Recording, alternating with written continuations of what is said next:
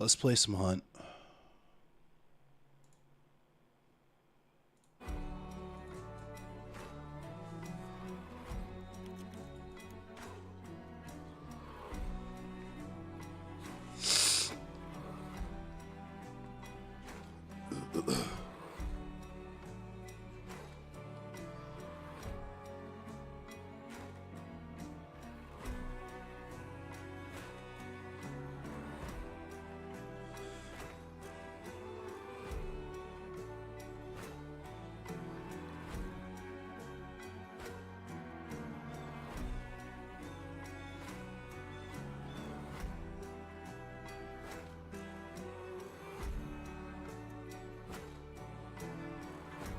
Yo, what up, Pog?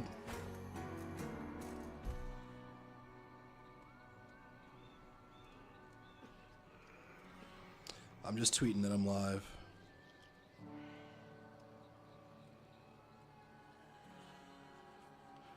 What's up, Globus? Big Richie Lizzie.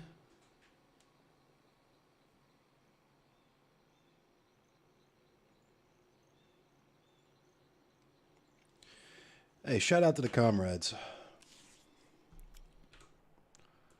Let me switch to multi-stream chat. All right, cool. Let's do this. Let's do the damn thing. All right, is my let me turn this up just a little bit. There we go. All right.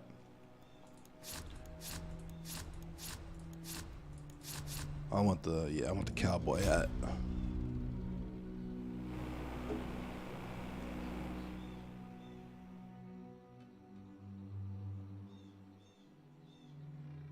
I want the cowboy hat.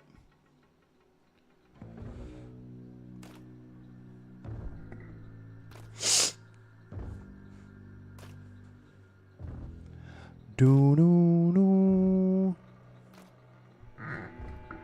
How's everybody doing today? It's Friday.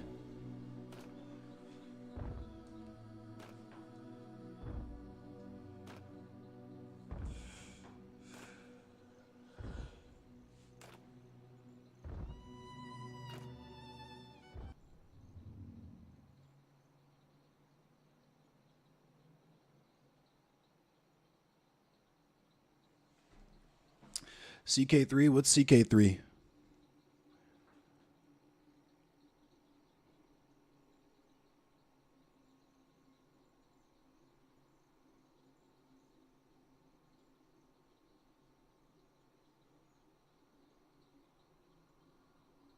Crusader Kings, word. I've never heard of that game before. What's that like?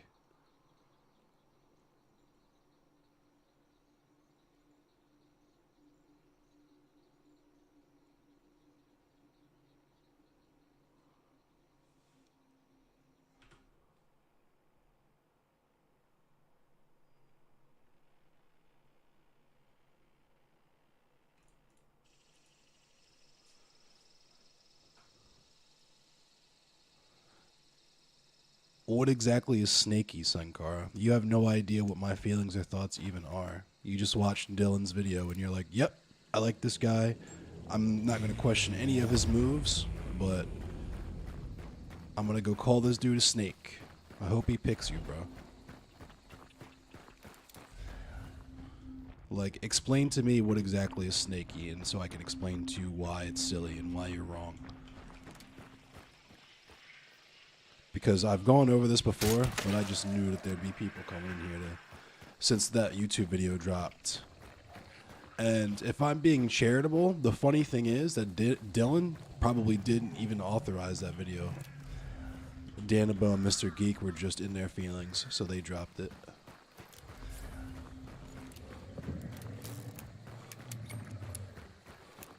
Nice name though, Sankar. Cool. I doubt you know who Sankar is, but... Yo, what's up, Lump God?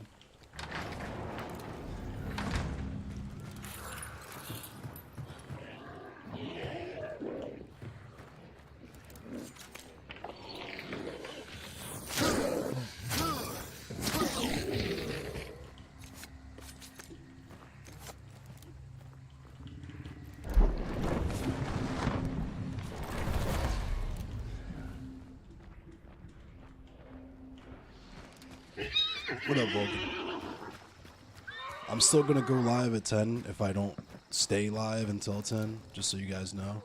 I'm just blowing off a little steam right now, but I'm still going to do the news stuff and all that stuff at 10. I want to talk about some like gas price Maryland stuff and there's a few other things going on I want to talk about. What up, Big Richie Lizzie? Remember, Big Richie Lizzie, you have the sword. You are wielding the sword, so if there's someone who needs banned, you have the keys to the van. You can't throw them in the gulag.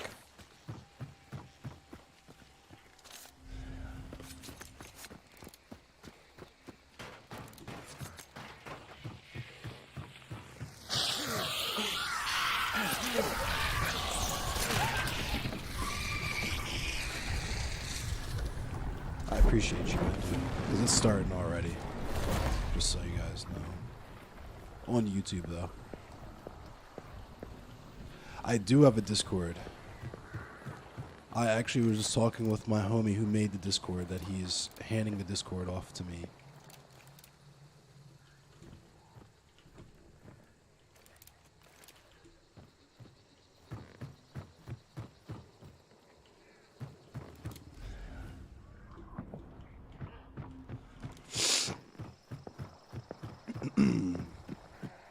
Drop the link? Yeah, give me a sec. I'll drop the link after this game. We're also talking about making a black-only Discord.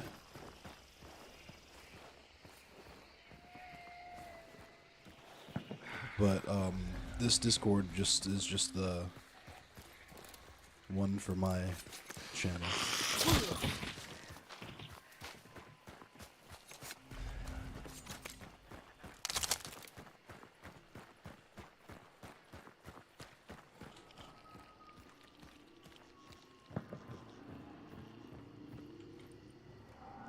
Yeah, I have no idea how to change that, unfortunately.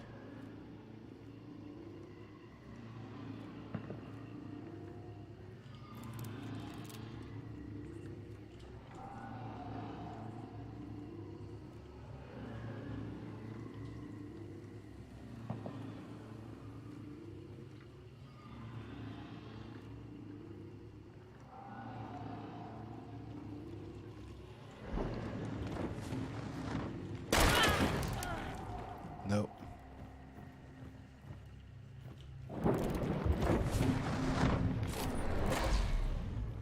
Yeah, it's going to be a very, very private Discord. Like, definitely one of those types of things where the only people who will be accepted into it are people who know about it. It's going to be a very exclusive Discord. No, I just had those, and now I have Mosin with Bayonet, so I'm going to rock with this.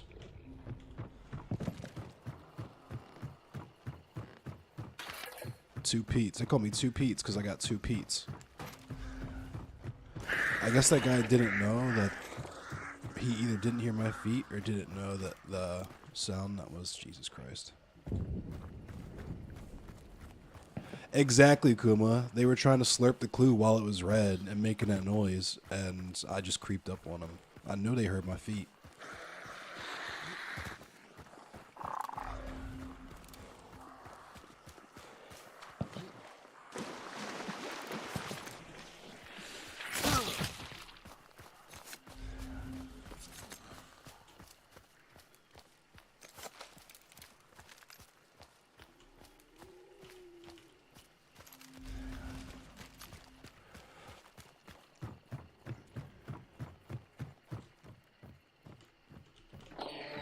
Yeah, that's why you got to play with headphones on. Or just back off the clue in that case. Because the radius on that's pretty... Oh my god.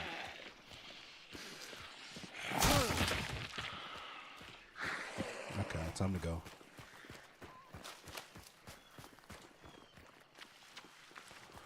So I creep. Yeah, just creeping on a down low. 'Cause nobody is supposed to know.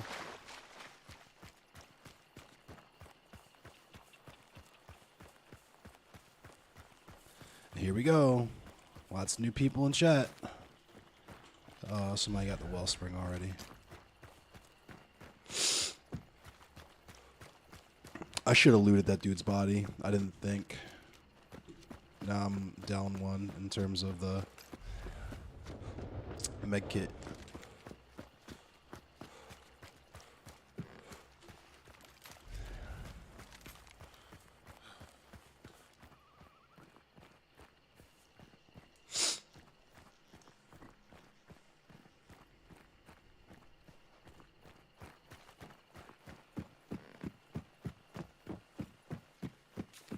Yeah, there's one dude in there trolling. The thing is, the crazy thing about the whole snake narrative is like nobody even knows what my relationship to Dylan was before any of that. None of them would even know about that if he hadn't done that. Cause you gotta pick one or the other. You can't have both. Either I'm just like a 10, 20 viewer Andy and nothing I do or say matters, or I'm trying to slander people and ruin people's careers, blah, blah, blah, blah. It's weird hit dog will holler type shit where people have said shit left and right about not knowing what I do with my fundraising money, blah, blah, blah, blah, and I don't care. Like, I don't even acknowledge that shit, except for right now for the purpose of this conversation. But, like, you would oh, shit.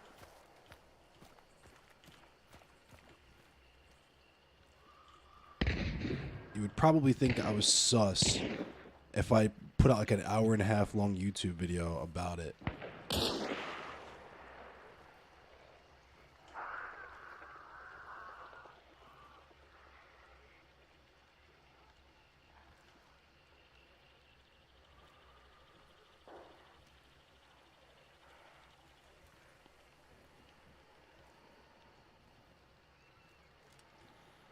I want to go after the wellspring, but this guy is behind me. I don't want to get sandwiched. Like Mia Khalifa.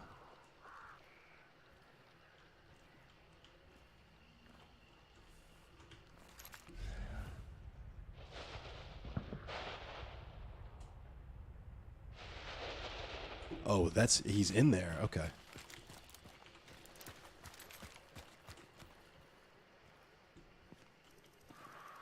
He's a Fed. Are you fucking stupid, dude?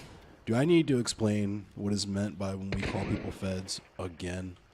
Like, this is so tired.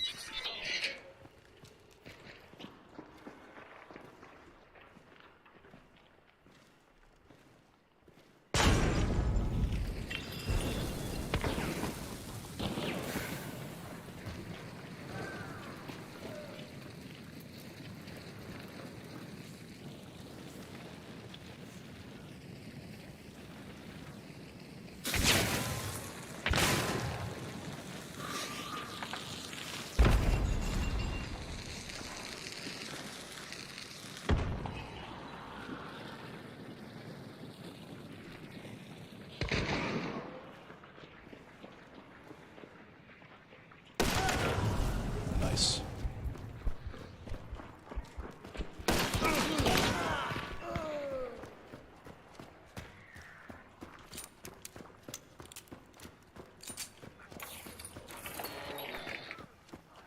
Getting the fuck out of there.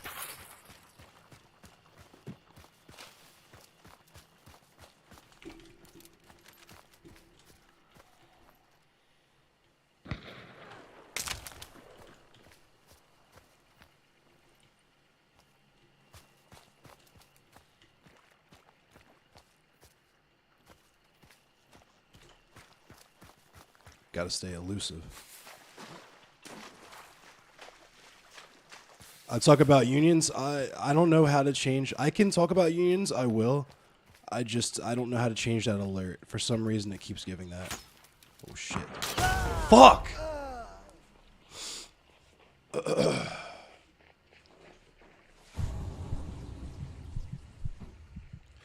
Yeah, I'm scamming everyone. I'm grifting you with a stream that you can't even subscribe or send money to. Like, yeah, that's exactly what's happening. We can talk about, matter of fact, we can talk about Chris Smalls, but before we do that, I'm gonna change my Twitch notification.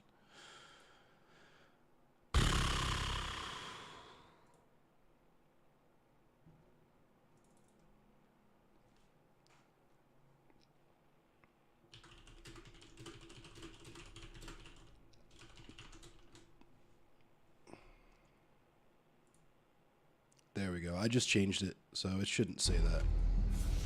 Frackle, how you doing? Yeah, I'm sorry, Eastmate. So if you follow me, like one of the main things I talk about is, you know, unions and stuff. Oh yeah, Discord. Let me do that too. Hang on. Where did my Discord go?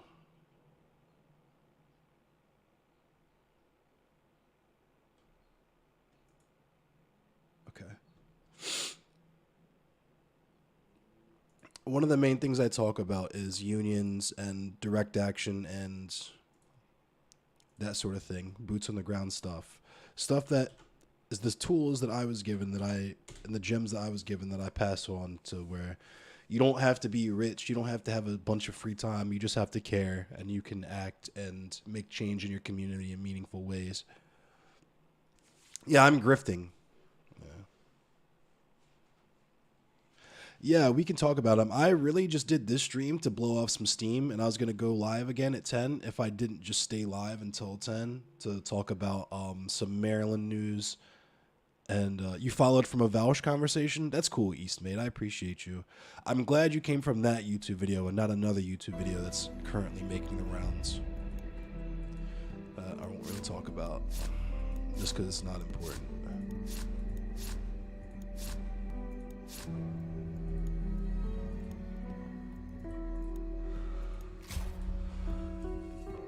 Yeah, I'll just do a quick intro really quick. I'm Endless Cemetery. I'm a black anarchist from Baltimore, Maryland. I talk about unions, direct action, black history, the Black Panthers, Pan-Africanism, you know, the workers around the world uniting, all those vibes, all those leftist anarchist vibes. I would put myself under the Anarchata umbrella. Yo, Justy, thank you for the follow. I appreciate you. Thanks for the gifted sub to Joe, by the way, as well. I don't know if I thanked you for that in his chat, but that's what I do. That's my thing. It's what I talk about. And I also play video games. I mainly play Mortal Kombat 11 and Hunt Showdown, but I also play Dead by Daylight. And I play whatever looks and seems fun. But right now, I'm kind of going through a weird thing with some stuff with some other streamers that's, you know, it's happening. That's all I can say about it. Remarkably based. Thank you, Eastmate. Yeah. Dibs, thank you for the follow. Just be good at the games.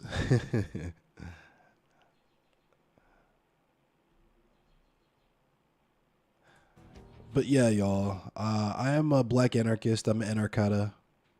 If you don't know what that is, oh my God, why is this happening? Why have I done this? Okay, there we go.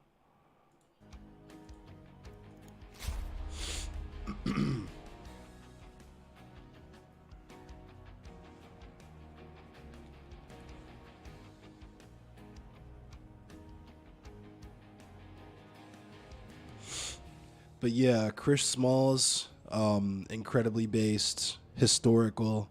It's very cool that that entire movement was pushed by a black man from New York with tattoos on his neck and gold in his mouth. And that's the one thing I want to reiterate, and the one thing that I stress on this channel. I'm not here to shit on anybody's riff. If electoralism is your thing, if you want to get involved in politics, especially local politics, because that's the most important politics, right? If you want to be like a alderman or a fucking comptroller or something like that, or run for something in your particular district, I would not discourage you from doing that. However, my thing is direct action. So way before I tell you to do something like that, I will tell you to spend money or time with your local Food Not Bombs. There's many different Food Not Bombs chapters all around the country and all around the world. They deal with food insecurity and just meeting the needs of the community and just doing mutual aid. A person you graduated with is running for Congress, so that is pretty wild. But yeah, that's my thing. I would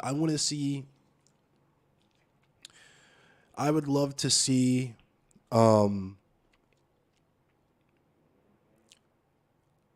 Let me see how I can phrase this. Yeah, I said the same thing to Josie. Like, she was encouraging more base trans people to run for positions in government, and that's fucking cool. Exactly, Big Richie Liz, man. Versatility of tactics, plurality of tactics. There's many different ways to get the job done, but I am an anarchist at the end of the day. So my long-term goal is abolition. You know what I mean? But there's different ways to get there. For me personally, I just like to fundraise for Food Not Bombs, for Baltimore Food Rescue, for Baltimore Community Fridge, these types of things. I like to organize, you know, affinity groups with my friends just for general community defense, and we just vibe. And that's the thing, right? That's what I try to encourage, is that it doesn't have to be super militant and theory nerd, all that stuff. You could just be partying with your friends, pick a day of the week to play cards together. You know what I mean? And in the middle of the card game or whatever, just keep abreast of what's happening in your community. And yeah.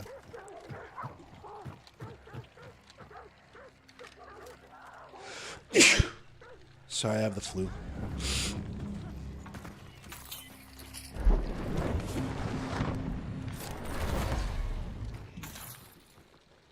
Ooh, the Pumpy.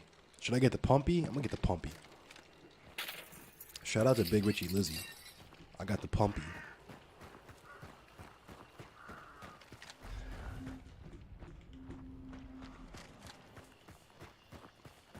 Socialism is the movement of the ordinary man. I am proletariat as fuck. I'm working class. I drive a forklift for a living. I live with a housemate. I make well beneath the median income for my demographic of black men in America. I truly, truly am just a regular, schmegular working class dude, just trying to do community outreach and build something meaningful and contribute what I can to my community. What's up, Mr. Wiggly? We got more Dylan stands in here.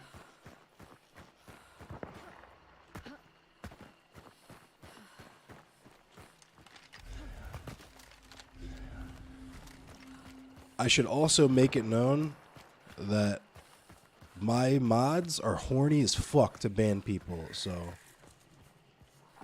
just keep in mind that if I see a comment like that and read it, it'll be pure luck. Because a lot of the time they're very good at banning people before I even see that kind of shit. And trust and believe, I will be looking at your unban requests and laughing at you. Because at the end of the day, the thing that you should know is that you can look at me and see me and probably hazard a guess as to my life experience, but I'll confirm for you that I've been through things in my life that are much more difficult than random anonymous chatters standing their favorite parasocial daddy. Ah, fuck.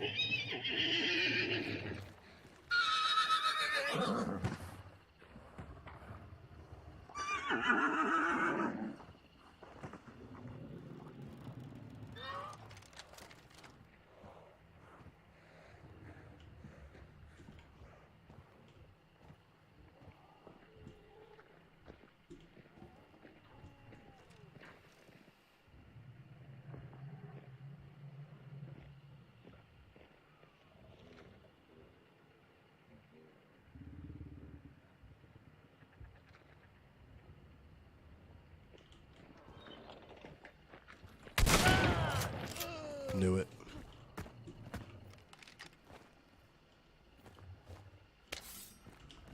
Nice effort, though.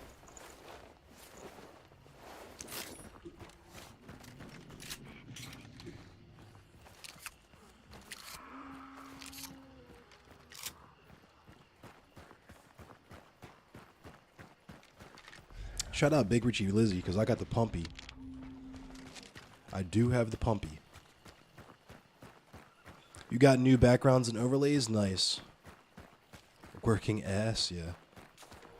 Many methods, few principles was phrased. Damn. And I have my principles and I stand on them. Like I said, if the people doing this shit ever want to do a fundraiser stream, I would contribute to it. And if they ever wanted me involved in it, I would do it and not say a single word about any of this shit happening right now. Just because, like I said, I'm here for a specific purpose. I have my principles and I stand on them. I'm not here to be Twitch famous. I'm not here to be a celebrity. I'm here to build a community and affect change in the real world. And there's nothing wrong with people, especially because I understand how shitty the world is. If you fucking want to big up, you want to make money off Twitch, that's cool. I just don't understand the grift of how we have to pretend like everything that we do on this platform is altruistic and for a political purpose, when you can just say you want to make $1 million watching MasterChef and occasionally reading a headline about like trans rights issues or something. Oh, fuck.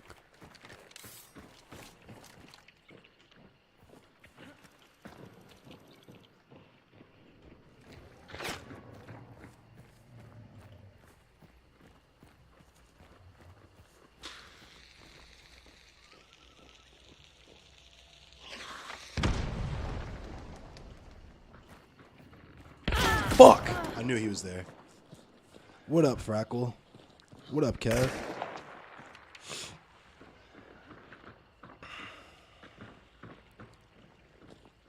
Yeah.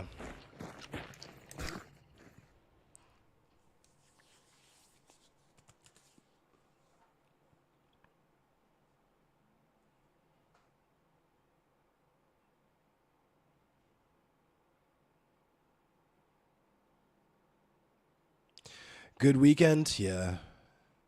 I'm going to have a really eventful weekend this weekend. Tomorrow, Gremlo is doing a fundraiser stream for the Innocence Project.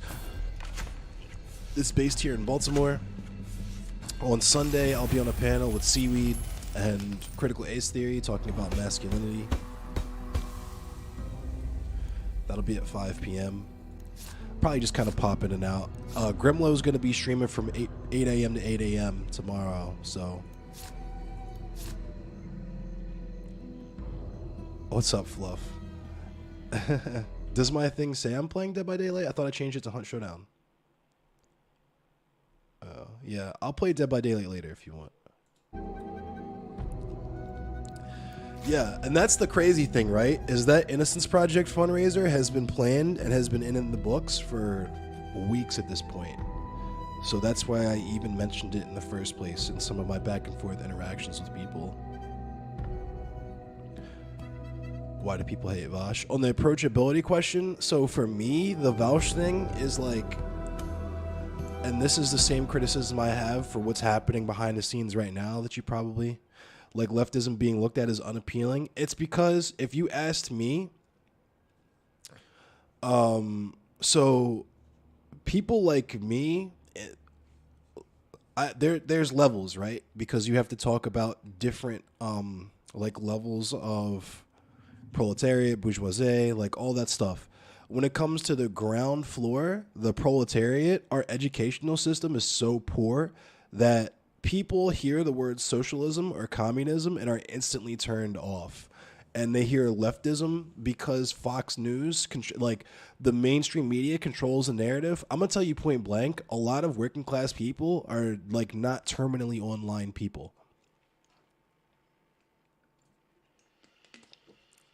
A lot of people that I work with don't even fucking own a computer, right? So that's number one. The lack of political education is intentional when it comes to the American education system. And aside from that, all the systems that are in place of oppression are designed to take power out of the community and isolate people and instill this kind of mindset of hyper-individuality, right? The hustle mind grind set. So you can approach people and try to organize with them, but they will see that as kind of a moral failing on their part. And a lot of people will straight tell you they don't want handouts, anything like that. It's hustle mind grind set. When you get to the bourgeoisie and that sort of thing and literati and stuff, that American propaganda is still the same to where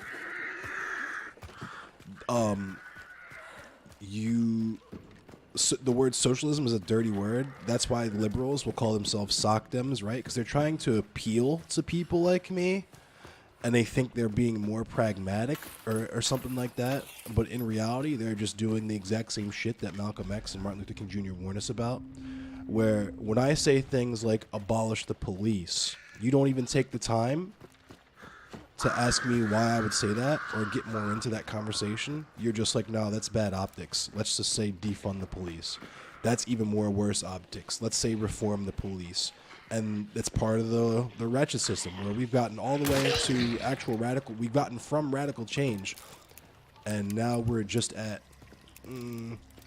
maybe down the road we'll get that change, right? You're asking the black man or the black woman or the black person to put a timetable in his own liberation, right?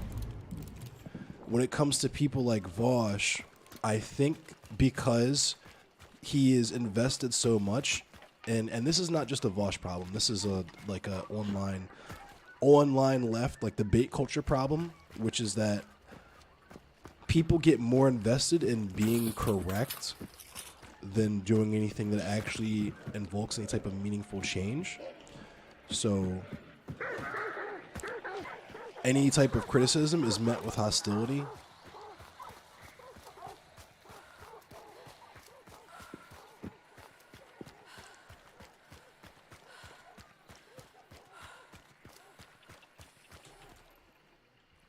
Yeah, shout out to Bink Princess. Bink Princess is one of my favorite people. I'm so glad I met Bink Princess on here. But yes, Americans hate socialism as they hate socialism more than they hate fascism because we live currently in a fascist state. Like that's just not even. It's just a matter of fact. The reason why people don't hate fascism as much as socialism is because they benefit from the fascism that we have in this country currently. Whether it's monetarily or they think they benefit from it socially, right? The poor white person is comfortable with racism and racist beliefs and racism existing and will readily watch stuff like Tucker Carlson because no matter how far he falls on the socioeconomic ladder, he'll always be more valuable than a black person. That's just how it works.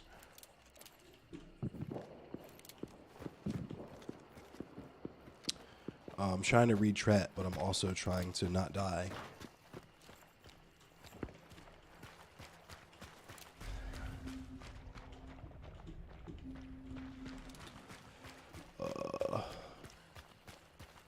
You don't know anyone in real life who's on Twitter. You never even mention you fuck around on Twitch. Yeah, exactly.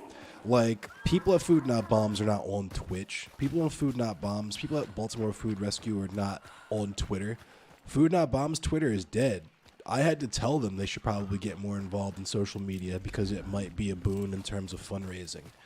You get what I'm saying? So the whole narrative about how I've burned bridges and hampered my ability to fundraise and affect change in my community is just, it's people who need to touch grass. And I know that phrase is overused, but it's literally true. If you think that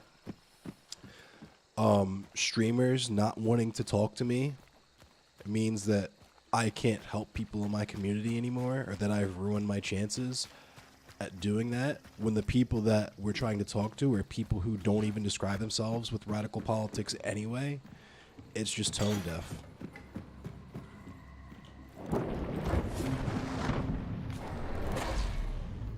Yeah, my local Food Not Bombs is also very Facebook heavy. They're very Instagram heavy.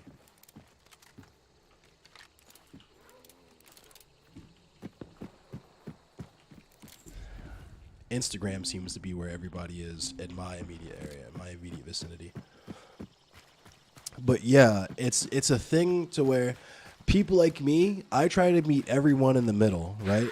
I'm working class. I try to understand the needs and motivations of the people that I work with and see and talk to on a daily basis and synthesize that with the political energy that exists on places like this. Oh, fuck these damn dogs.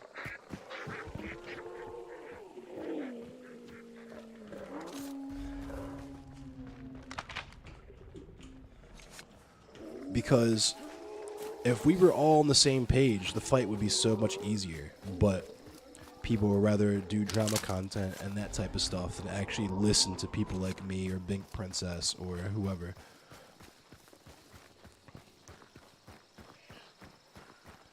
Their brand is being correct and being the one to give morals out. Yes, their brand is coddling the fifis of power.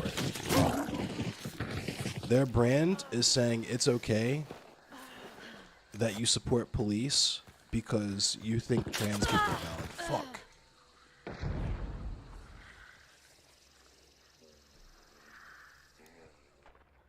Not knowing that the police fucking murder trans people every day because there are, surprise, surprise, trans black people. The trans black woman is the least protected demographic in America.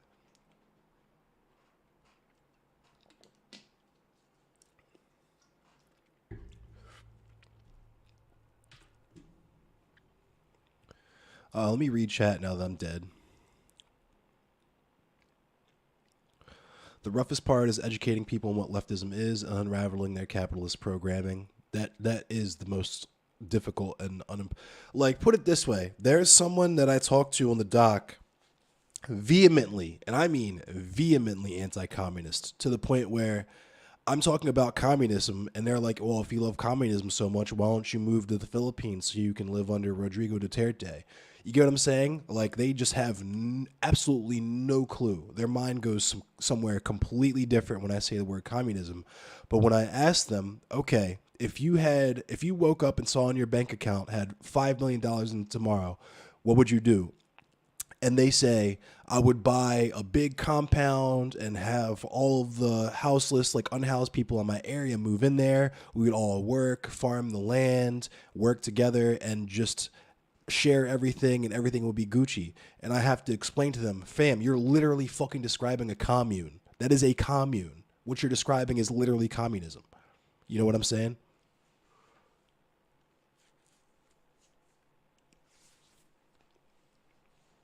It's like, if you want to get, it's like I said, it's a hustle mind grind set, brain worm, right?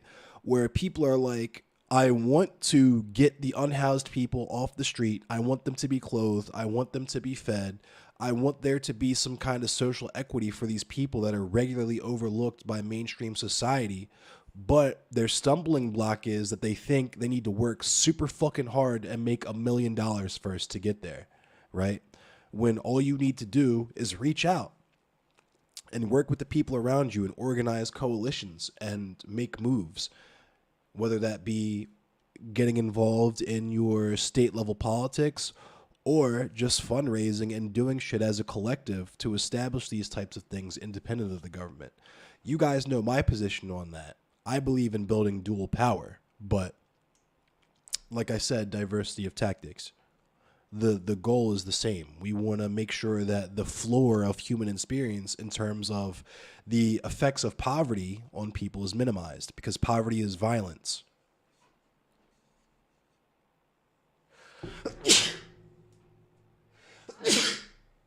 Oh, excuse me.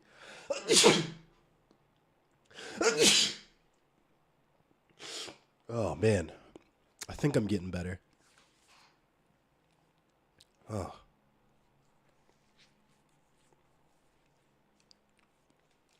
What up, Hawk?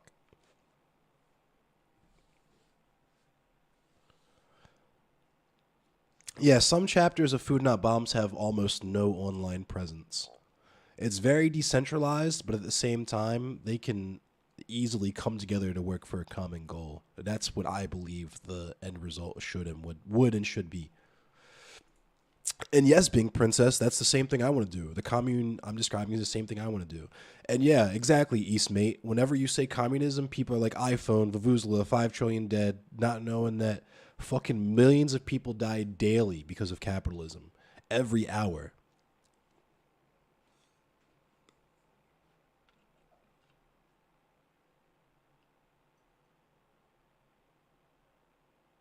Exactly, Eastmate. Because that's the other thing, right? Is that we have this like brainwashed view of humanitarianism where it's like Bill Gates gives away his money to charity, whatever, whatever. Everybody wants to be Bill Gates. That's it.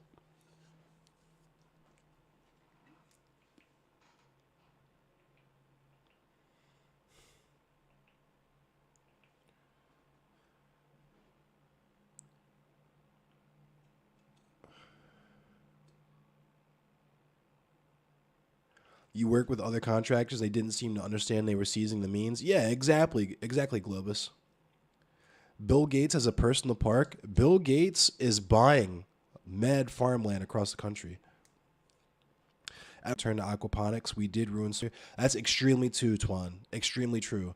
The last house that I lived in, and this is why I got so fucking heated at someone who told me they hope that my paint has lead in it on Twitter, is that we have a serious fucking lead contamination problem in Baltimore, to the point where it affects children here. The last house that I lived in, the soil was so completely fucking contaminated with lead, we couldn't grow any food back there. My housemate had to build with his hands a completely different bed and fill it with his own soil from somewhere else. And he had to put all the nutrients and stuff in it because, like I said, you can't grow anything out of the ground here because you'll be lead poisoned. Johns Hopkins University did a study where they tried to see if the sunflowers that they planted would suck all the lead out of the ground. Tell any of the locals that they were doing this, and sure enough, a bunch of fucking people ate the sunflower seeds and got lead poisoning.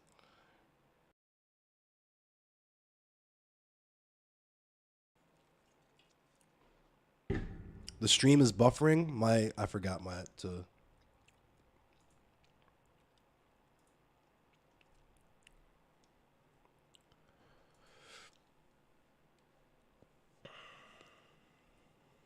It's all good, Hawk. I appreciate you lurking.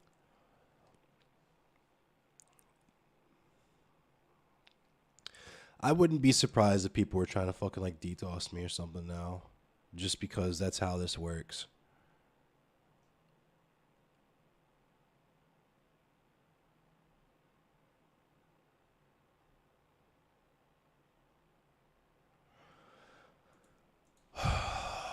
I want to talk about responsible platforming tonight too, because I keep having to tap the sign, but also people act really naive when it comes to, I don't know. I don't even want to get into it. Let's just keep playing.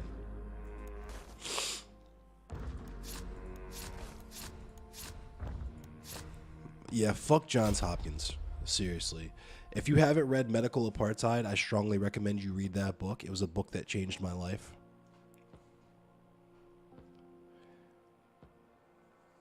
Yeah, I see my stream is... Which is weird because I'm not dropping any frames.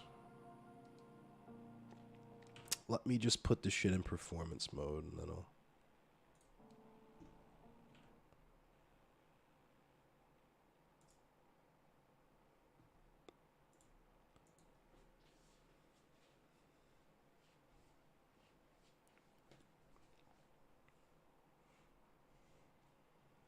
Yes, the university finds live.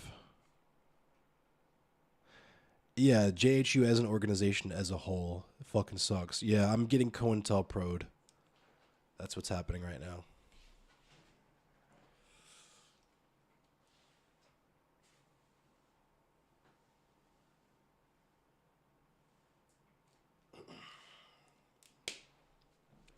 Read about Henrietta Lacks.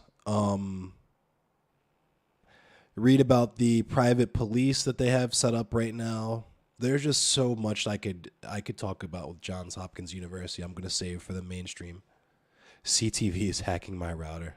I don't think he's smart enough for that.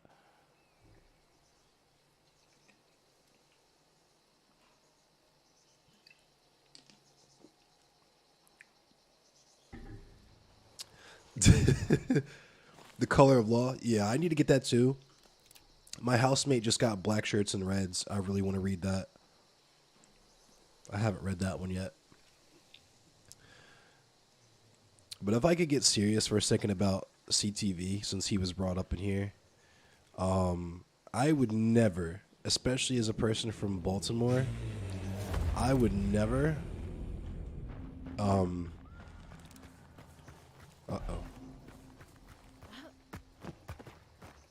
Hang on, I gotta fight. And I'll get serious for a second after I kill this guy.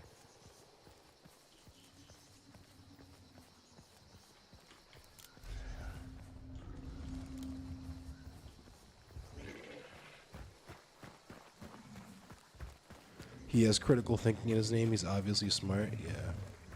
You would think. It's just branding. I guess I'll meet this dude there. So, when it comes to CTV and, you know, CTV's ostensible drinking problem and him crying on stream, all that stuff, I would never make light of that in terms of saying that that's something to be made fun of or something that we should make jokes about. Because I have, and I'm going to own that, and I'm not going to pretend like I've been taking a high road on that, especially when I do that all the time to people I don't respect. But if we're being dead ass for a minute, it's truly fucking terrible that the people that are around him, and I don't know, because like I said, I don't pay attention to Hippy Dippy, and I'm not a part of that world. Oh my god.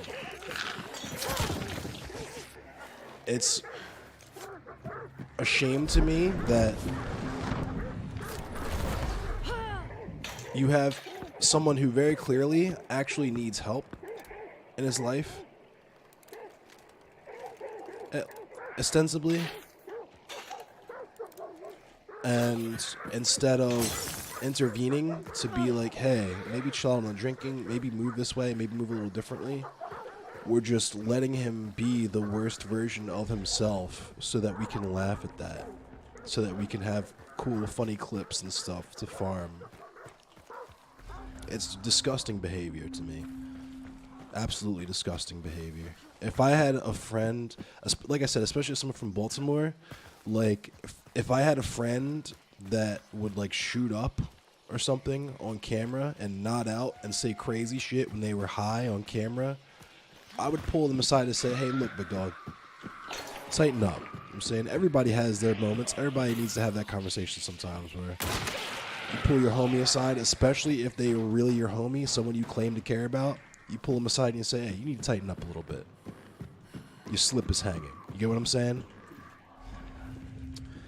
It's not time to go, oh, I wonder what crazy shit he's going to say or do next. That's foul. That's extremely foul to me. Oh my god, I'm going to die from this. Oh, never mind.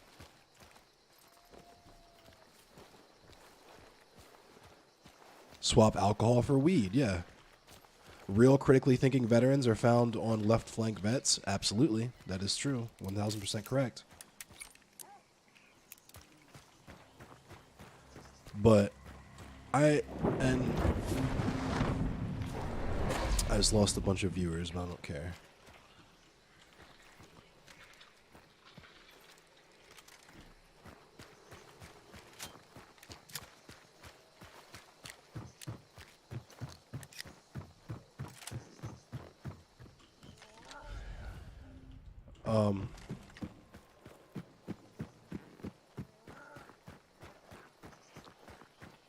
Exactly, Frackle. You can't help someone and that's where you step in as well, right? Where if someone's not willing to deal with their own shit, you sit them down. You say, hey, look, until you deal with this, you can't come out here and make yourself look silly. Fuck my platform, fuck my content. It's not about you making me look silly. You just are making it's a bad look for you right now, right? Chill out, get your shit sorted out, come back strong, and we'll do this together, right? But that's not what's being done right now. We're literally farming him out for content. Like, it's fucking gross. Like I said, if I had a friend who like would shoot up or smoke weed and say goofy shit on camera, if they refuse to tighten up, I'd say, look, I can't have you on here anymore because it's nuts. And you can see fucking Mr. Geek has has in the panel that I was on with him, he's done shit that made Mr. Geek look at him like he was crazy. In that Destiny debate or whatever, he said a bunch of shit where Dylan had to step in and be like, "No, everyone, it's not like that." Blah blah blah. Blah. And it's like, why are you doing this if you need to do that? If you were a real friend, if you really cared about him, you would pull him aside and say, "Hey, aside from all the conservative political shit, like whatever, he's entitled to believe whatever he wants to believe, vote in whichever way he wants to vote, whatever. That's cool, because we can make our choice as to whether or not we want to watch him and support his content, right? But to allow him to sit up there and drink himself silly, oh shit, to drink himself silly so that you have entertaining content to give to people is disgusting behavior to me.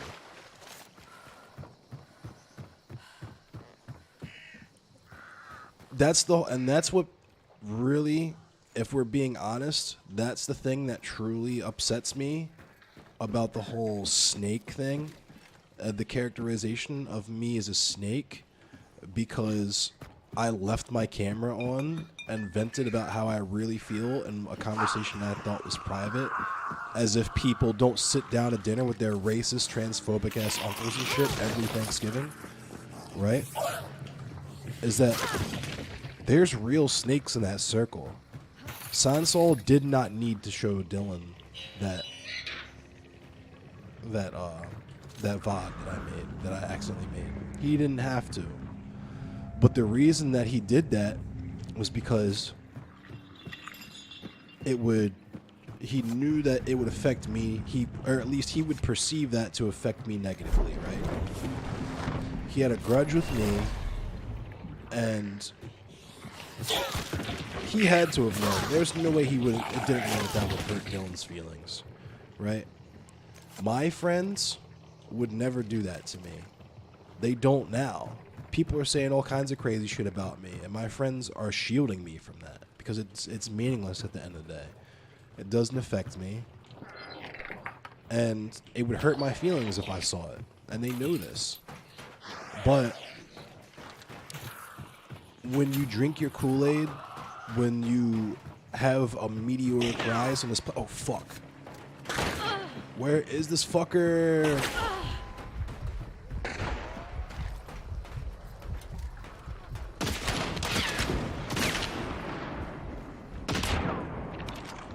Oh, fuck, man. It was close.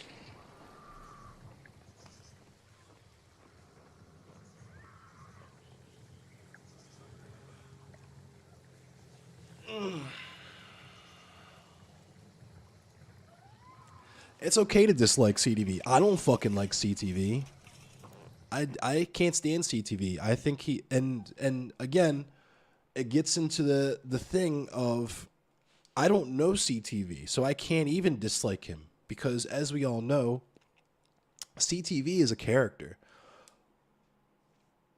It would be like saying I dislike Stone Cold Steve Austin, right? Or I hate fucking The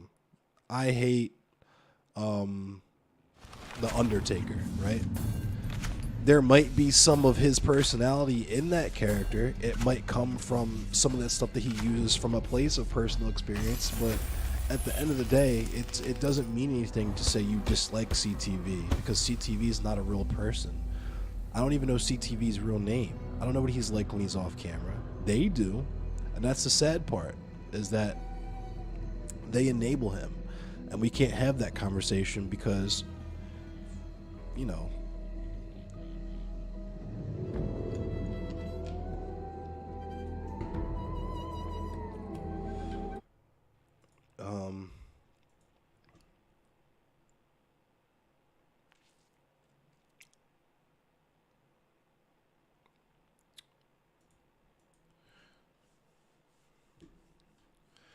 let me see.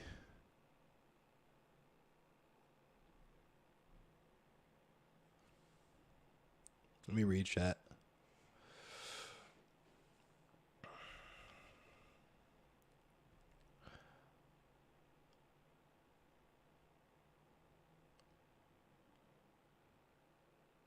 Yeah, I feel that if you understand about yourself that something that you're doing, a substance that you're using, whether it's weed or not, is not good for your mental health or your mental state, then it's okay to be like, I'm gonna take a step back and not do it, right? Like if you're literally crying in front of an audience, then maybe take a step back and wonder about that. And again, because I know people are gonna fucking misconstrue the fuck out of that because they already are. I'm not saying men shouldn't cry. I'm not saying men shouldn't cry in public.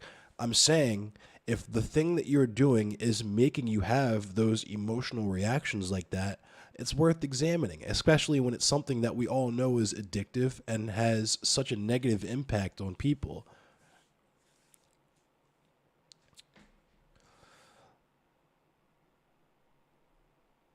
Legalize everything, supply everything. Yeah, legalize all drugs. Make sure everybody has a chance to recover. Recovery should be at the forefront and not criminalization, right? If people want to go their whole lives using addictive substances, like if you want to go your whole life shooting dope, I'm not going to judge you for that. I believe that you should have access to proper medical care and attention and not be treated as a fucking second class citizen and locked up and hunted like a fucking criminal when you have an illness.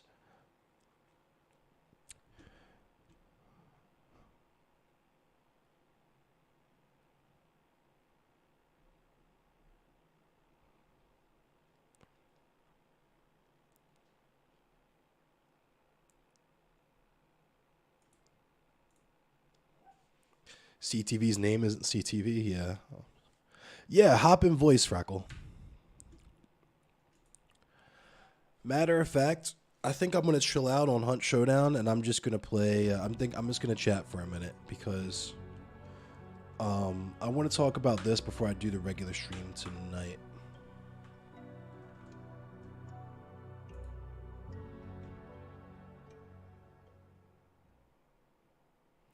Yeah, we're just gonna chat for a minute. We're gonna chill out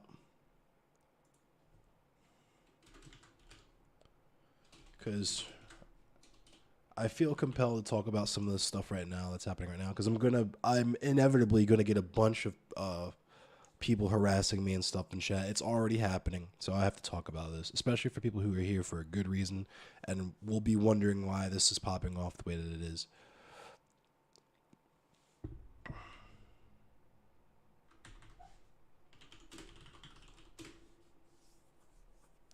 Frackle time, my favorite time, one of my favorite times.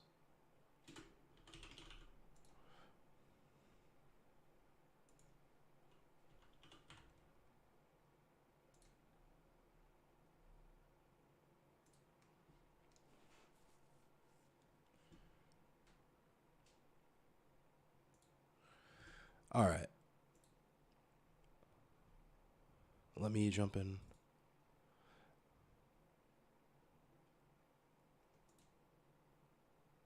here. There we go.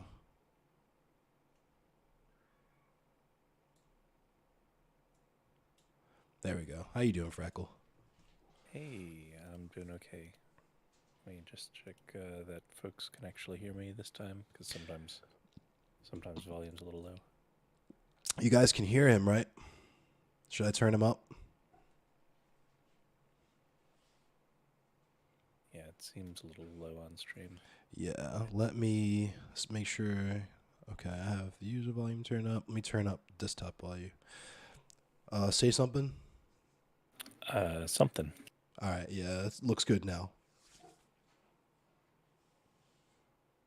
Okay. So, yeah, so what I wanted to talk to you about, this is something that I briefly touched base with Kevin on, just to, while I was still trying to formulate this thought.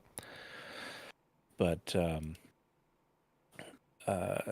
I wanted to, after some of this stuff has gone down, I kind of tried to think more deeply about what causes the Twitch political community to act and react to different people the way that it does, because some of the answers aren't really entirely satisfactory to me. Okay. Um, and one of the concepts that I stumbled on applying to this is, and it's important to preface that this is just a social psychological theory. It's not like hard science; it hasn't been proven. But there's a concept out there called Dunbar's number. I don't know if Ah, you're familiar.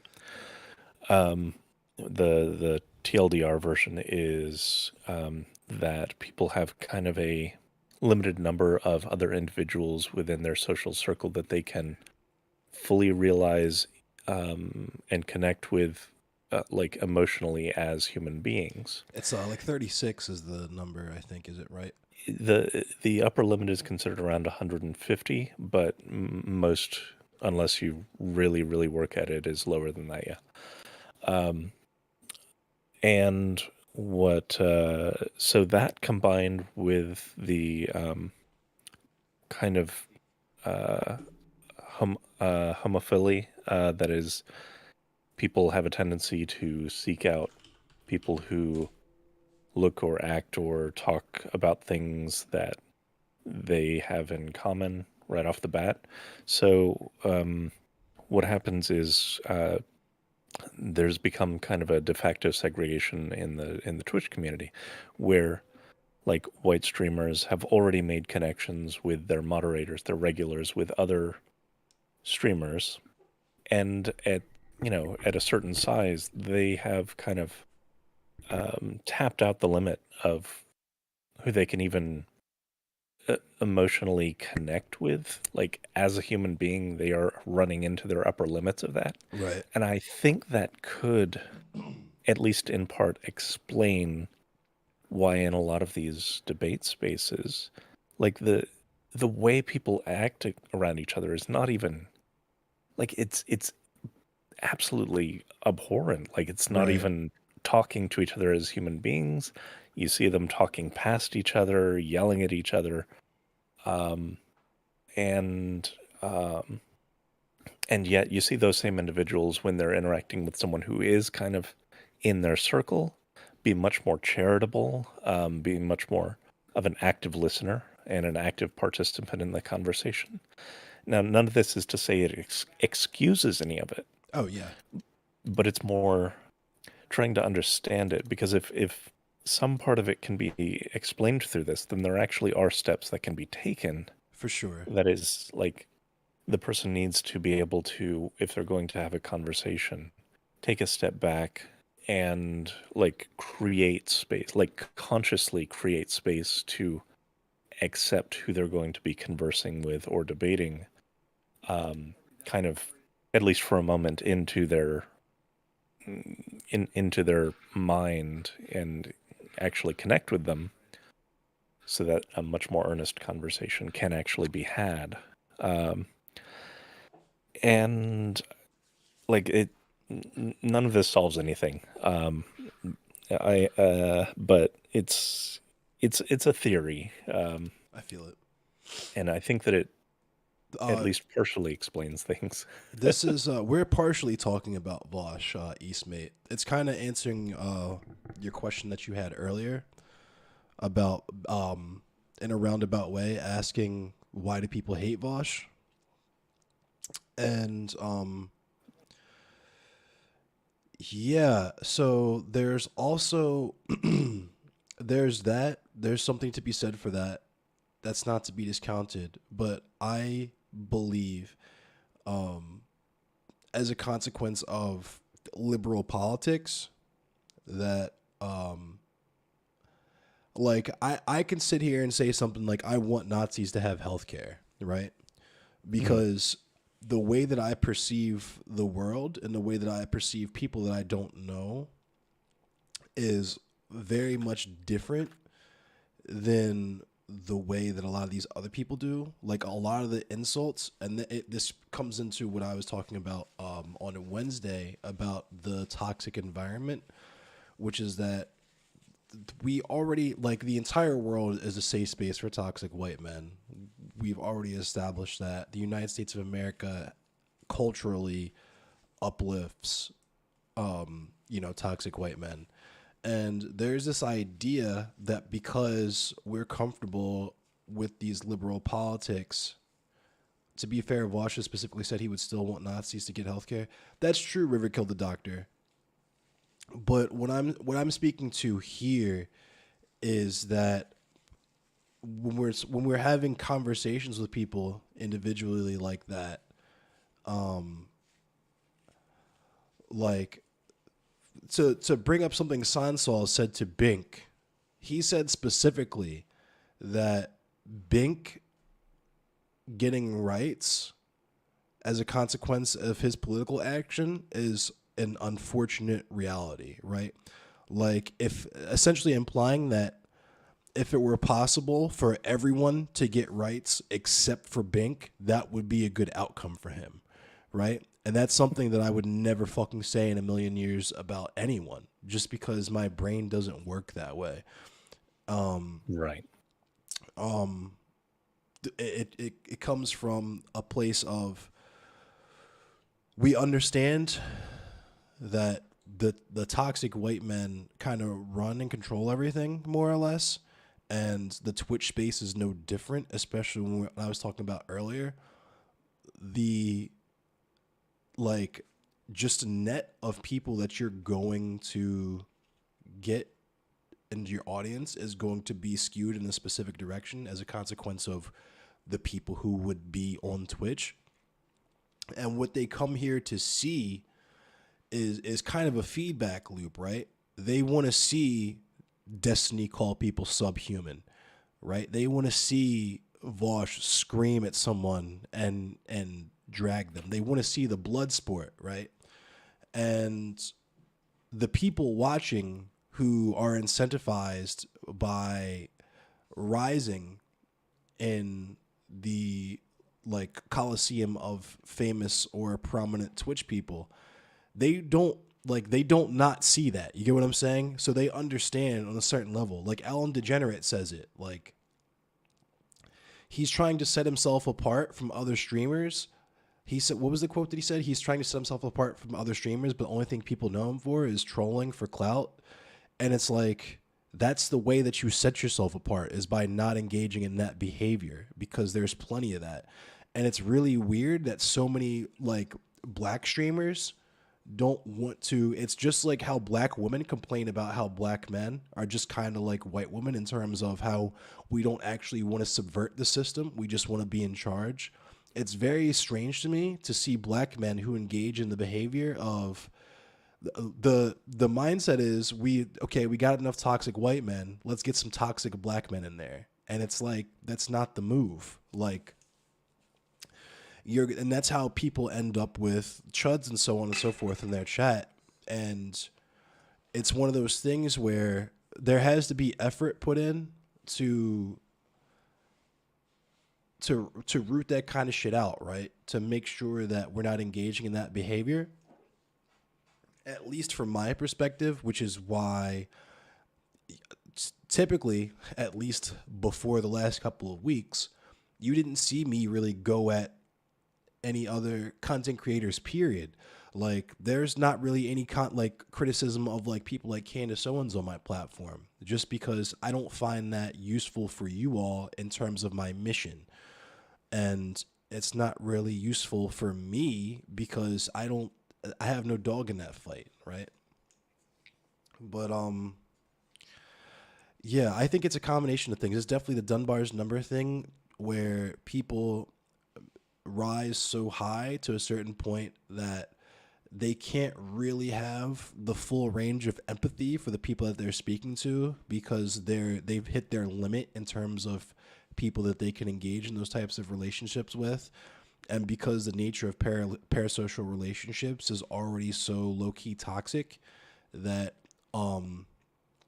it creates a bad dynamic of people just want to come through to take you down a peg because they see you as a public figure and not as a person. And on the reverse of that, this person sees you as fodder that they can farm for content for their audience of sycophants who will never criticize or question you no matter what you do. They will just kind of follow you into that line of thinking, whether it's because they're clueless leftists or liberals, or they're conservatives who already engage in that behavior.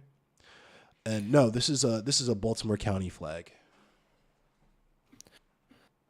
Yeah, like one of the things that I really think needs to be um, looked at more seriously and really internalized by more streamers, especially larger streamers, is really understanding the psychological relationship that exists um, between themselves and chat. Because members of chat, Thank viewers, you. they're only really interacting with the streamer, and they're creating that emotional connection in themselves. Whereas the streamer or whatever social media platform they're using, to them, all the responses are kind of a nebulous morass.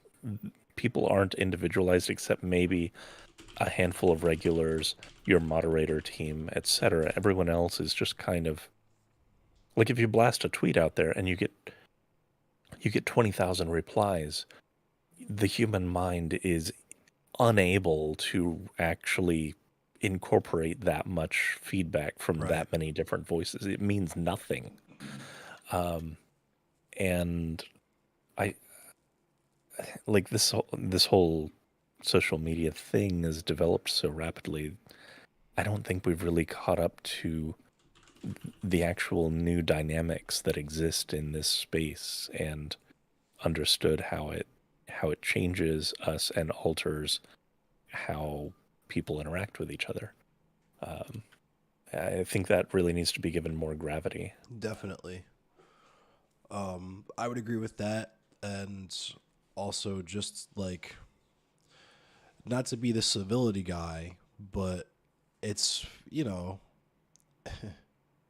hang on. Let me check out chat. Let me address chat really quick. Yo, puppies are nice. Yeah, Baltimore's cool. Obviously, I'm biased because I'm from here. It's a vibe. Um, um, we have a nice aquarium. That's really all I can really say in terms of like tourist stuff. The food here is amazing too. If you can find some good food. But other than that, I wouldn't necessarily say. Or and music as well. We used to have a really really good music scene. It's got its issues now, but it's still pretty good. Um, but yeah, and Tilted Valkyrie says, "What's up, man? I've been listening to Bolshevik since I saw you on the Black Media panel. Tonight was my first chance to catch Extreme. Thank you, Tilted Valkyrie. I appreciate you."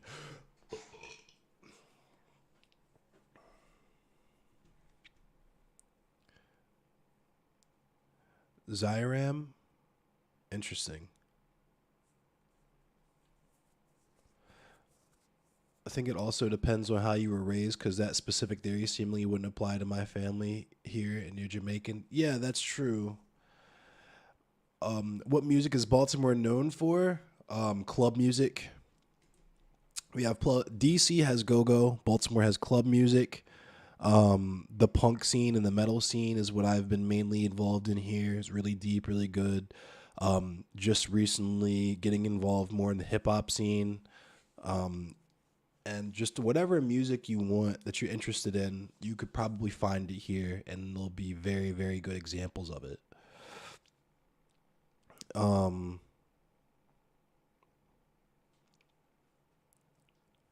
there's also the addition of thought that empathy is something of weakness or something that's diluted by our environment. So you can sit and speak with someone and you have no empathetic understanding with them. In other words, your ability to use empathy intuitively is nullified. That plays in a little bit into the toxic masculinity, right? Where we constantly have to posture um, about being the toughest, strongest, most emotionally untouchable, right? Low tier god vibes, but also like I was saying earlier about people like Vosh and so on and so forth, is that you get really invested into the idea that you are the most correct, and that's where a lot of your brand comes from, or at least that's what you try to impart on people. COVID killed music scenes, absolutely. But I'm gonna stop reading Yeah. chat for a sec. I'm gonna have this conversation with Frackle, and then I'm gonna come back to chat. So you guys be cool and interact amongst each other, because I know you guys are good for that. Um, yeah, there wasn't too much additional I wanted to add to that. Just that I think those are two factors that people largely self-select or are. self-selecting into, predominantly white audiences gravitating to white streamers, and then Right. they basically tap themselves out on who they can the let me back up a little bit. The whole reason that I really went down kind of this rabbit hole was a lot of the discussion, and you aren't the only one that refers to it this way. Pretty much, it's accepted that people are playing the role of characters in the debate scene and stuff, and it's like that's the language around that is very dehumanizing, and people who are participating in these seem to just accept that as the way things are Right. rather than interrogating why that is, why they view each other as characters in the first place. Because Right. that, like, if you walk into it with that as your mindset, you've already decided I am not going to take these as the real opinions of a real human being. I'm playing the role of the protagonist on my stream against these other bit characters that I need to overcome Yes. and conquest over. And it's like that's not how you can ever have a good conversation. Right. And that gets projected when it comes on the hippy dippy. Gets projected onto other people, right? To where, using me as an example, when I enter the space and I say, hey, I'm a black leftist streamer, I'm a black anarchist streamer, this is my stuff, this is what I do. And Mhm. that's not viewed as this person who engages in this political activity and does this, that, and X, Y, and Z. It's received as cool. This is a character that we can have on whenever we need this particular perspective to add some form of legitimacy to the conversation, so that we can have Endless Cemetery sit across the table from a CTV on a conversation about Kyle Rittenhouse, and it seems more entertaining, right? The end goal is not particularly for any type of knowledge to be gained or understanding to be come to, but Mm. just for that particular audience to be entertained.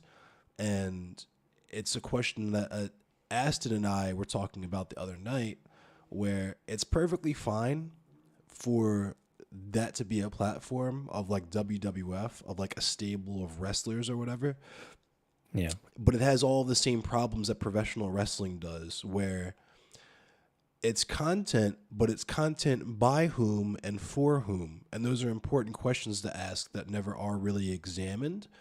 And absolutely. we know what it is with that. That's why we have characters like Umaga and fucking, you know what I mean? That's why you have people like Paradigm, who Dylan will come into there. And as dope as Paradigm's content is, Paradigm's been streaming for years, but Dylan only acknowledges him as a hippy dippy alumni, because it doesn't matter what he does with his content. It matters that he's a character to be used in that context, which leads into the fact that in the WWF, the wrestlers know that they're playing a character. They're not being brought in to be used for that specific purpose. They're signing contracts, especially because money is changing hands, right? Yeah. But it gets into gross territory where, imagine if Vince McMahon came to came to the streets in 2020 and pulled me off the street and was like, hey, I want you to speak at this wrestling event, right? And hands me a microphone, and in the middle of me talking about police brutality, the Undertaker comes out and hits me in the back of the head with a chair, right? Mm. It's like, it would be very problematic. And I feel like people would, when you put it in those terms, people understand why people in that position would be upset. But because we exist in the space that we do and we have the parasocial relationships, Yeah. people either just really want to rock with a particular character that they see as the id of their worldview, or if they're actually involved in the game, they have to keep these sycophantic relationships with the people that they see as the gatekeepers in the space, right? We never question these types of things or what motives people have when they do certain actions or when they platform certain people. Case in point, Kevin FM is talking right now about Sansol is debating with some Nazi right now, and it's like it's cool, but who does that actually serve at the end of the day? Because, like I was saying, you can go to Cozy TV right now and see alt hype, and I've been watching him go back and forth with people since 2011 about phrenology, talking about how black people have lower IQs because we have smaller brains. And the weird thing is because people have such a limited perspective and a limited range of experience when it comes to those types of things. Everybody thinks that they're the first person to do all of this shit on Twitch. And it's like, first of all, you're not the first person to have these conversations by a long shot. Second of all, you're not even the first person to do this on the internet by a long shot. It's just you have been set in a specific, either you're a toxic white male and that's why you blew up on your own, or some other toxic white males have set you up in a position to become successful because that makes them look good. Yeah, another question that I think more viewers need to be asking themselves is, do I really need to be convinced away from the Nazi position? And if so, what does that say about me? Because Right, like, if the purpose of a debate is to like really examine a concept, right, and some people try and defend the practice by saying, well, you have to be able to defend against Nazi argumentation. It's like, no, not really. And like, there's literature that shows all of the pitfalls of fascism and how it always leads to bad roads. You don't need to go over this again, really. right, And you're not really learning new language to build a better future that way. You're just basically learning what you don't want. And right. I guess there's, I don't know. I don't see the value in it Right. myself. Yeah. I mean, and I've said this before. That's the reason why I don't critique people like Candace Owens. Number one, because black people going at other black people in front of a white audience, it just feels weird in and of itself. Yeah. But if I was like this, and wrong, or excuse me, if this, and this is wrong, the first thing that you would ask me after that is what is correct. And it's just like an extra step that's not necessary because that's where I could start and it would be more beneficial to everyone. Yeah. That's why I always admire that you heavily focus on what you actually advocate for. And that's why I hang out in Thank here. you. I appreciate you. But Because it just seems, for me, just like as like politics aside, it just seems like low effort content to me because we already know those yeah, people are stupid. You know what I mean? Like we already know those people don't make any sense. It doesn't, if you understand what is correct, then you can synthesize for yourself, oh, okay, this is why what they're saying is wrong. You can work backwards. You have the tools to form your own principles and stand on them. But if I just go all day firing off on people and, calling people subhuman, stupid, blah, blah, blah, blah, just to make myself look smart, because that's what it's for at the end of the day. Don't listen to them, listen to me, right? No one benefits from that. yeah, yeah, fully agreed. And if you're spending all of your energy uh, just learning how to argue against, someone who's trying to push the 80th version of scientific racism, then you're not using that energy to actually advocate for something. Right. You don't need to use that energy to disprove them. We already Yeah. done that. Yeah. What you should be focusing on is dispowering them. And one of the ways that you Yes. take power away from them is by taking their voice away from them. Yes. Yeah. But yeah, thanks for having me on. I'll let you get back to your, spin. You I appreciate you. know I always love having you on, Fraggle. Okay. Thanks, man. How's everybody doing tonight? Let me look at chat.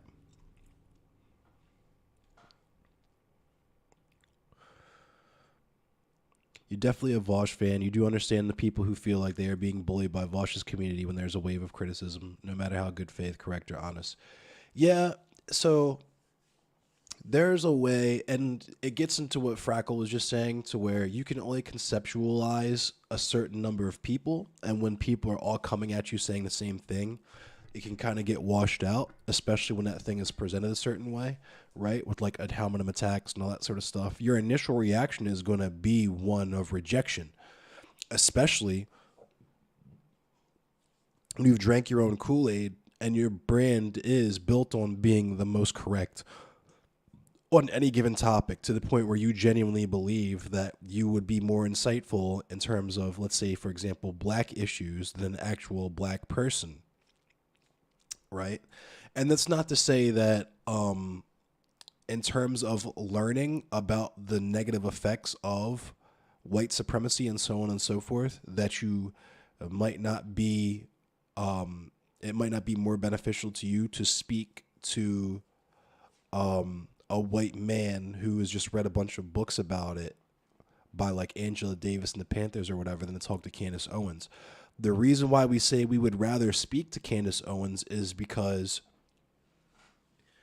whether she's honest about it or not, she has a specific set of experience that she walks through the world with that white people do not have. And that's a million times more valuable, right? Knowledge plus knowledge is just knowledge, but knowledge plus experience is wisdom. And that's what we're looking to impart here. Sorry, my voice is kind of going because I'm still sick. What up, Sock? Shout out to Sock, by the way.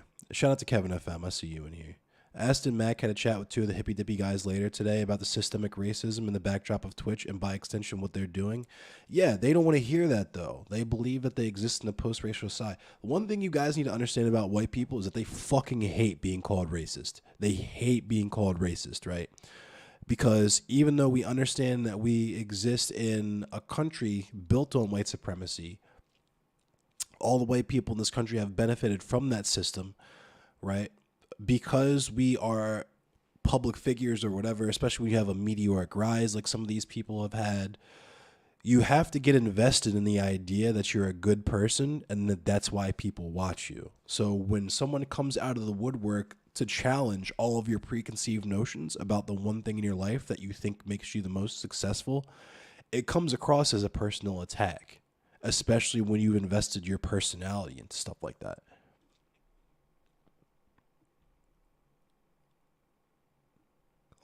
Yeah, Big Richie Lissy, yeah.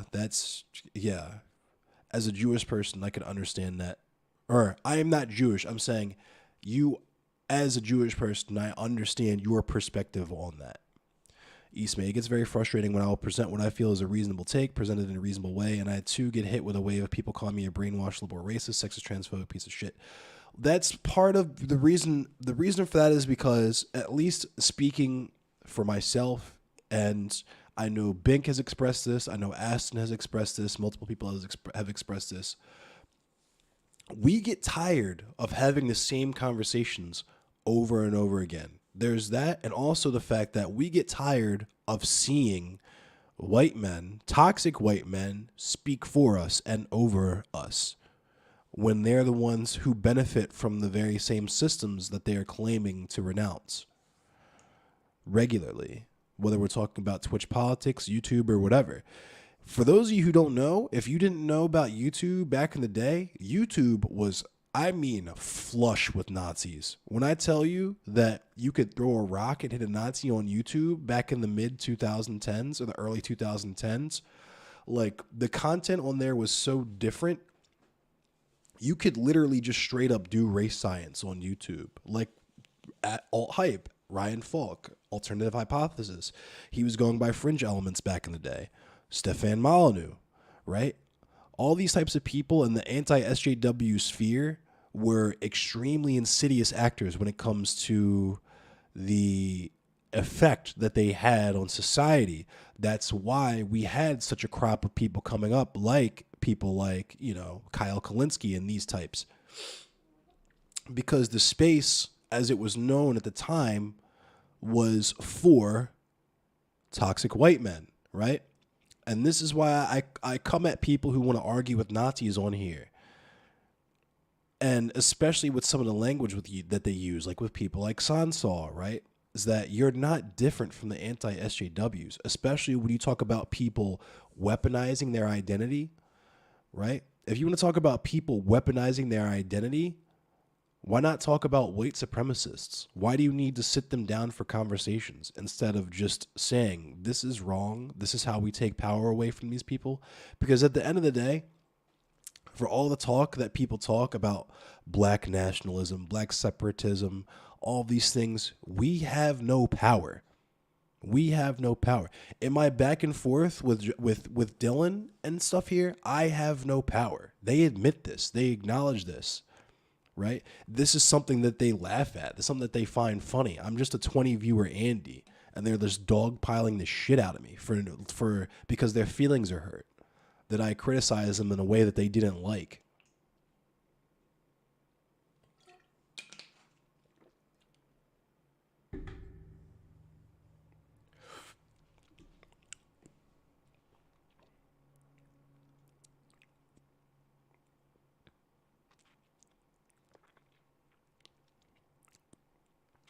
There were a disproportionate number of Jewish-owned banks in the Weimar Republic. Mans used an actual white supremacist talking point just for the sake of winning, and that edge is supposed to win over interested right-wing view.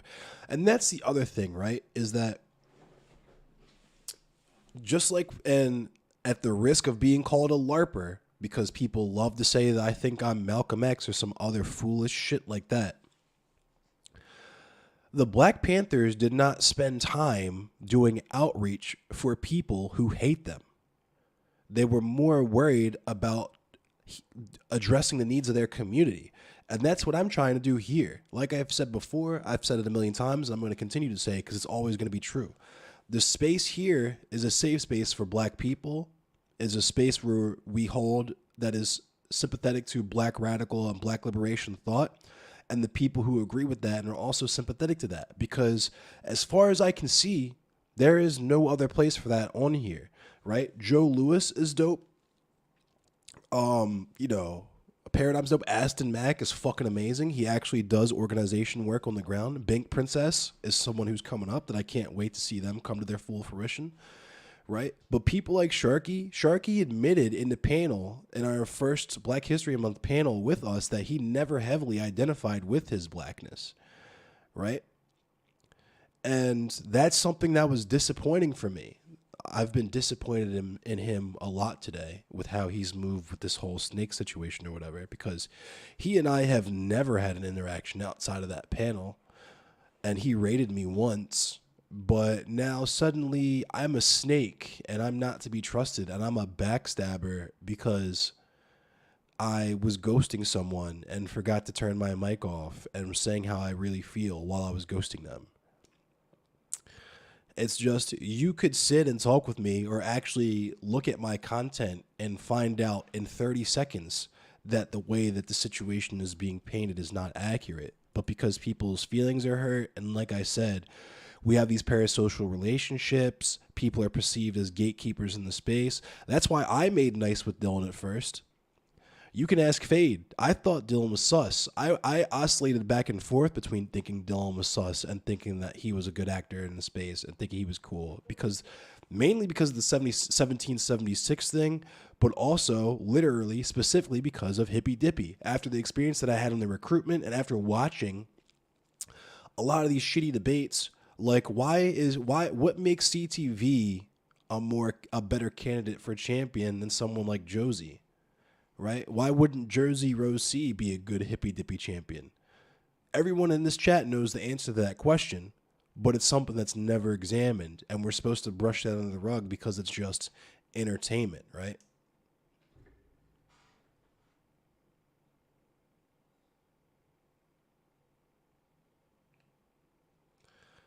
Hang on.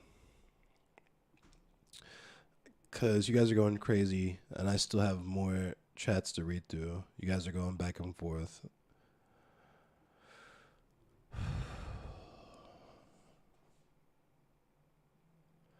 You really dislike the tokenizing that happens to all the black creators in the space? I mean, yeah, Aston Mack has talked about that, where you have no idea what we do on our platforms. You're completely unfamiliar with our content, but you'll call us readily whenever it's time for a token black to talk about black people stuff, right?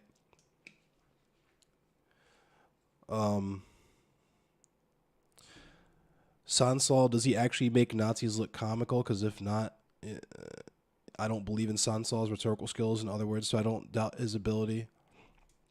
Or you doubt his ability to properly chat with a fascist. And that's the other thing, is that the thing that gets lost in translation, and I guess it's cool because, and this is why this kind of makes sense, is because these people, whether we're talking about Sansol or whoever, they don't engage anyone that they quote unquote debate with in good faith, right? So that's important to remember when you're speaking with the white supremacist or a Nazi or whatever, is that they are liars. Like, that's the cornerstone of their ideology. They lie as a matter of being. And when you know that about a person, right? If you know a person is just going to lie no matter what you say to them, why would you have an honest debate with them? What makes you think that you could convince them of anything? The only road you should take with that person is to make sure that they don't have any political power. That's the only responsible thing that you could do. And handing them a microphone for your audience of several hundred people is the opposite of taking their power away. Because as we're seeing right now, how I'm being handled should be a very, very fine lesson in platforming to these people. These people have spent multiple hours this week shitting on me on Twitter, on YouTube, on Twitch, every imaginable platform, and yet my numbers are blown the fuck out. Why? Because you will have some members of your audience sympathetic to me in my positions, no matter what they are. And once they do that, they see me, right? They're listening to you shit on me, and they're watching the whole audience go along with you, blah, blah, blah, blah. But there's still that spark in them that says, I wonder what this dude is about. Let me go check him out. And there's people in here because of that. Also, the fact that aside from that, there's those people floating out there who hate watch you. And I feel like that's underestimated too. And that's what makes it so silly to speak to a lot of these people, is that there's people hate watching you because they want to see you fail. They want to see you fuck up. So when you speak to other people that are of their ilk, you've just given them a whole new audience to consolidate with, right? So, say for example, I have out of my 30 viewers, there's like 5 Nazis hate watching me, right?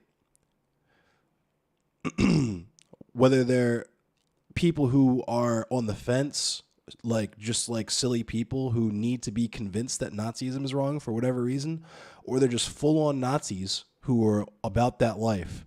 They now have seen someone that they can go support. They've seen a community that they can join to operate in.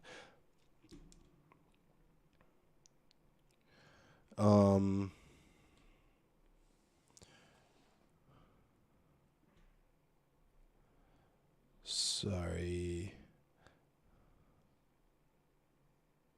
What I fail to realize is that you're the main character, so your opinion matters. Yeah, Justy Belmont. And that's the other thing that Aston and I talked about, is that all of the actual activists that we deal with, myself included, all have fucking imposter syndrome. When I talked to Gary about Food Not Bombs, the one thing he stressed was that it was not about him. It was a team effort, and the focus was on the people that they feed and meeting the needs of the community. That's it. That's how I am here. It's cool that you guys like me, and it makes me feel good that you guys feel this way about me. But at the end of the day, if I died tomorrow, I would want somebody to take this over and continue in the spirit of why I do this. It's not about me. It's about sending a message. But yeah.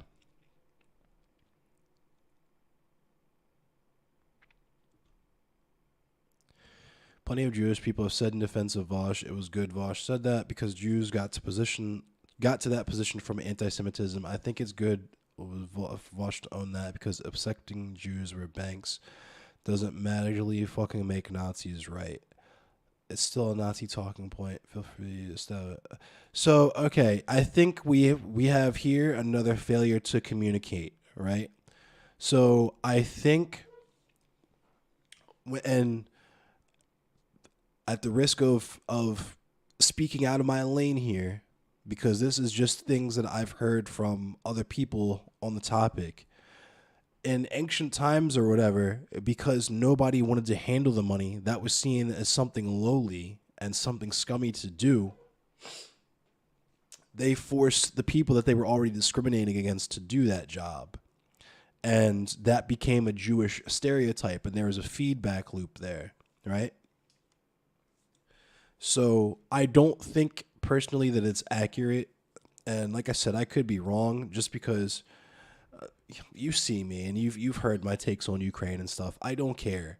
Like, I'll just say it point blank. It's not that I don't have empathy for Jewish people or like Holocaust victims or whatever. It's just that I know what happened. I know it was bad. That's all I need to know. Just be cool to Jewish people, right? I understand anti-Semitism and the complications of it. I don't need to know the details of fucking pre-Nazi Germany, right? So I can't say that I believe that fucking Jews had control of all the banks, whether that was actually objectively correct or not. It just, we don't need to say that. Like, why? We don't need to say that. It's a Nazi talking point. That's how I feel about it.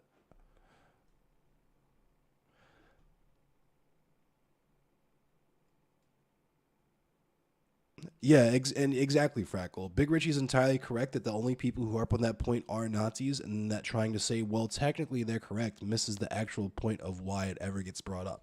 It's just like saying that, well, the prisons actually, or most crime actually is committed by black people. You're missing the forest for the trees because the point you're trying to get to is poverty, right? If the point that you're trying to get to is anti-Semitism, then you don't need to point out the consequences or that particular consequence of anti-Semitism, especially when it's used as an anti-Semitic talking point, right? It's just like when fucking Destiny talks about how blacks have problematic things in their culture. That's a fucking sus statement. Whether it's true or not, it's fucking sus.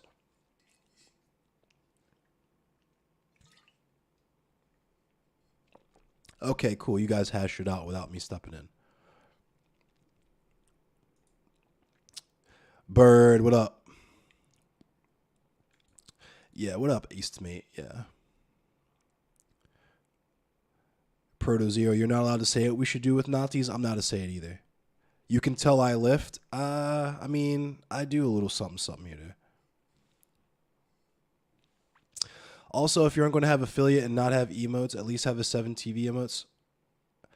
Yeah, seductive seaweed. I've been getting into a little drama, I guess. But the crazy thing is like, do you guys want me to start from the beginning with this shit? It's medium true. Jewish people controlled an outsized proportion of tiny independent banks, but held a very reasonable proportion of wealth and were not overrepresented in the major banking systems of Weimar Germany. Yeah, Pelham. Saying Jews had disproportionate control of banks in the Weimar Republic is no different than saying Hispanic undocumented immigrants have disproportionate control of U.S. agriculture. They're both problematic statements to me, honestly. But yeah, I mean, seaweed, I'll go over it just because I don't know if you saw my stream Wednesday, but like I wanted to apologize to you in particular, and you know, Critical Ace Theory and all of you guys, all of our little mutual aid like streamer group, just because this shit is a massive fucking distraction to the point where we're having a fucking dope ass conversation right now. We're having discussion that's meaningful and that's good. And every like 5, 10 minutes, 15, 20 minutes or whatever, we'll have someone coming here to call me a snake or whatever. And it's fucking like silly.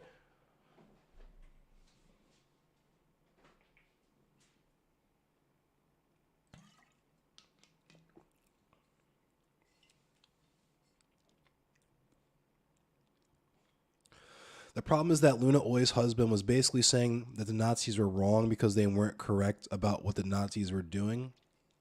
It's like if somebody were to say, well, we shouldn't be racist against black people because they're not actually criminals.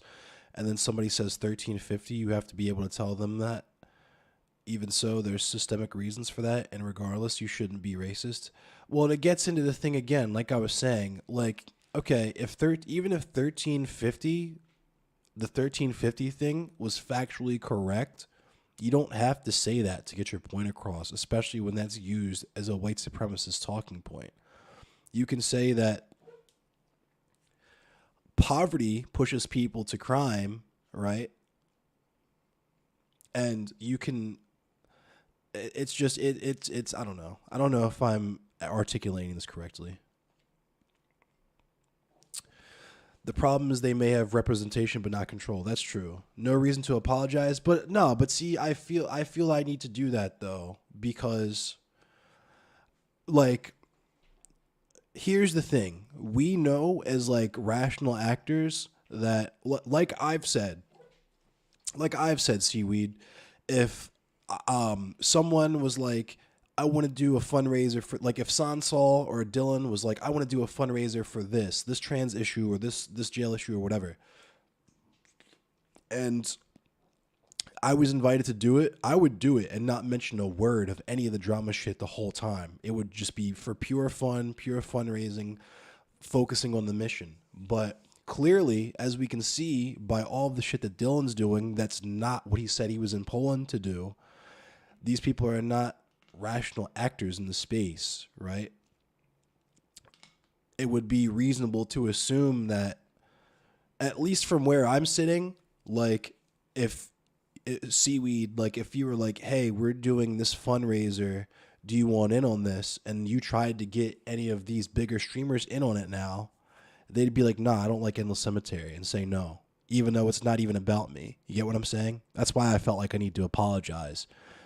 Not because I feel like I specifically did anything wrong, but just because what's going on with Dylan, I'm going to start from the beginning. Let me read.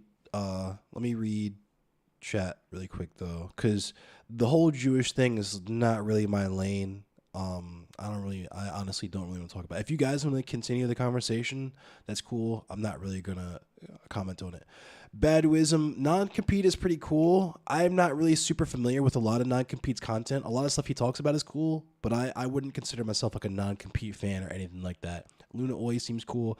I'm riding with anybody who is left of center, right? If you're not a liberal, I'm at least going to hear you out a little bit and take what I can from what you're saying and leave what's goofy, right? Just like I do with Mao and the rest. Like, you're a goofy person, you've done goofy shit, cool. If some of the stuff that you said is correct, I'm going to quote that because it's valuable knowledge. If someone deploys those talking points, I'm not going to have a conversation with them. I'll drop them like it's hot and then explain why it's a problematic and racist talking point to anyone else who happens to be listening. Yeah, I feel it, Freckle. Because there's really no good reason to drop something like that. Fair. That was Vosh's point? Yeah. 13 stripes and 50 stars. The numbers 13 and 50 are U.S. dog whistles that are no different than using numbers like 3 or 7. Yeah. Luna has some homophobic takes. You're not going to say anything. Everything that she has said or done is all bad. Yeah, I feel that. What flag is this? This is the Baltimore County flag.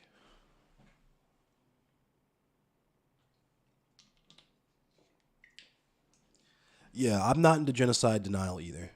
Um, I trust primary sources, and you guys have heard my Ukraine take. If it's not if it's outside the United States of America, if it ain't about African Americans, if it ain't about black folk, it's not my lane.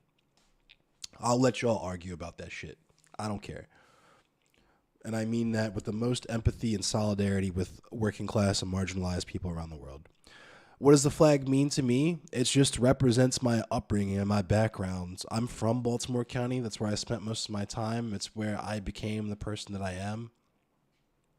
And yeah, the Ollie take, yeah. So let me go. Let me start from the beginning with this Dylan stuff because there's people. You sent me a DM in Discord, right on. Let me start with the Dylan stuff because there's going to be new people here and people who don't know and so on and so forth. And thank you, Archon. I appreciate you for that. The only important thing you've seen Luna do is say she was glad a Vietnamese American veteran was deported because now he can live in a country without racism or police violence. Yeah, that's kind of cringe. That's a much better way to be than many. I feel that seductive seaweed. So with the Dylan stuff, I should start at the very beginning, and I mean the very beginning in terms of how I even became aware of Dylan. So backing up to 2020 and 2021, in 2020, I decided to go all in terms of politics when it comes to my channel. Before that, I thought the way to become a prominent political streamer or whatever was to get good at video games or be a good video game player, have people be paying attention to you for that, and then start sliding the politics in, right? Like a Destiny. So that's what I was doing. I was an FGC player. I played Jack's Mortal Kombat 11, one of the best players in the world, and that was my thing. And while I was playing Mortal Kombat, I would talk about things like police brutality and so on and so forth. What made me transition into just saying, fuck the FGC shit, well, not fuck it, because I still game, and that's still a major part of my channel, but what made me decide that I was going to spend specific time just talking about politics and not just kind of drip feed it into the gaming stuff was when I was personally in the protests that were going on for Breonna Taylor and George Floyd here in Baltimore in 2020, that summer. All the police brutality that I witnessed and documented, the way that the mainstream media tried to characterize us as rioting and looting when the police were the ones going hog wild in the fucking streets on us. There was people trying to run us over, screaming "fuck you" and N-words out the window at us. Just the most crazy white supremacist nut shit you could imagine that influenced me to speak on that and to speak more about it the more I went along. I became aware of Dylan because I was consuming political content at the time. I was watching Destiny. I was watching a little bit of Vosh. I was watching Hassan, right? And here comes another player into the space because I was getting tired of Destiny. I was kind of getting tired of Vosh. I only had one parasocial accomplice left, right? And I saw Dylan enter the space who has all of this political acumen as part of his brand, right? So I said, sure, I'm going to start paying attention to this dude. Completely aside from the hippy dippy stuff, right? I wasn't even it's just like saying you can go to McDonald's. I've been going to McDonald's my whole life. I couldn't tell you what a fillet of fish tastes like because I've never had one, right? I was watching Dylan and have been watching Dylan for years. I've still to this day only watched a single episode of Hippy Dippy Roundtable, and it was the one that infamous clip of CTV that I shared was from, right? And I was told to watch that specifically for that spectacle. You're actually here because my criticisms of Dylan? Oh, thank you. I'm going to get into that. Parasocial accomplice is what I'm going to write my job description as. That's funny. So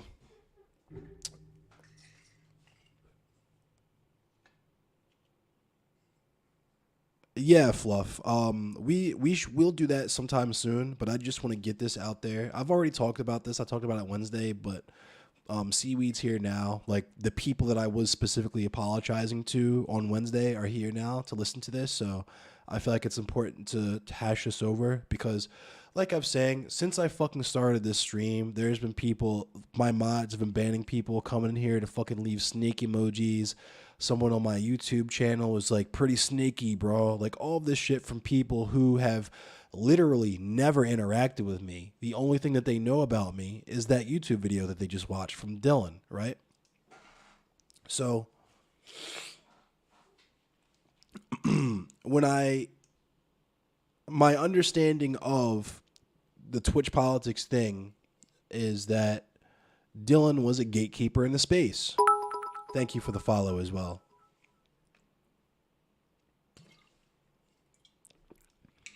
I view Dylan as a gatekeeper. especially after I saw the January 6th footage, because I was supposed to be in DC for January 6th. I was going to go there, but my mother tested positive for COVID the same week, so I had to stay home and take care of her because she had to be in isolation. So I was running for food, doing all kinds of stuff for my mother to make sure that, number one, she was taken care of, and number two, I myself wouldn't get sick, or if I was sick, spread that to other people. Dawn of the Bread, how is he a gatekeeper?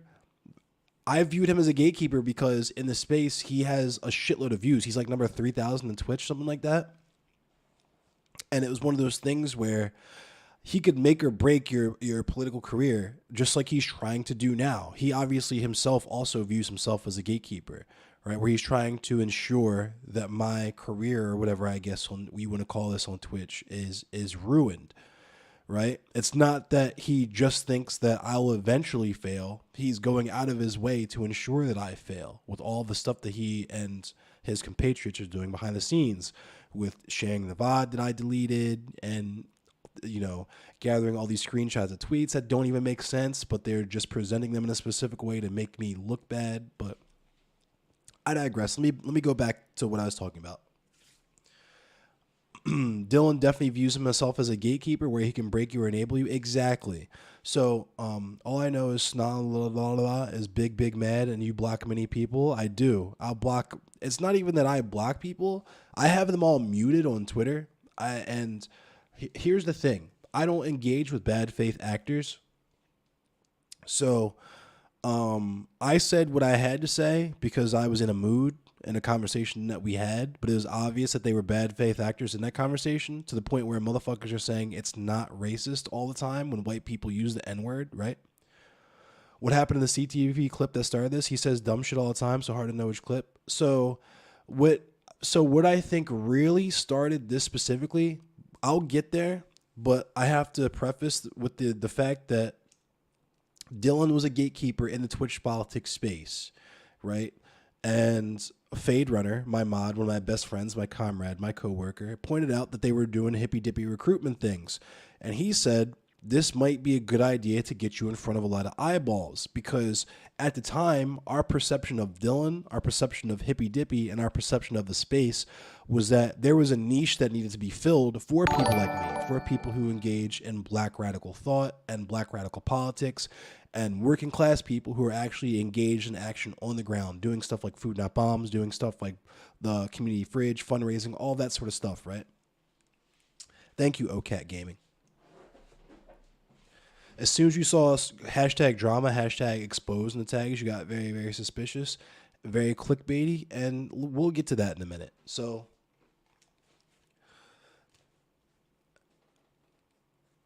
Prime? No, fuck Prime. We'll get to that in a second, too.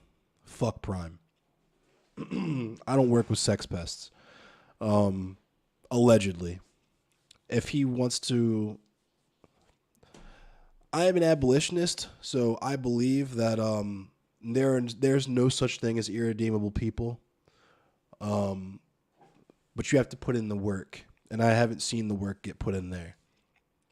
I've seen a lot of excuses get made, a lot of covering up of other people's behavior, but I haven't seen anything that would resemble an apology or a changed or corrected behavior.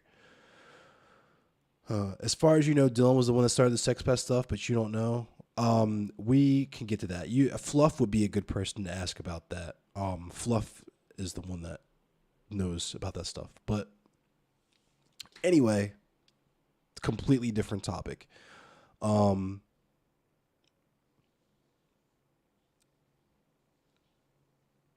just milked it for clout and fucked it all up. Yeah. Prime sucks and is for sure aware of his harassment toward Kat, and Dylan just handled it all poorly. Yeah. To be honest, the thing that I've seen drive growth the most on Twitch is drama. If you can capitalize off it, you can sustain a healthy bump of viewership.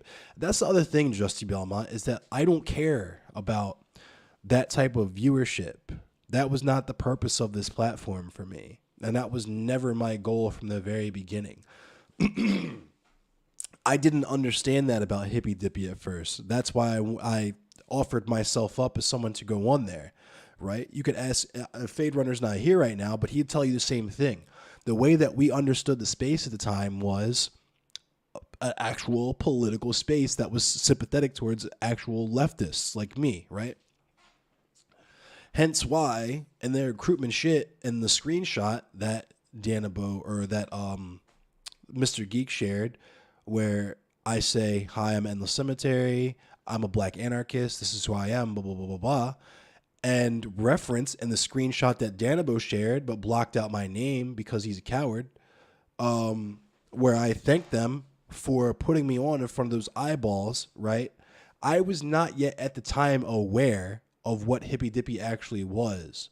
Right, I just thought CTV and like the other people in the panel, aside from Alec, because Alec Gunter is based naturally, I thought the other people were just like random. Because, like I said, I had not paid a single minute of attention to Hippy Dippy before I was on that recruitment panel. So I had no clue that that was the vibe. Like, I thought that that was just, okay, they got some silly, crazy people for us to come in here and talk to. I didn't know that that was the whole thing. We just do drama or have people scream at each other and act silly for clicks. Um, so like I said, I oscillated. What's up, Austin? And like I said, I oscillated back and forth between Dylan is based and this farming drama and shit for clicks is goofy. And the reason I legitimized it in my head with Dylan is because, like I said, I viewed him as a gatekeeper in the space, so I had to engage in civility politics, which is, like I said, every motherfucker in this country has gone to Thanksgiving with a racist uncle or whatever, a transphobic aunt, whatever, that they just don't say shit to and then leave the table and vent about, right? Everyone does this. What's up, Aikida's Killer? Hippy Dippy is trash, sucks that people I like feel the need to go on it. I feel that 100%. But, like I was saying, that was my feel on it. And it wasn't until a little later, after I had already determined for myself that I was never going to go back on Hippy Dippy. I never requested to be added to the political tier list. I went so far as to tell other people who requested who requested on my behalf without my consent that I be added to the political tier list. Don't put me on that fucking thing. Don't put me on there. I don't want to appear on this white ass tier list with people like Destiny and Politically Provoked and CTV, right? I don't want to be on here with people like Tread Logic or whatever. Clipped me at Dylan is base. That's funny. Yeah, you can jump in voice chat with me, Seaweed.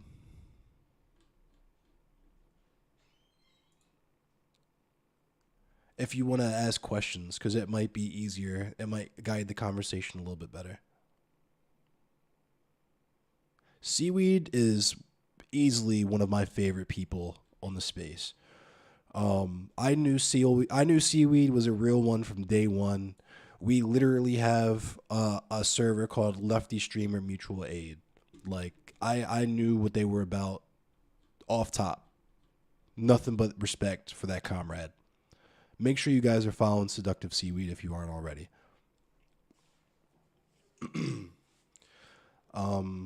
Oh yeah, did I drop my Discord already? I'm just gonna voice call you, Seaweed. Yeah, and Seaweed, I don't have any of that shit. I don't. This is another thing where like I don't really have the infrastructure for like chat commands and all that stuff. I'm just gonna drop the link in chat myself. I'm sorry, Bink. You know I love you, Bink. Don't do that. Don't do that.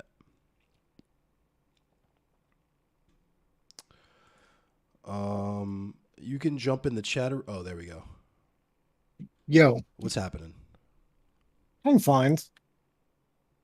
Yeah, I'm just in a VC. Oh, I gotta mute your stream. There we go. Cool. Sorry, this is just a surprise. So thanks for letting me come on real quick. No, Of course.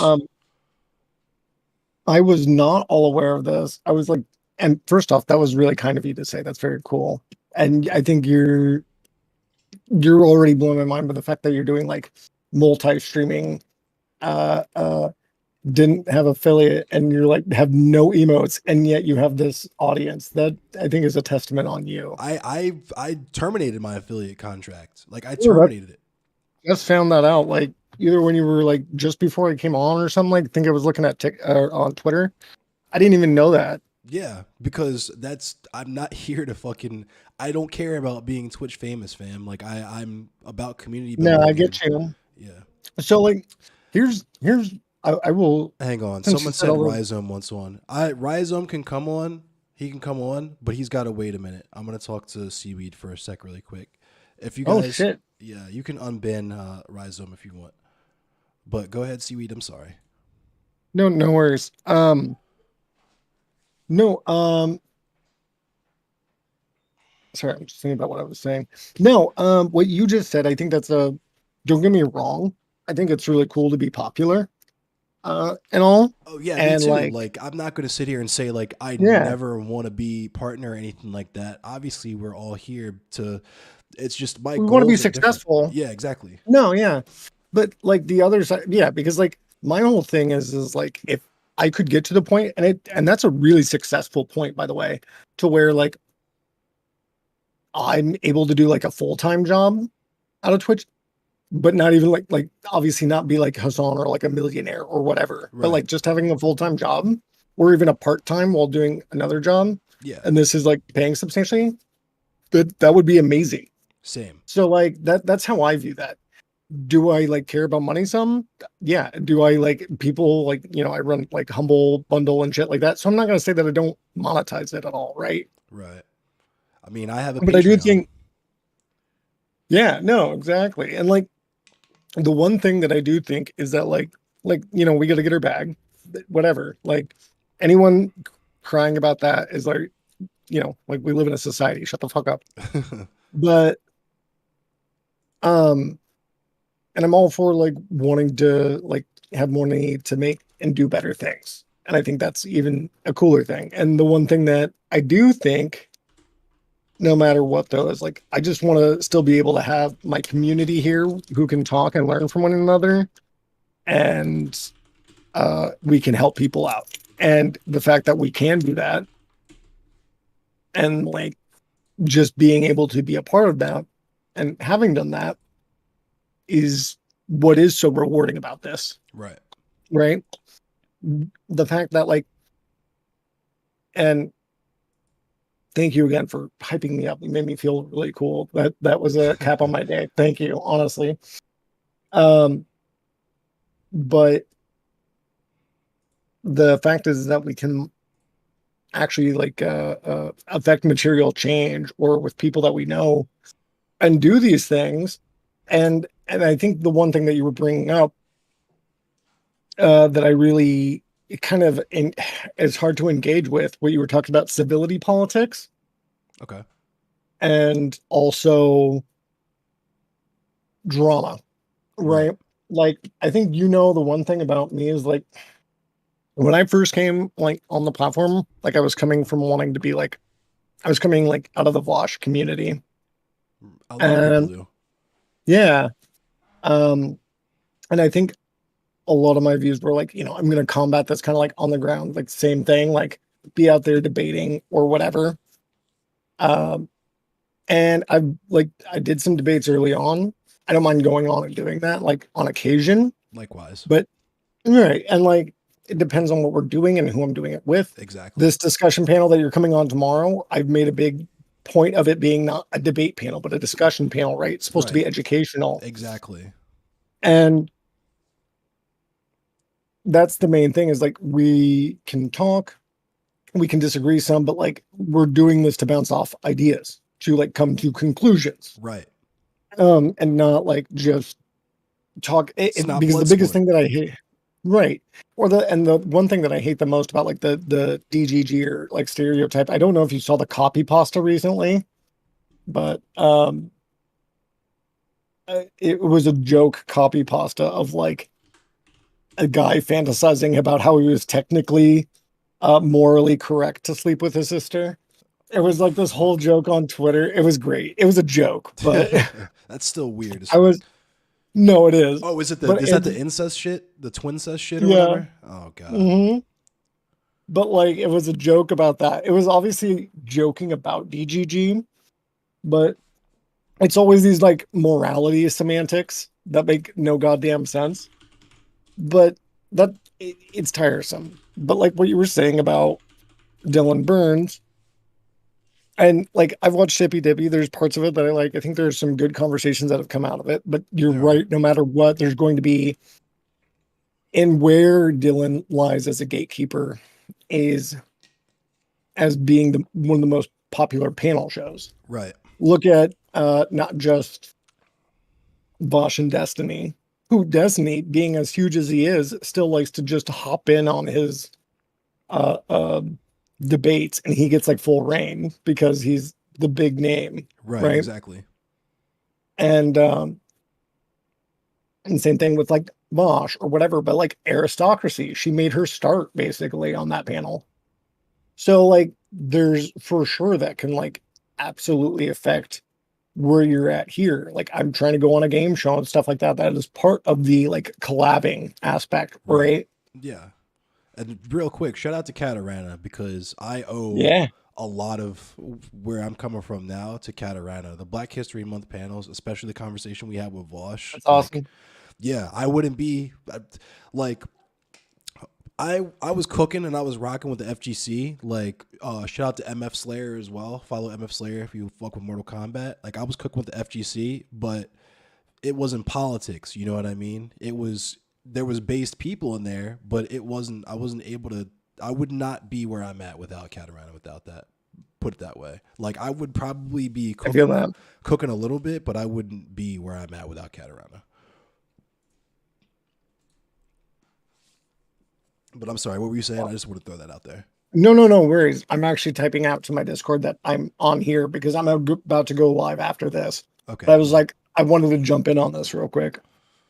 Right. Um, because the main thing is like especially working within civility, like you were saying, is because there are parts, and I know why you were like apologizing, like stuff like that, because unfortunately, stuff like this can like affect other people because it's all who you know and how you know, right? But like, Exactly. I know that you and I are like on the same goals, and that we're cool that way.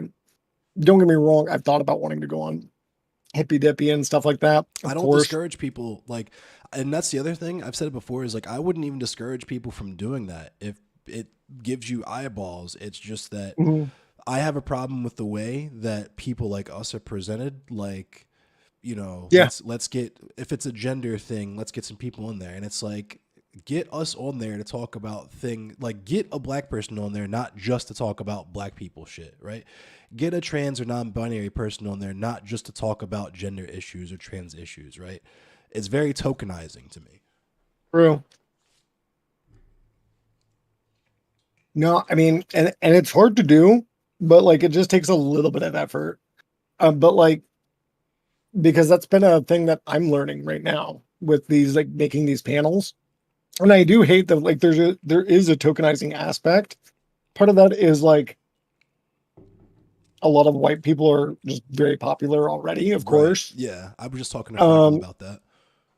yeah. And so it's like part of that's just like going they're just being more people of color who are on the platform, but also just more recognition for them. But like especially in our space and like leftist spaces and stuff, because like one thing that I do with this with the panel so far is I have a lot of people asking me to come on, which is really cool. Yeah. But like I'm also like, okay, but I need like more women. I need more POC women. I need Right. like trans people. And you want to do it right every time, but you're not going to, and then people can't come or whatever, right? But like it does feel weird because I want to make sure that I have different perspectives, Yeah, but totally. at the same time, it's like, as you know, on the platform better than I do, there's not a whole bunch of black anarchists on the platform either, Right. you know? Facts. So, but with all that said, I know like my whole thing that I saw is Beer Bash got in a fight about the Chud Logic shit too. Yeah, So, and then I they didn't watch that, but I know Beer Bash did talk to Dylan, and on was it on Heems gotcha. or no? I'm sorry, I'm thinking of Aston because Aston was talking to Heem, and then Dylan came in. And so, like, with all this stuff, and it sucks because and I think you and I are both the same way, which is the very funny thing about this is you and I are basically talking about like, hey, maybe we could do like not as much drama. Yes. And, and then he makes a drama video. Because the thing is like you responding to Chud Logic. And by the way, I have Dylan's video up right here. Right on. But like, here's the thing. I do have Chud Logic viewers in my stream. I hate this is why Likewise. like it's yeah, and it's really tough because like this is the shit. It's like you and I know this, both don't want to be involved in anything like this. And I get why you're apologizing, but it's not you. But like because I get where you're coming from as someone that like feels it tangentially because you get it as like you may not do something, but because you know someone, right? Right. Now you have to like, which I've known that like the first time I got with something like that was with one of the first people I had on here. I'm not gonna say names, Right on. I wouldn't but expect you I've to do had that. some. No, of course, but I've had some people on here. They're like, oh well, like they've said this or this in the past, and like something you brought up, I'm like, yeah, but we're like earning money for like some. Exactly. Just like I was saying, So like there's. we did Mhm, two mutual aid fund streams mhm, with Xander Hall, and it's like mhm. I'm sure he sucks. I don't care. That's not the mission right now. Yeah. No, and speaking about Dylan too, I had him come on, and I straight up was like, "Hey, look, we're just gonna do stuff like this, whatever, chill."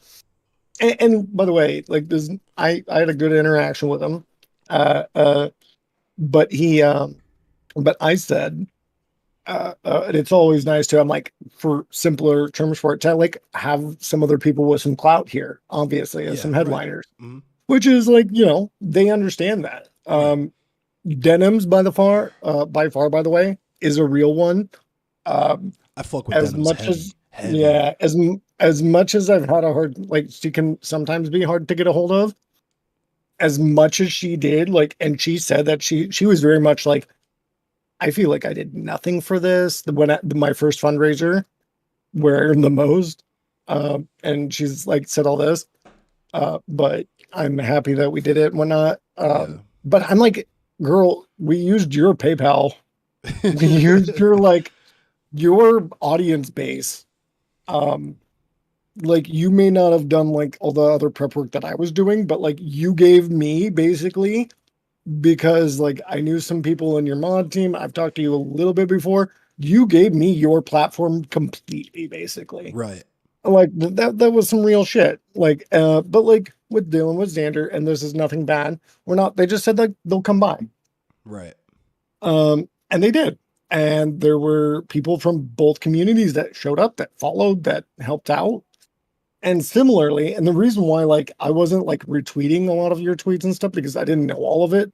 Oh And this yeah, I part, wouldn't expect the because that's the other thing is like it's drama. I don't expect people yeah. to, you know what I mean? I'm not out here looking Mhm. for backup or anything like that. My whole thing, like 2 weeks ago, I would never have even engaged in any of this stuff. It's just that like I'm getting No, yeah. so much of it now. I feel like I almost I'd have to imagine it's respond to done. it.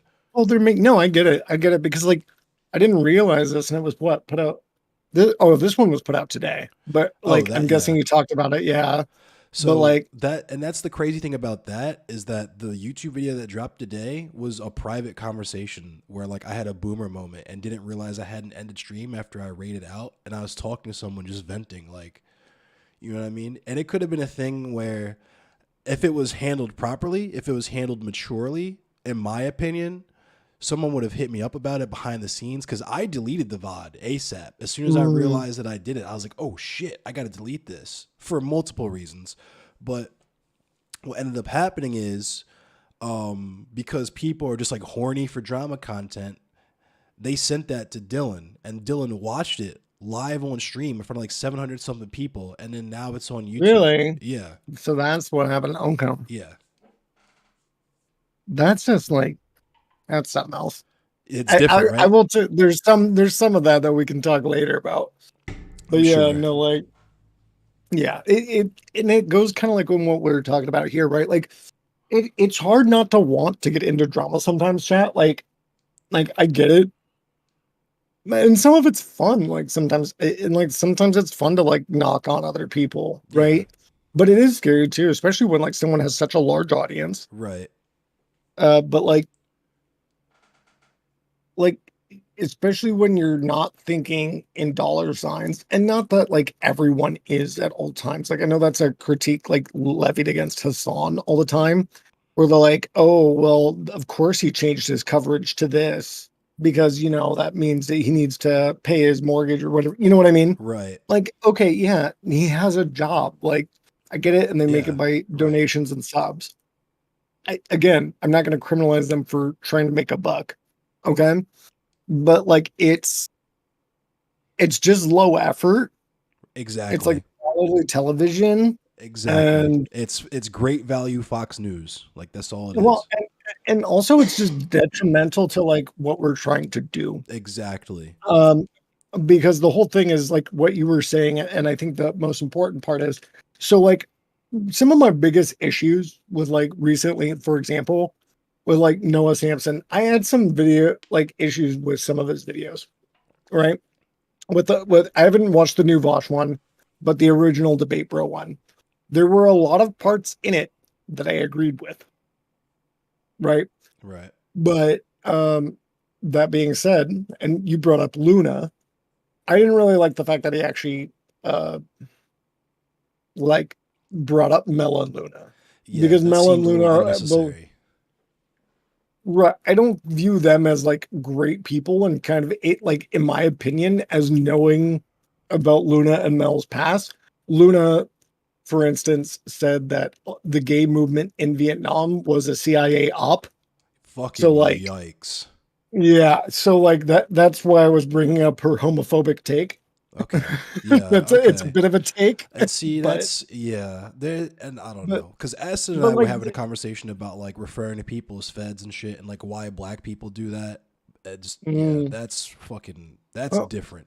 That's some yeah, fucked up and shit. so like I'm just like, look, I'm not, and trust me, especially on Twitter, I get in these like argument, dude, during the whole like J.K. Rowling Vosh thing. Oh God, yeah, I I was can't at imagine. one point arguing with people talking about like the videos that people think that is saying that he's a pedophile, arguing against that, and then talking to like some Vosh fan who, again, coming out of his own community, I'm like, I know it, and I know some of his friends. I'm like, I know this, and this is my point on it, and I don't want to get into my point on that. That the misogyny, some misogyny comment, as Right. that was so frustrating. I got in a fight with a friend on that one. That was the first one, which was Alec.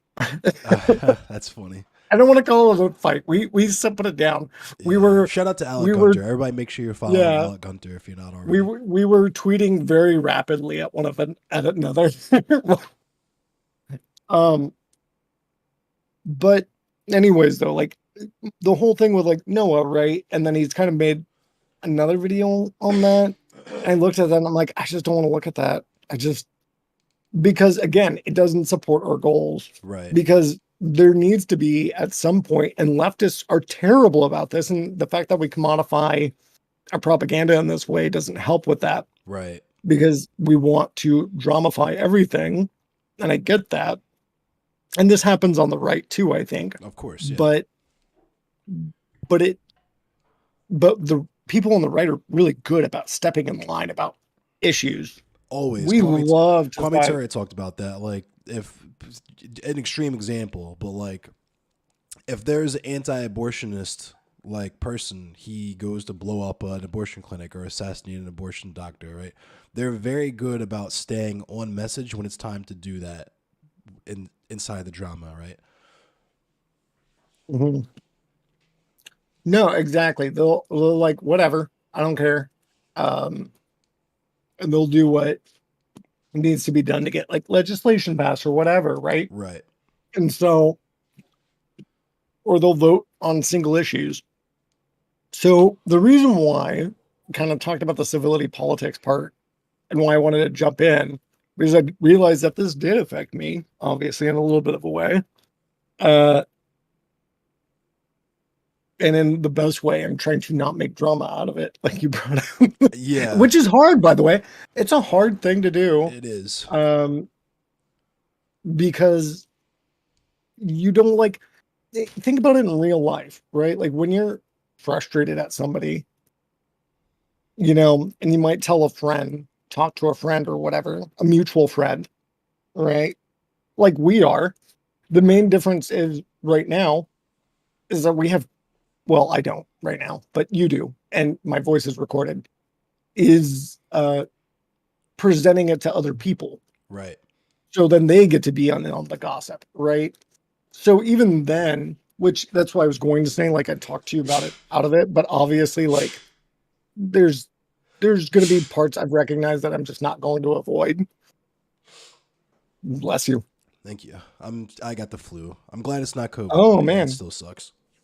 no, I hope you feel better soon, though. Thank you. I'm starting to Um, feel better. Good. No, because I'm glad that you let me know about this. Like, hey Dylan, I don't know, like, whatever. I think what he's doing right now, I haven't seen anything from it, but from what I know that he's supposed to be doing in Ukraine and stuff, I think that's cool. Right. Uh, you know, Chud Logic. I saw people saying like fuck Chud Logic and stuff like that earlier. Absolutely. I've also, um, here's my thing on Chud. I do find his streams amusing sometimes. I'll Right. watch them sometimes. Um, I have uh, uh, enjoyed his content. I've subbed to him, but I don't like drama all the time, and that's what he does. So I was actually, first off, that was the first thing that caught me by the eye, is that like, I'm like, okay, why are the guys starting drama with Chud? And like, if they're starting drama with Chud, I'm like, that's gonna suck because that is like his forte, like that's his Yeah. thing. Right. Exactly. And so I'm like, this is never gonna end, my guy. Like, but like I know I trust you to, do what you do. It sounds like you're just ready to move on and go to the next part. But like, For me, like I never wanted, because that's the crazy part, right? Is that mhm. with me going back and forth with Sansol, he 1000% started that. Because I asked an honest question, like, how do you feel about Amir Locke? And he responded to that by telling me he fucked my mother. Right. That's the time Sansol was on. Oh And even, wow. yeah, and even with the because that's how all this precipitated, right? Mhm. Because the first Hippy Dippy recruitment was about Kyle Rittenhouse, and people were saying, it was self defense, self defense, self defense. Cool. So, what are your thoughts on Amir Locke? Y'all don't even know who Amir Locke is or what that story even is, yet you claim you're this champion for self defense. So, my first instinct always is just be like, fuck you all. But I have to temper that and be like charitable, like, okay, well, what are you going to Mhm. do then? And it was cool at first. Someone was like, I'm going to look into this and go over it on stream. I was like, cool, bet. But other people were in their feelings or hurt or were in drama mode or debate mode or content mode or whatever and had to start calling me pussy bitch and all this other stuff. And I'm like, okay, here's where I call this out, right? You guys would rather do this drama stuff than do content that actually fucking matters, right? And Right. that's exactly what happened. We spent that entire week of people going back and forth with me, call me a bitch, call me pussy, telling me they fucked my mother, saying I rape children, all this other fucking crazy shit. Meanwhile, people, I'm not gonna name names, people will just straight up say, no, I don't care about Amir Locke. I'm gonna play fucking Elden Ring or whatever. Like, okay, Yeah. that's cool. You're doing the thing right now. Like, I get it's a W for you because drama is your shit, but like this is a bad look. You know what I'm saying? And we get to where we're at now, where I just got so fucking fed up with it that I was in the process of just ghosting Dylan. I'd unfollowed him, I'd unfriended him, I'd unsubscribed from him, I'd muted all these people on Twitter because, like I said, I focus on the mission. Like, out of That's fair. all the And content, all the hours, days, years that I've been on this platform doing my thing, this is the first month, like this period of time is the first time ever that I've ever been engaged in any of this type of activity. And I super wanted to be off of it, but it escalated because, like I said, I was in the process of just ghosting people and getting off of it. But because I fucked up, and this is my fault, fucking boomer moment, could have ended the stream, but I forgot, didn't realize how that shit works. That when you raid people, even after you raid them, you still have to hit end stream, right? A private conversation was put on air, and instead of that being handled appropriately, it was drama farmed, and now we're at where we're at. gotcha. That's really frustrating, especially since he plays it on there too, Yeah, which you would. I didn't view him as like a debate or excuse me, a drama channel for Dylan. I didn't Uh, view him that way either until like, and that's what I was getting into was that I started oscillating between respecting him and being, what's this dude's deal? Because of how goofy I saw Hippy Dippy was. And I was like, okay, like you were saying, it is what it is, but we're at the same time still here trying to make a bag. And if this is over here and this is just a blood sport over whatever, and this is how he makes his bag to do the political content, cool. I don't have a problem with that. And that's why I told him that when he, in the phone conversation, when he said he was going to Poland, I said it was badass because that's what I thought he was yeah, doing. Going over there to like hand out water bottles, fucking, let people yeah, charge their phone, do whatever, right? I didn't realize that he was going over there to talk to people fleeing for their fucking lives from their war torn homes to stick a microphone in their face. That's sus to me. yeah, And it gets to where we're at now, where even with that, just like this criticisms I had of everybody else, where it's supposed to be just content and you claim you're a sock dem or liberal or whatever, it's not even given what it's supposed to give there. You say you're supposed to be doing this in Poland, right? You don't have time to do anything else. You're trying to line up all this stuff, but you have plenty of time to fucking put out drama content about me and talk about me because your feelings are hurt. yeah, It's just it. I don't know. yeah. No, I here's what I'll say about the like what you just said, and then I'm gonna get on what specifically why I got on before too. Uh, I get exactly what you're saying about like putting a mic in somebody's face and like saying that's stuff. I do think, and I haven't seen any of the content that's come from it at all, so I don't know if Yeah, there any has yet that's what I'm either. saying. Like we haven't even if that wasn't sus, we haven't seen any of that. We've seen plenty of content Yeah, on me though. yeah. Well, and that's what I was gonna say is that like I think it's one thing to like you can decide about like however someone's interviewed someone and that it could be also like traumatic that they're talking to like reporters and stuff as they're fleeing, but I also do think that it's important to hear people that want For sure. to talk. That being said, I haven't seen any of the stuff from Dylan so far. I heard that that was that he was going to do that, and that's what it sounded like really cool to me.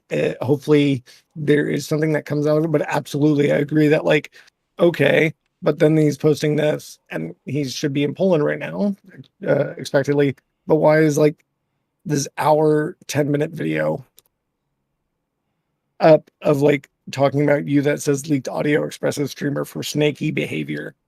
Like, When he and I have literally had 3 interactions and 2 of them were mhm, live. You know what I mean? mhm. I mean, you'd think that you would like, uh, it's just like, and this sounds like silly, but especially talking from the gatekeeper end and shit, right? Like, it surprises me that you'd punch down, Yes. Cuz it's like, you can't have it because he both doesn't even put ways. your name in it. Like, Right. and not to mean this in a bad way, it'd be the same thing if it was me, right? Like, there's no reason to. Yeah. But like, if if you're just gonna do like exposed to streamer or whatever, uh,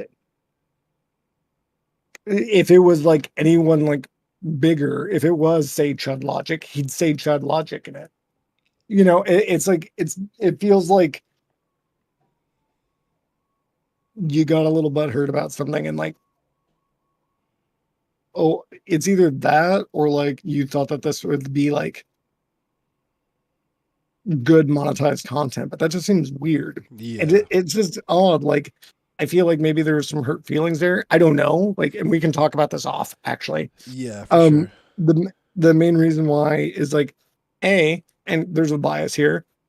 And what I was talking about with Chud, he has like all his content literally is um drama. Like Right. that's just what he does. Like it's in his bio.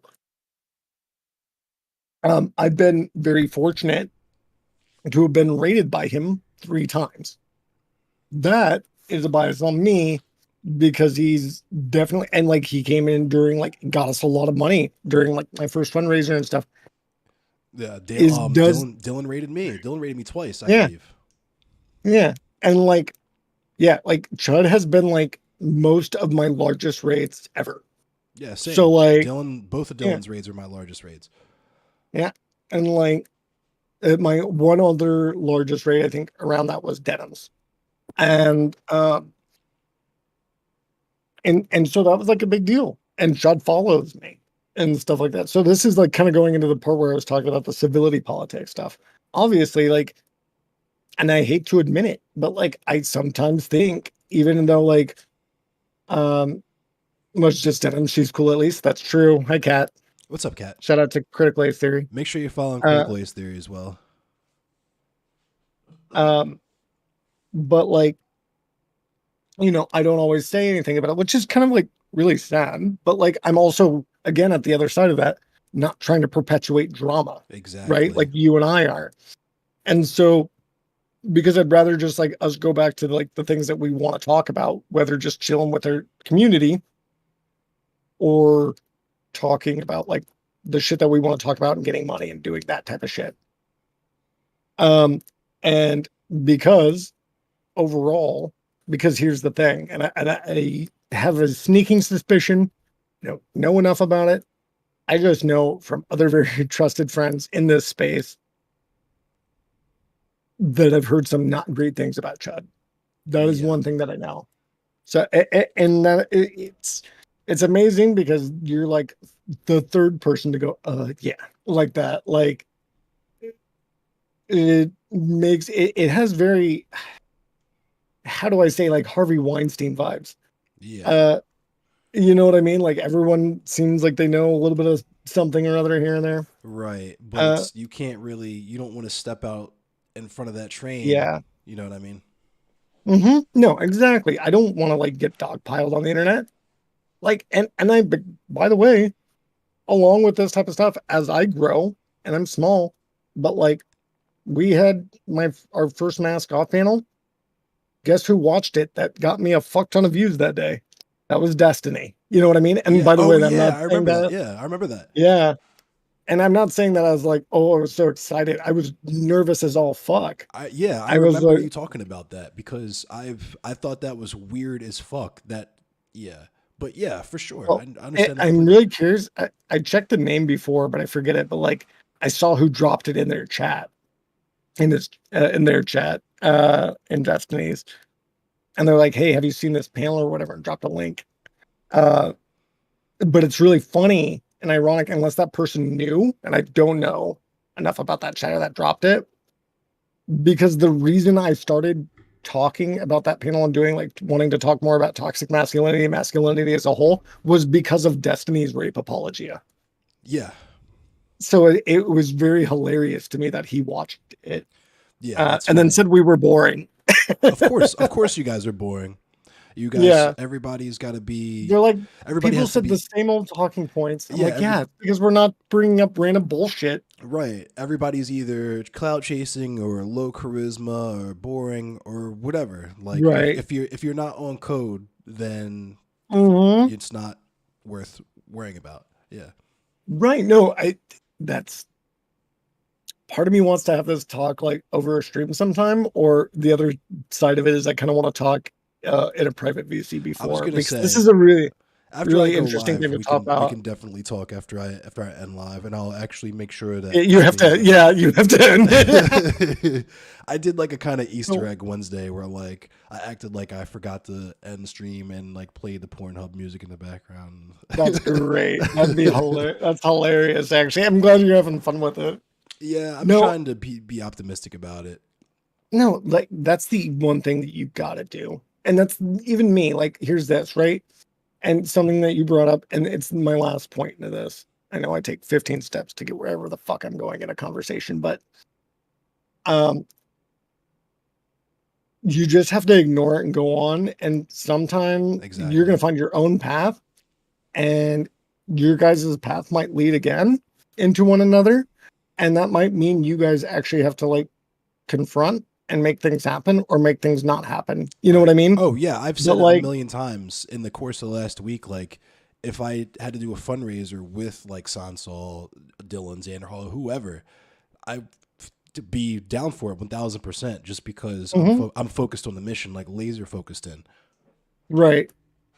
There's like I have a few exceptions that I probably wouldn't, but like other than that, the most being Destiny Right. probably, Oh but yeah, like I was that's gonna it. say you have your outliers who would delegitimize shit, but like Lauren Southern, exactly right. I'm not gonna be organizing with Nick Fuentes, but right, like if right. it's people who are like, if I don't hear anything too fucking crazy about, it's literally like They just do a little comedy. bit more good than harm, Yeah, hopefully. then yeah, of course, I have no Right. problem with organizing. There's nobody.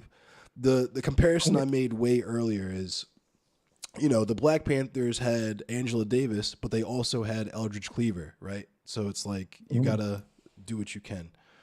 So here's my last bit, and it's actually I have drama to add on top of this, I guess, is what I feel like this is now.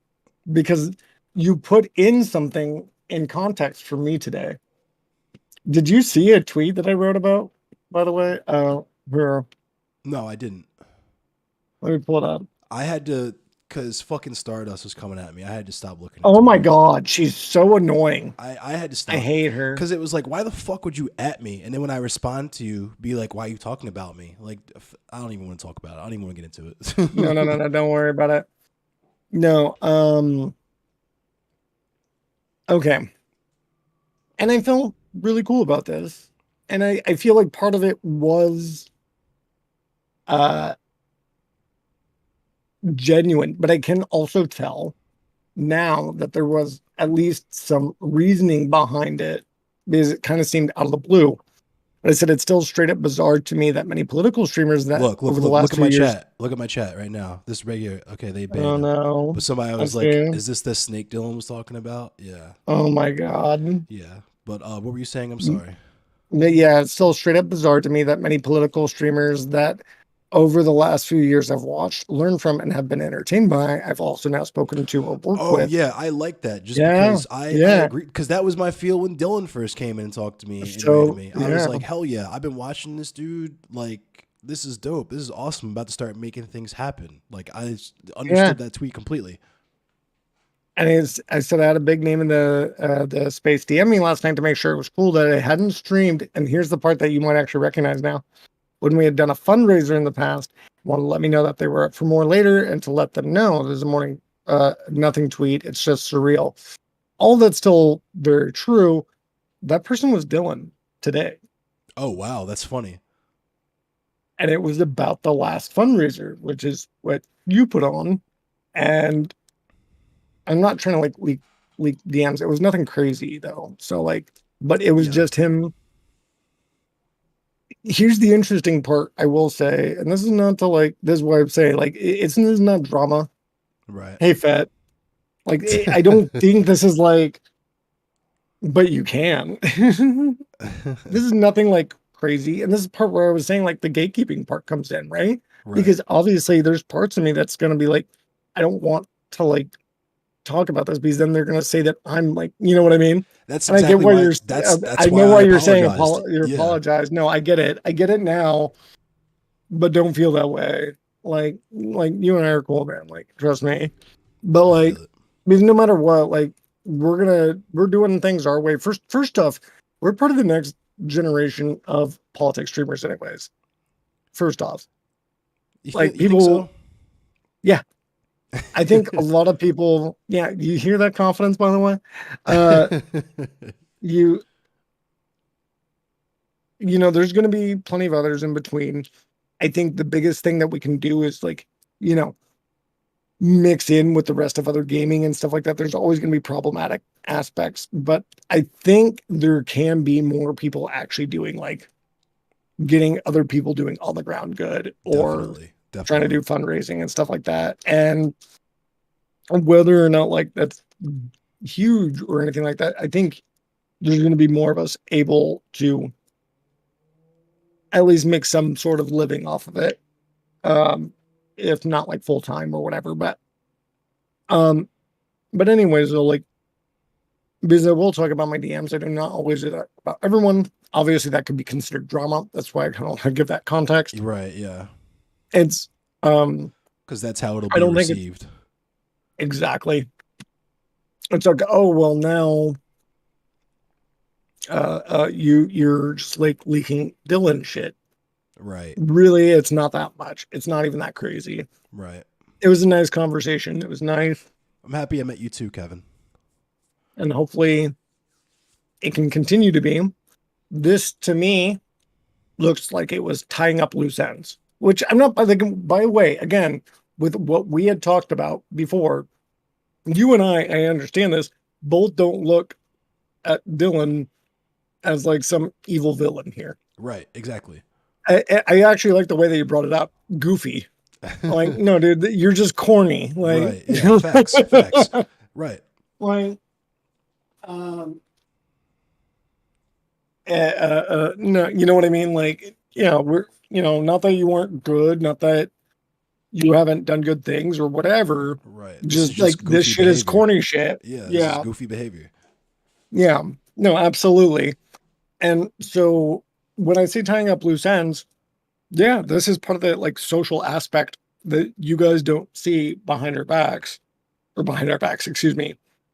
When like stream is off, when like the hardest part is, and it is hard because like I think it's the thing that people struggle with like some of the most. Like Allie was like when we started doing the fundraiser and stuff, she very much knew like she got anxiety from like messaging some of these people. A lot of people do.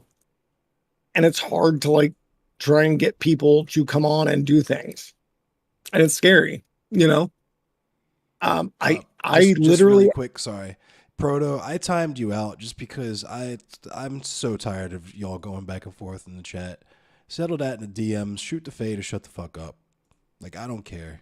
Like you don't you. I'm not banning you because you seem cool, but I'm not dealing with that in my chat. But go ahead, Seaweed. I'm sorry. no, you're good. You're good. I know that feeling. Um, but yeah, like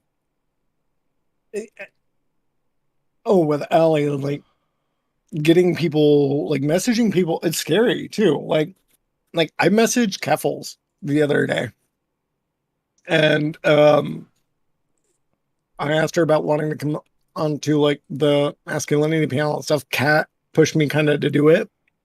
And I'm glad that she did. But I was like, do you think so? Do you think I could do it? Is this like the person that my next biggest takedown? Because like I've gotten some huge names.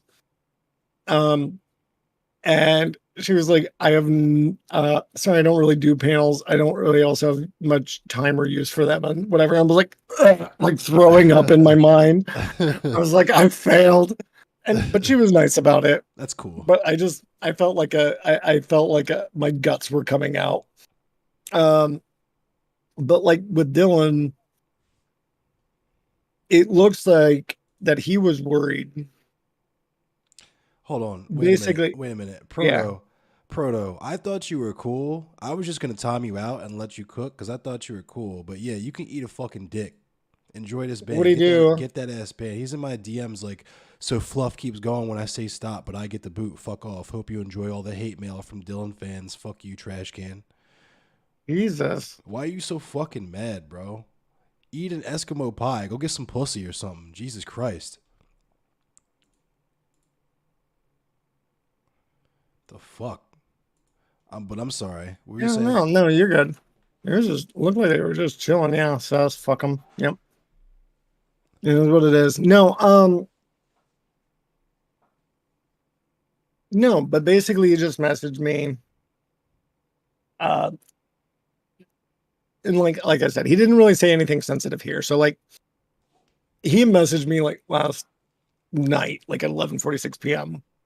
and just like, yo, and I messaged him today about like, what's up? Did you need something?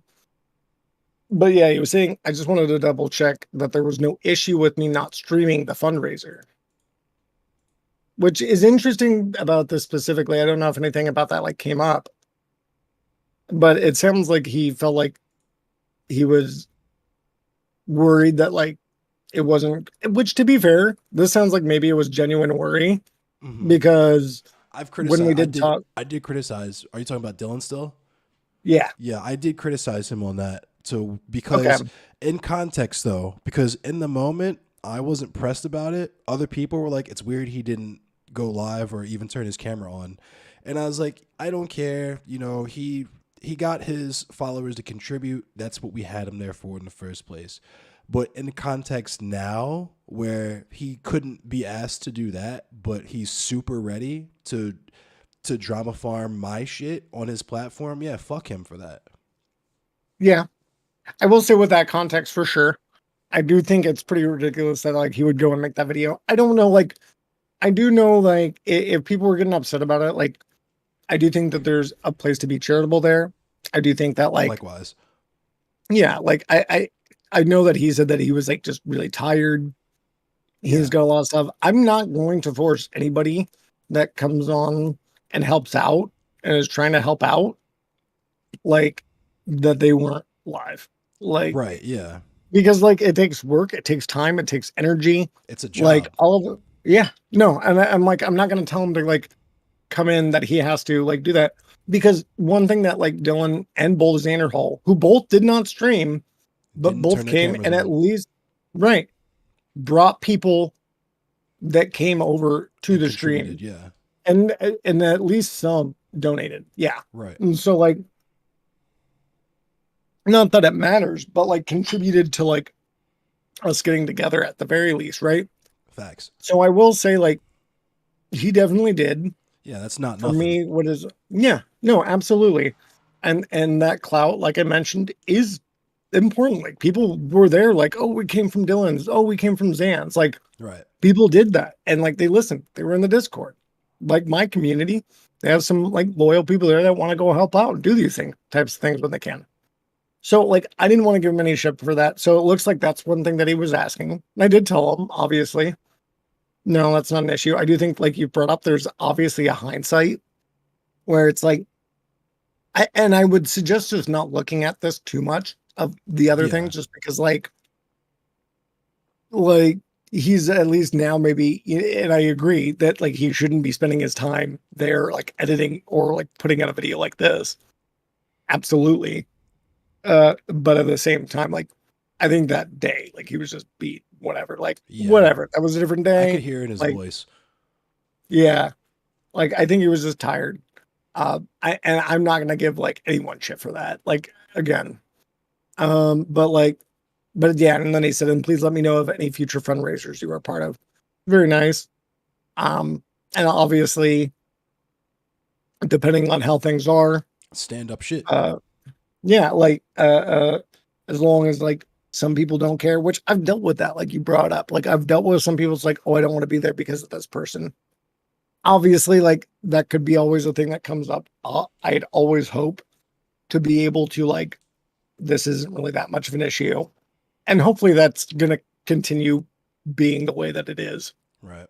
um but otherwise, like I know you, man, like I know what we're wanting to do and the things that we like to do.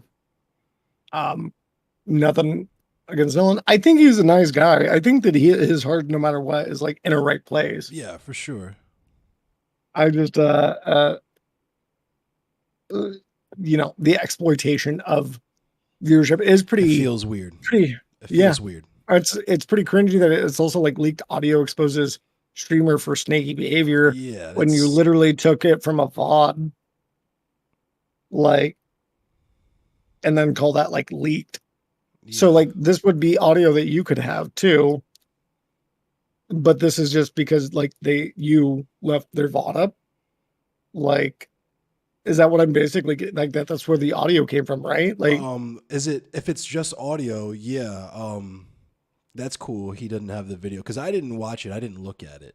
Um, oh, okay, I haven't watched it either, but like there's parts of it that he does have you at the very hold on. right on. Yeah, He's because showing you the whole time, but yeah, because it's like I said, it was a conversation that I thought was private and had no clue that it was up on the VOD until fucking Sansol right, drama farmed it. And then when I found that out, especially because it obviously was compromising to the people I was having the conversation with. I told them, I apologized to them, I fucked up. You know what I mean? I made my apology tour. Took the VOD down expeditiously. Like within 24 hours, it was unpublished. But I guess that wasn't what we were trying to do. So we have to cover it on stream and then drop a YouTube video of it for to live and of exist for course. all time. Hmm. No, that is really fucking frustrating. But no, like But the I other just I thing want to let go ahead. I was gonna say, because the other side of it is, I'll stand on anything I said on it. It's not. I didn't find anything that I said because I mean, like y'all know me, like I don't use like problematic language or any of that type of shit. Like there was two slurs and they were both references to me being called those slurs, right? Like Right. I will stand on anything that was in that video. Like I don't think any of it was terribly problematic. It was just the fact that it hurt Dylan's feelings. Monkey Mm, D Goofy. Yeah, unfortunately, when you act like a clown online, it tends to stay there. Not you acting like a clown. You go bye bye. When you act like a clown in my chat, you get banned. That's what happens to you. So there's that. But yeah. mhm. But yeah, I'll stand on anything that I said in that. I don't think that it was.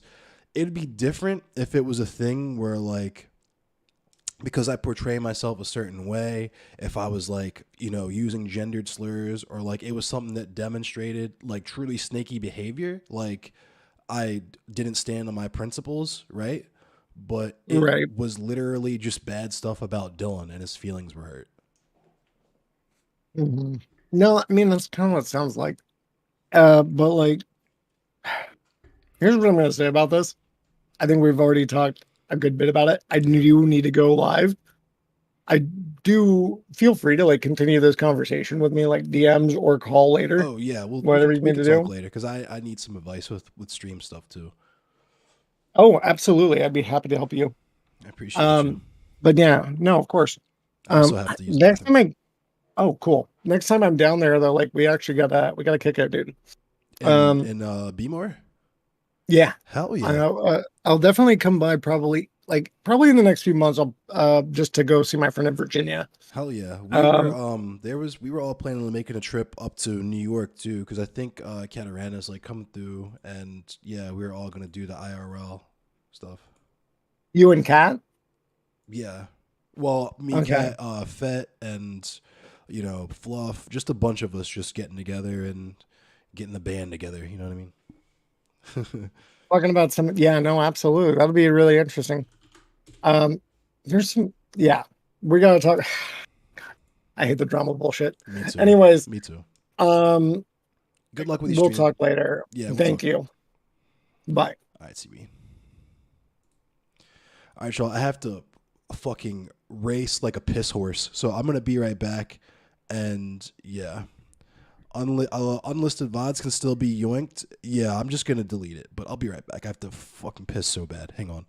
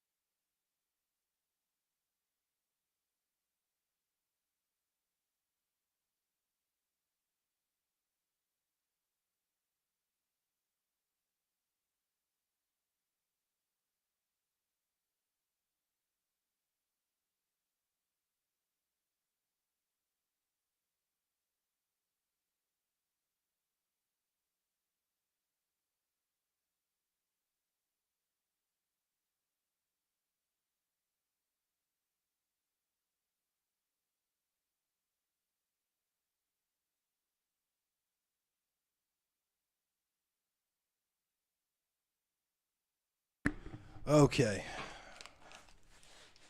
All right. Yes, the Jason takes Manhattan. Yeah, it's got the Baltimore. Yes, thank you, Kevin FM. I love you so much. Thank you. You really are the superior Kevin. But yes, that was Seductive Seaweed. Everybody, make sure you're following him.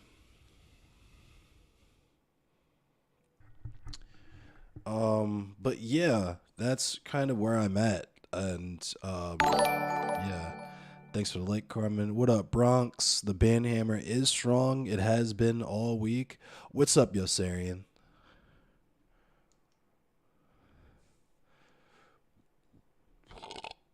Oh, Bink, my bad. Hold on. Let me bring you in. Are you in Discord? You in my Discord?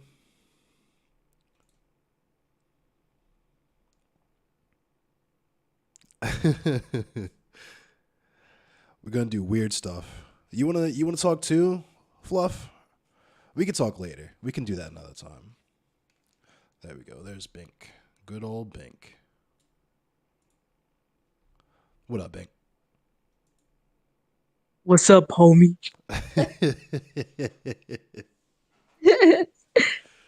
How's it do? How's it do? How you feeling after, everything? I feel good. I mean, I feel like a fucking train hit me because I still got the flu. My throat hurts a little bit, but in terms of like, hold up, laptop Discord. Holy. Okay. I don't know who laptop Discord is. I'm gonna bring them in though, really quick, because if they're goofy, I'm gonna ban them. I can't drag him in. I don't know what that is. Anyway, but yeah, I feel it's cool. Like I'm glad people still support me. Um, I'm glad that people are coming through and you know, yeah, no problem, Seaweed. Always, you're always welcome. But I'm glad that I have the support that I'm due. I'm glad I met you. I'm glad I met Fluff. I'm glad I met fucking Seaweed. I'm glad that what Seaweed said. I'm glad that we have our little circle of not just online leftists, but leftists who are online, right? Working class people and people who have skin in the game and people who are putting in the work who just happen to come on to here and talk about our lived experiences and how we move with that. I was just 3D printing too, but it was quick. I had to be quick about it. Yeah, I just wanted to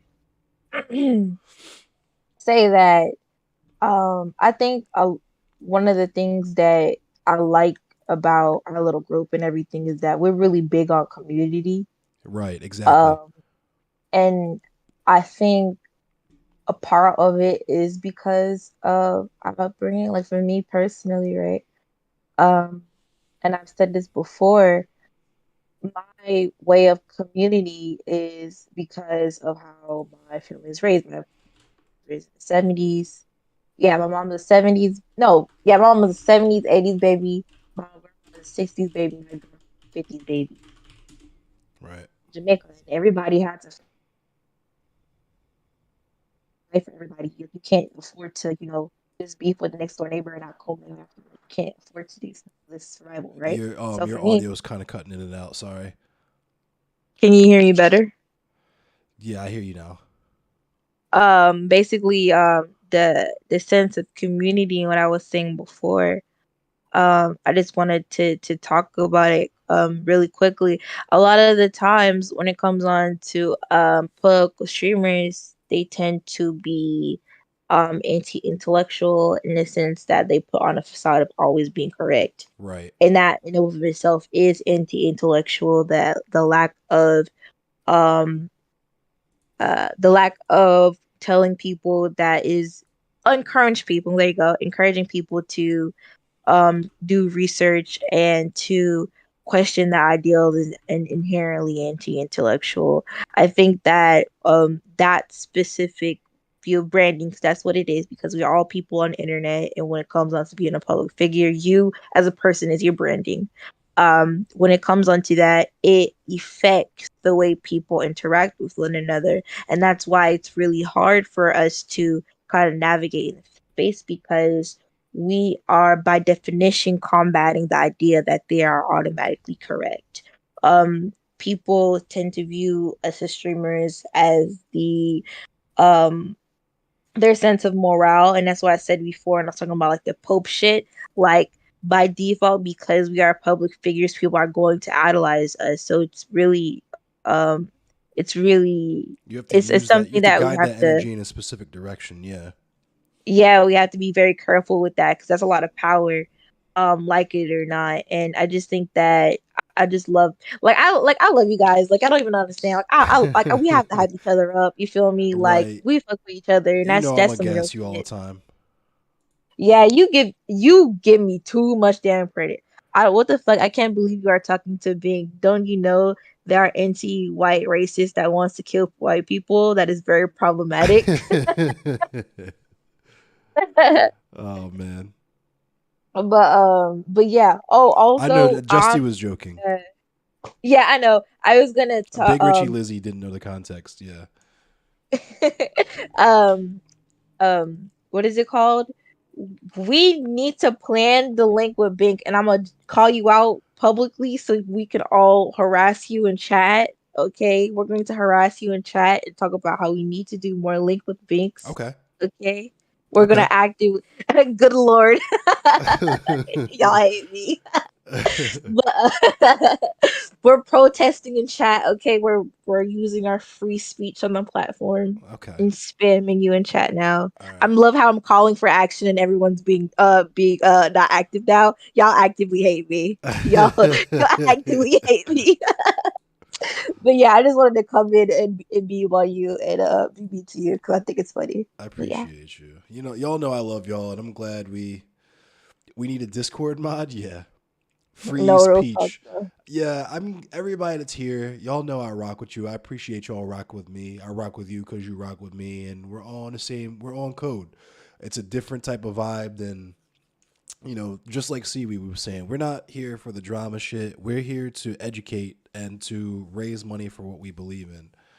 And Yeah, if along the way we happen to make ourselves a little bag, be able to be full times or at least switch to part time with our day jobs so that we can focus more on the educational content and the mutual aid, then that would just be a bonus, a benefit. You know what I mean? But I'm not.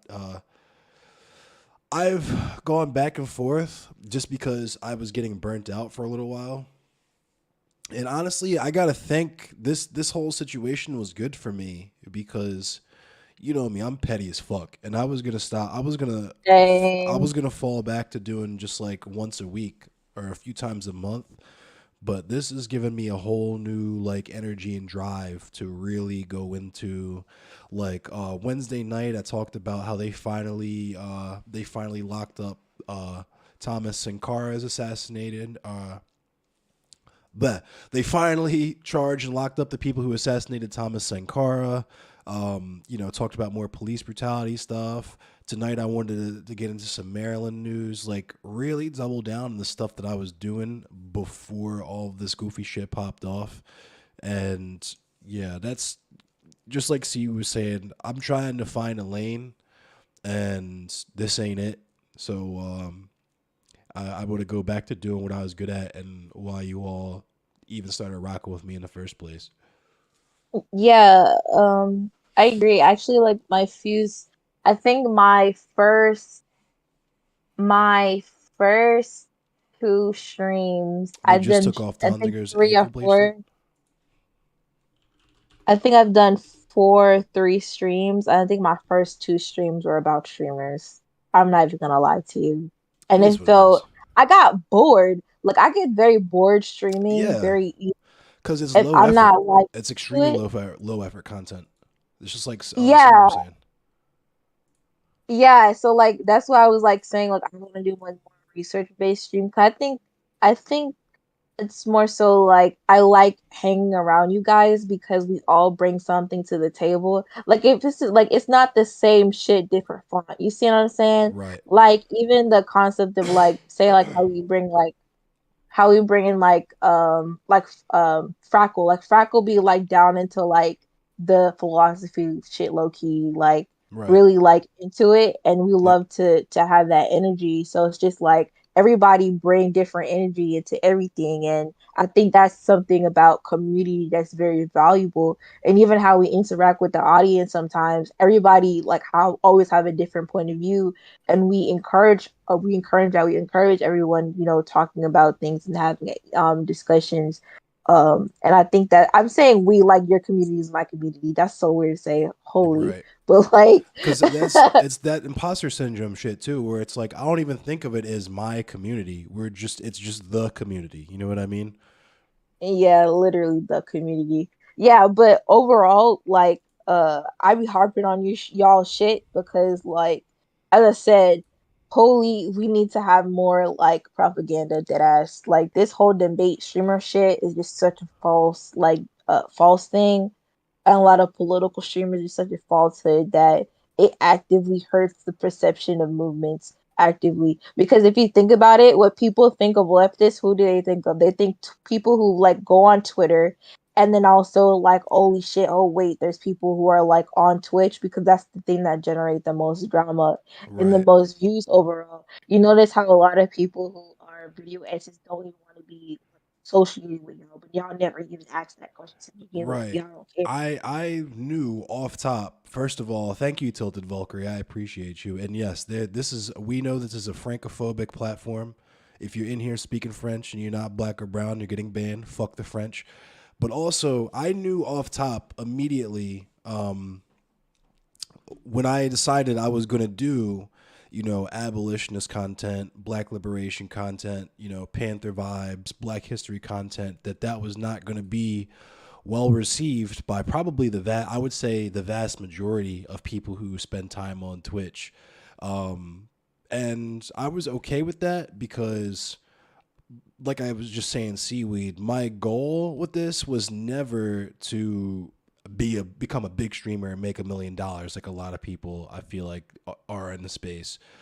But also I knew that the people that actually vibe with that were like Seaweed said, there's a lack of people like us in the space, and they would vibe with it, and we would all find each other eventually, and that's what makes this shit so gross when we're getting like dog piled and fucking, you know what I mean, all this other crazy shit. Yo, thank you for the follow, Christina. Yo, what's up, Maggie LaViolent? It's bully behavior. Like, let's be real. It's bully It's it behavior, it bro. it, it Like, is.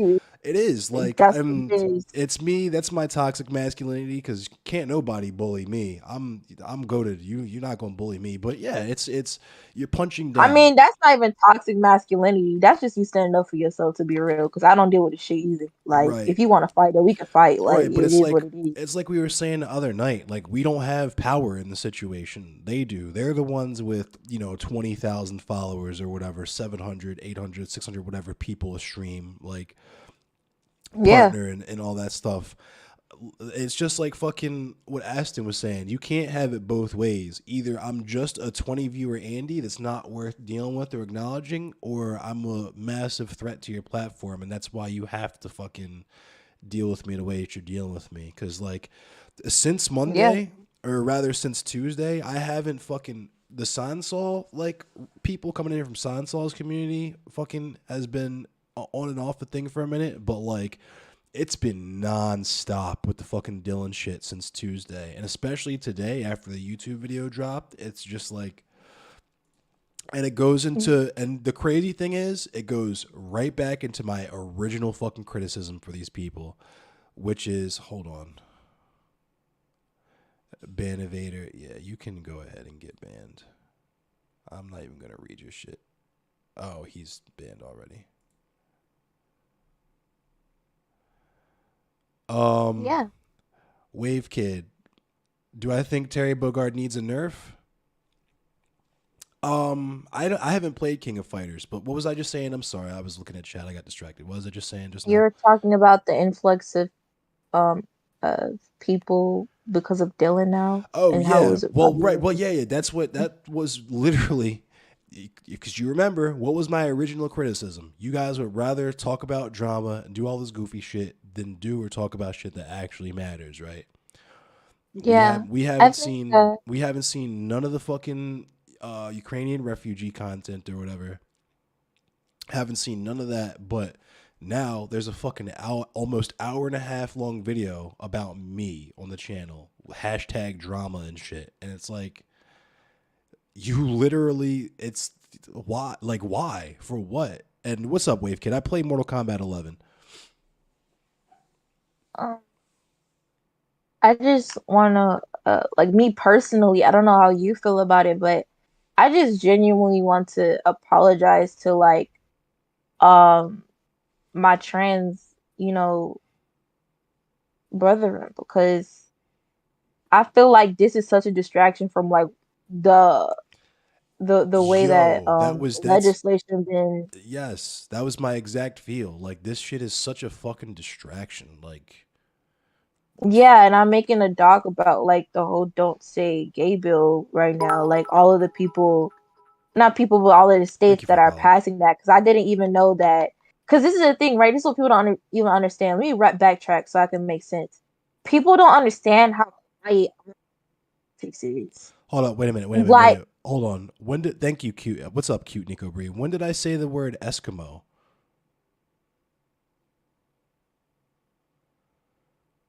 I don't even remember saying that because it's normally not in my vocabulary.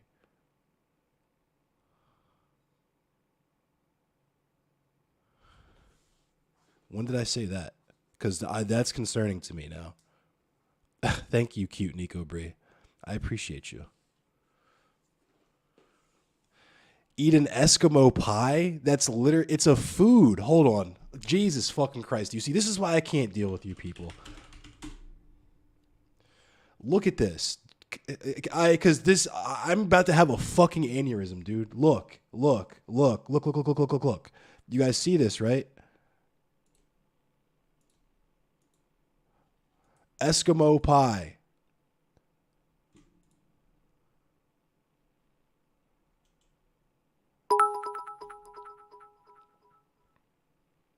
Edie's. Now it's called Edie's pie because it's not. I'm sorry. That's my fault. That's my fucking fault. Eskimo pie is racist. It is. My bad. I'm sorry. I apologize to the Inuit community. I will. What is it called now? Edie's pie? I haven't eaten one of these fucking things in forever. I was just being snarky. Edie's pie? Cool. That's my bad, and I apologize for that. I was wrong for that. It was wrong. Anyway, Jesus fucking Christ. Yeah, it's bad luck, yeah. I didn't know it was renamed either. I didn't know it was renamed either. Yeah, Yungling has a black and tan lager. Like, I mean, yeah, like that's. I'm sorry. It's really fucking weirdly nitpicky, but yes, I apologize for that. That was wrong. I will own that. I will take that. I'll wear that. I was fucked up for saying that. my mind just went blank. Yeah, sorry. No, it's all good. Um, Yeah, drink. Why don't you chug an Aunt Jemima? Just chug some Aunt Jemima. Yo, I like posted a picture of like, okay, so I made heart-shaped pancakes. And I like took a picture of it, and there Edie's was like nuts. a aunt there was an Aunt Jemima like jug in the back, and I was like, holy shit, wait. Wait. Wait, hold up, wait. I didn't mean to show y'all this. Wait. That shit was so funny. Holy. Oh my god. Cancel big. I'm Don't I'm cancel me. I'm I've already canceled. been canceled. Cancel I've me. been canceled. Cancel me. I'm sorry. Fucking you can go ahead and cancel me for that one cuz yeah. I've been canceled. I'm just waiting for everyone to bring up all of the like anti-white, quote unquote anti-white shit that I've ever said. Just bring it up because I will like double like I okay, hear me out. I'm so bad when it comes onto bigotry because there's certain stuff that I'm like, yeah, Oh no. I can't I yo, I will yeah, say I'll say point blank, I don't fucking I'm anti-white. That's not to say I'm anti-Irish or that I'm anti-German or whatever. I'm anti-white because whiteness is just the opposite of blackness. If you identify as white, you probably shouldn't. Nah, being too white to be canceled for that, to be honest. No, but it was like it was a thing where I said something like I would never date a broke nigga, and everybody was like, "Oh, well, that's sexist." And I was like, "But when you think about it, though, like, I why don't would you want no date somebody scrub. that's Scrub. Didn't we just watch broke?" a thing that says that black women usually, whenever they marry a black man, it usually decreases their like financial. It fucks their bag up basically. Yeah, something like that. I know anyone who marries me is gonna be fucked. My credit's good, but I'm broke as a fucking joke. I'm working class as a motherfucker. That sounds anti-Hispanic, if anything, to be honest. LMAO. That's a Well, whole different story. let's get Ellen DeGeneres in here so he can tell us whether or not it's since he's the expert, the multiracial expert. Multi-racial. You're so bad. Why would you say Fuck him, dude. that? Fuck him. Yo, I just be noticing how bad my mic is sometimes. I know y'all probably don't even freaking hear me. Y'all probably like hear like freaking static or some shit. Sometimes it gets quiet, like in and out, like if you're like walking or something, and it's like the mic is moving away from you and getting close to you. If you're using like iPhone or iPod like headphones or something, but it's not like scuffed, like it's not staticky or anything like that. And thank you for the follow dynamics. Yeah. Just you guys just hate me. It's okay. I'm always the last picked for the team. It's okay. Just say y'all don't like me. I'm gonna play the. This is me actually playing the victim and weaponize my identity. You know? Oh my That god! shit was How dare you? How dare you not it pick it pulled me a to death. queer black woman for the team? How dare you? Oh That my dude, I'm god! just thinking that dude Proto Zero was hella mad. That shit was hilarious. He was mad as fuck. Yeah, I'm it gonna was look at just so my I'm weird. gonna look at my unban requests later. I looked at them for the first time ever a couple nights ago, and them shits were fucking hilarious. They were hilarious. Hate being. It's not hate, it's jealousy. Yeah, Oh my gosh, you call me a queen. How dare you? It's princess. Okay, Bink is a ringer. mon we're doing matriarchy. Sorry, Hold up, let only me. This justified. I already know this is a mistake, but let me just check Twitter really quick, see what's going on. Okay, just hella retweets and stuff, but all right. But yeah, What's a ringer? What does that mean? like something's really good, it's unbeatable. Nice, nice. I'm Looked up it up. there. Just Steve Donziger. Video of my ankle bracelet being cut at the halfway house yesterday. The U.S. government shackled this metal to my skin 24/7 for almost 3 years. I showered with it, slept with it, ate with it, and charged it with a battery at least once per day. Still not free. 11 days to go. Damn. My Nubian queen. Holy. Sheesh. Yeah, it'd be like talking about African savages. I'm an African savage. True, because we're savage and we're black. Oh yeah. Right. Steven Donziger is the man who sued Chevron for Ecuador. Damn. It's already For equity. 11. Let me get into this news. You guys want to see me? Y'all want some news? Y'all want some Maryland news? Let's do some news. Since I said I was going to do that. Let me change my stream title. Yeah, I don't think Mr. Ramzo's gonna come on streams today because he's still in hippy dippy. So do y'all business. Do y'all Right. business. I'm just changing my stream title. Chevron put him on house arrest after he won using a Bill Clinton appointed judge. How the fuck does a company put you on house arrest? Yeah, that's really weird.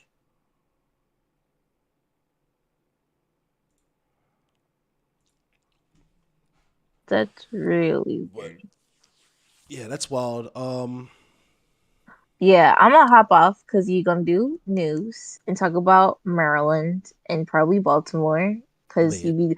Oh, eat a bullet is still in is still a way if you want to troll, but like Who is that? I don't even know. He DM'd me and said, "Kill yourself, rat, subhuman rat." Hold on, let me show you all this because this man's in. It's wild because like so. Here's the thing, right? Uh-huh.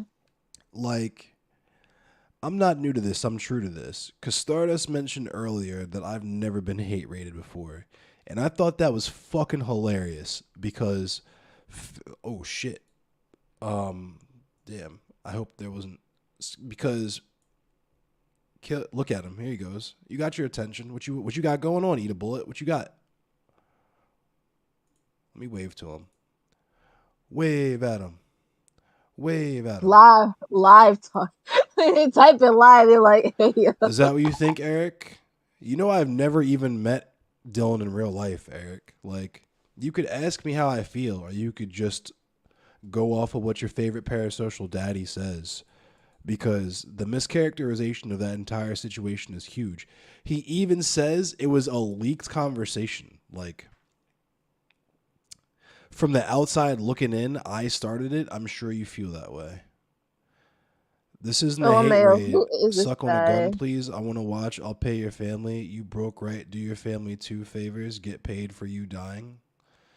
All Eat right, a eat a bullet. eat a bussy. Eat a Eat a bussy. bussy. Damn, dude. Yeah. Okay. How about you get Fluff is some calling maidens? you. I know Fluff Fluff's is calling calling me. you. I'll talk to Fluff later. I just want this guy. I want some content. I want some low effort drama content. I'm farming for drama for clout too. Yeah, I'm doing it right now. Give me some more. I need the clout while crying about Dylan doing the same. Okay.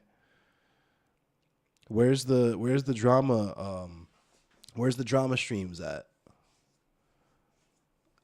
Other than me responding to people like you. Where are they at? Please suck start a shotgun. All right, bud. Your mother first.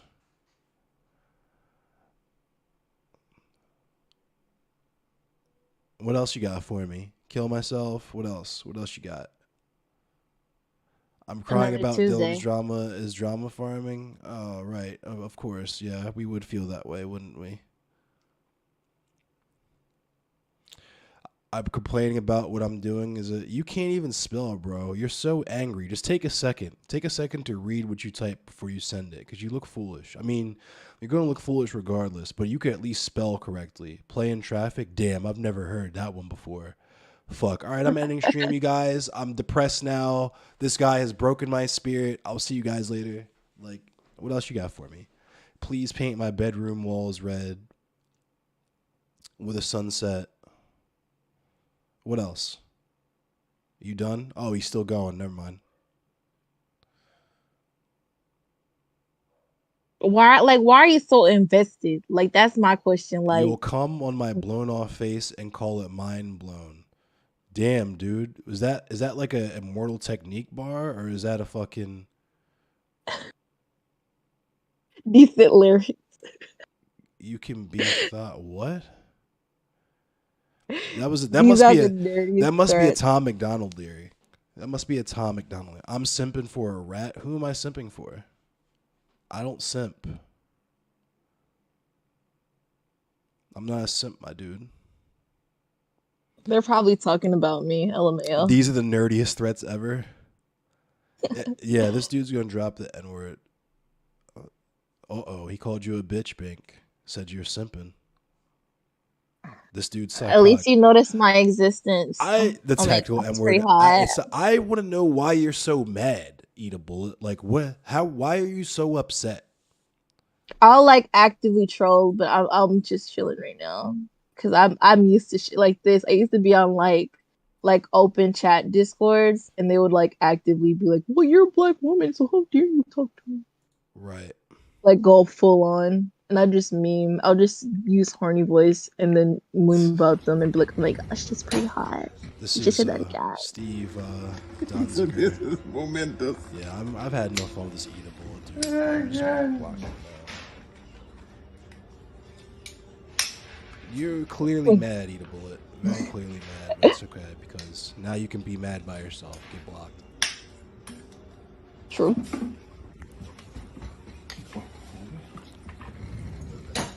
Okay, I'm gonna let you run your show. I appreciate you. All right, Bink, it's good talking to you. I'll holla at It's you. off. All right. Later. Peace. He said this is momentous. Oh shit, he's in the waiting room. I can drag him in. Hold on. I'm gonna mute the audio though because I don't know if he's gonna say something that's gonna get my channel banned. Hang on.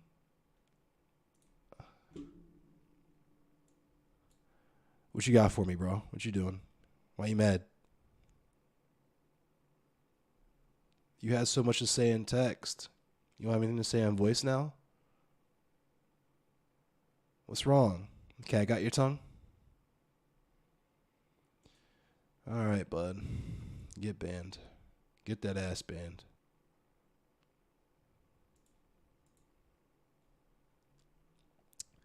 G-Tab. Low tier god vibes. Get that ass banned. All right. Yeah, shit's going crazy right now. Yeah, that's a Keck L. Man, he's gonna be ripped this summer from holding all these L's. Anyway, let me gather up my news since we're gonna read the news now.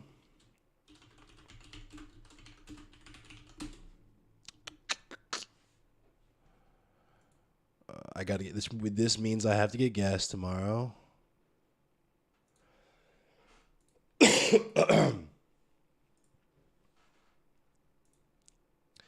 um, 31 viewers. I appreciate you all.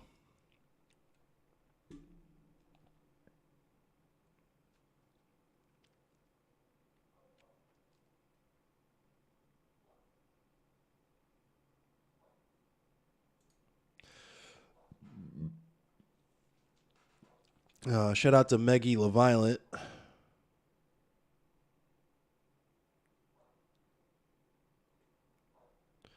Shout out to everybody in chat. I appreciate you all.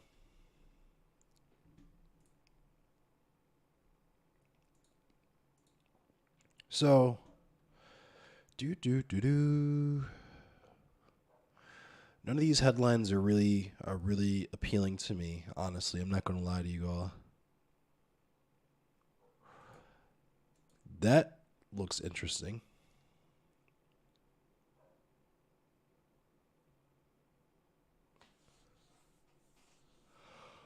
Oh, because I want to do some Ohio news too. Because I'm from Ohio originally.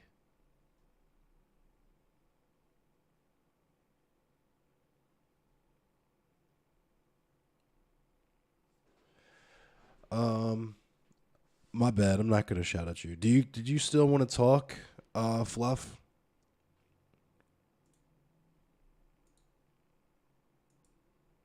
Or were you just calling to tell me to stop showing that dude's messages?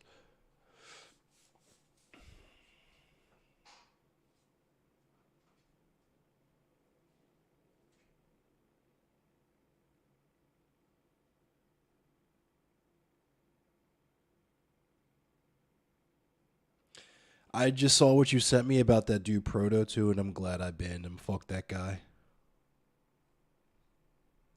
Oh, you were just trying to get me to stop showing messages, bet. Alright, I got a pretty decent amount of news here, but let me hit Jacobin just to sprinkle a little spice on top. You know what I mean? Just to sprinkle a little spice on top.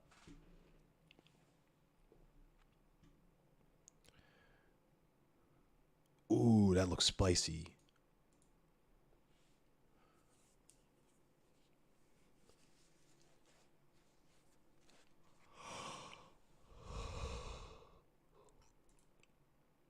All right. I think I got a nice little smattering of news for you all. Democracy Now! Cool. I'm going to YouTube We got rejected. We got the rejected challenge to congressional maps, but it's honestly routine for this decade in map news. Yeah.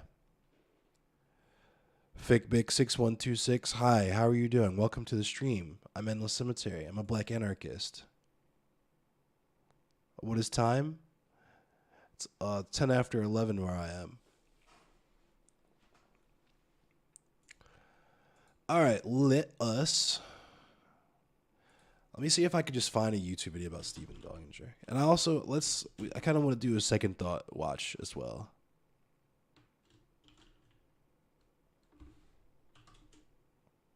Time is an illusion.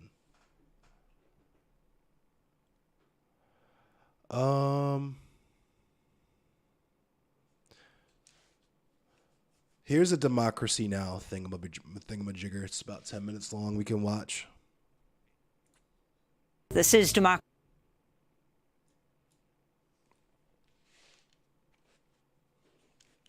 Jacobin? Yeah.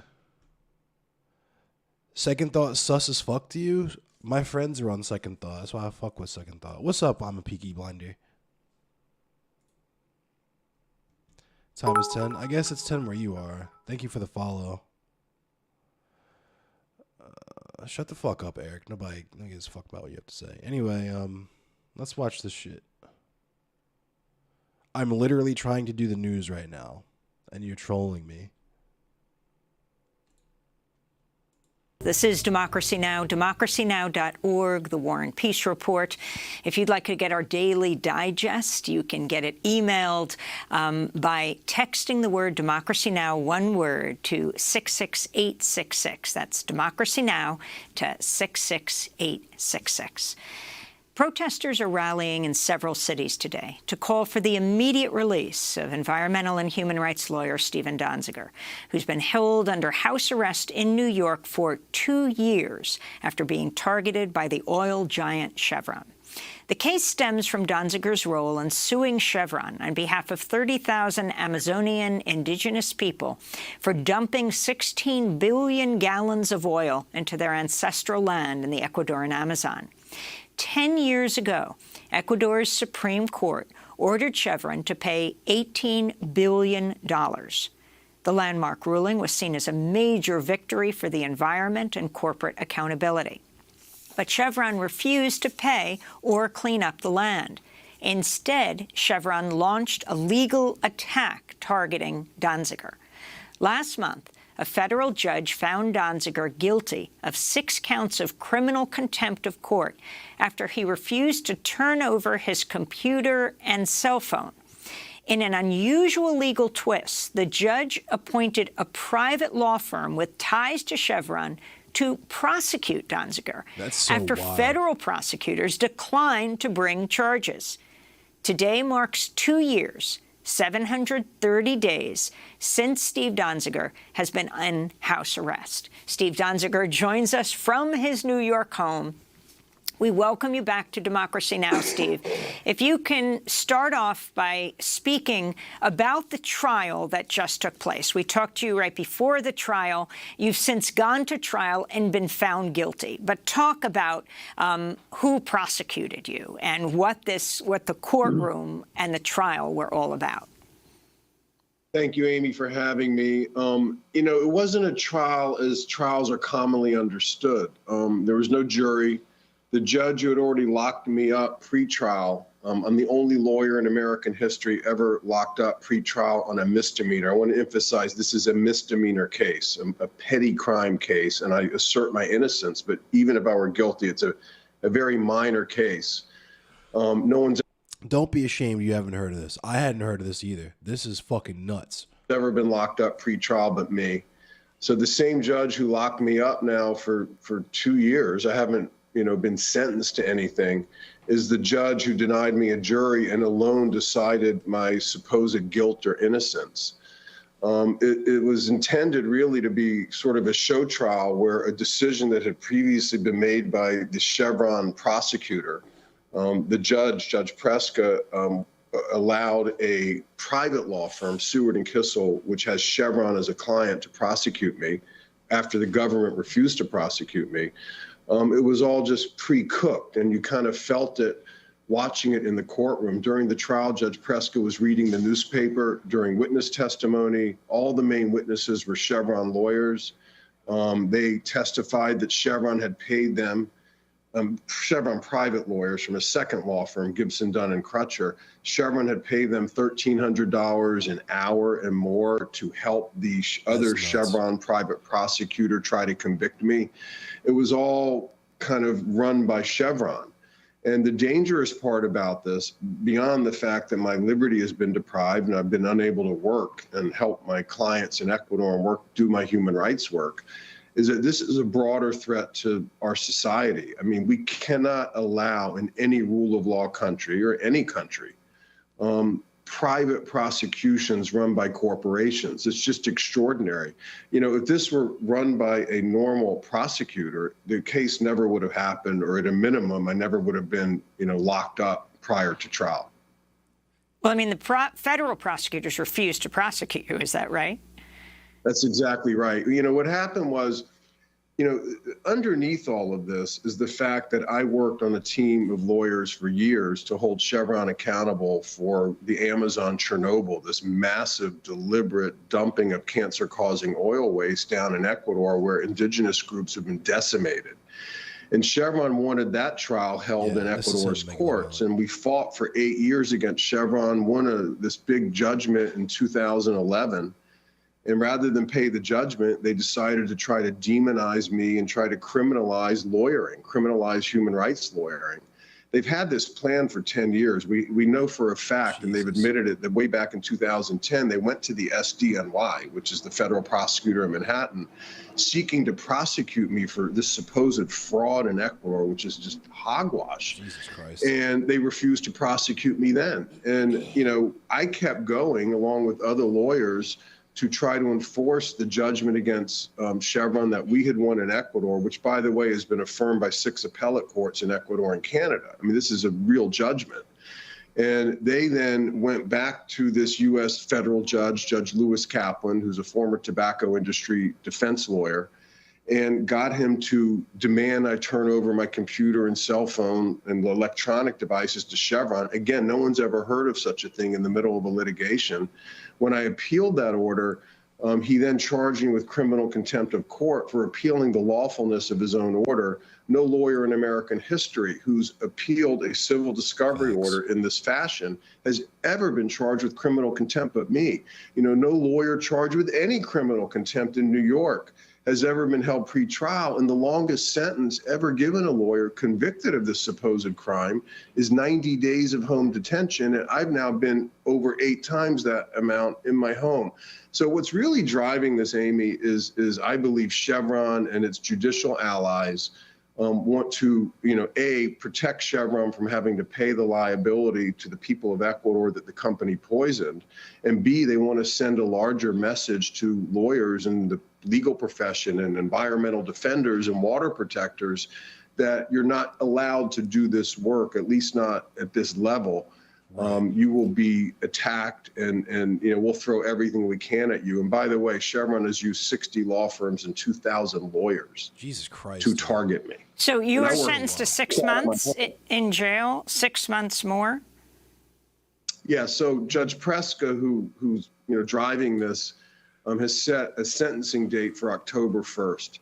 I'm very fortunate because there's a massive amount of support, as you acknowledge in the openings, to this segment, growing around the world. We have rallies today in 15 cities around the world demanding my release, including Seattle, San Francisco, LA, New York, Boston, Toronto, Tel Aviv, and Quito, among them, Melbourne. So, we are building a movement to, not only demand my release and to protect the freedom of me and my family, but also to protect this idea that you can do corporate accountability lawyering and not be attacked by, right-wing judges and corporations that can take over the public machinery of the prosecution. This is a serious issue. Like having a corporation prosecute someone and have the power to deprive someone of their liberty in the United States can't happen. This is the first time. And of course, if they get away with it with me, this, I believe, is part of the playbook of the fossil fuel industry to do this to other activists and lawyers. Well, Steve, we want to thank you for being with us. 6 members of the Congressional Progressive Caucus, including AOC, Cori Bush, Rules Committee Chair Jim McGovern, and others, Jamie Raskin, have called for the DOJ to review everything that's happened to you. Steve Donziger, human rights lawyer who successfully sued Chevron in Ecuador for dumping oil and toxic waste in Amazon, he's been under house arrest for 2 years today. That does it for our show. I'm Amy Goodman. Stay safe. Yeah, that's pretty nuts. I didn't know about any of that. That's pretty fucking gnar.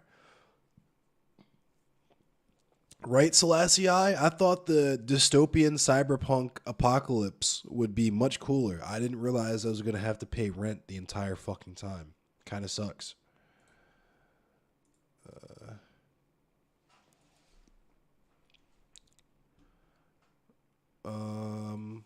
Let's check out some Elon Musk stuff.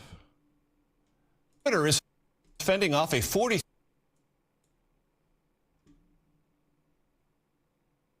So this is up next. Let's check this out. Just basic clickbait news, you know what I mean? $3 billion takeover attempt by the world's richest man, Elon Musk. Today, its board of directors unanimously adopted new rules that would make it harder for Musk or any individual to gain control of the company without paying shareholders a premium or giving the board more time to, quote, make informed judgments. Right now, Musk is the company's largest private shareholder. Good evening, everyone. Thank you for joining us. I'm Twitter on Friday, and the judge who said Chevron didn't have to pay is a Clinton appointee. Surprise, surprise. That's that liberal fucking. Oh my god, dude, I hate this country so much. Twitter on Friday said it adopted a poison pill plan that could block billionaire Elon Musk from significantly increasing his stake in the social media company. The countermeasure comes a day after Tesla CEO Musk unveiled a $43 billion hostile takeover offer for Twitter. You discovered the Donziger story in your environmental law class, and it wasn't even the craziest case you talked about. If you could, I believe that. I can totally fucking believe that. Just because we're not on good terms now, obviously, but I knew someone that went out to Standing Rock for, you know, I'm tapped in, or at least I was tapped in with at least one water protector. I'm not gonna act like I was out there doing the shit or that I know a bunch of people who are doing the shit, but I'm tapped into that like effort. And yeah, I totally believe that they're doing wild shit to water protectors. Yeah.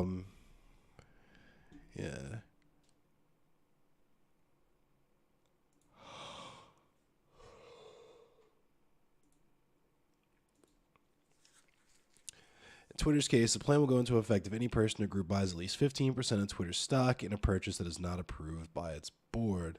If triggered by such a purchase, the plan would give other shareholders the right to buy additional shares of Twitter stock at a discount, which would then dilute the value of Musk's shares. That would effectively reduce the control that Musk could gain through share purchases. Twitter said that the plan doesn't prohibit its board from accepting an acquisition proposal if it believes it is in the best interest of Twitter and its shareholders. So I guess we'll see how that goofy shit plays out.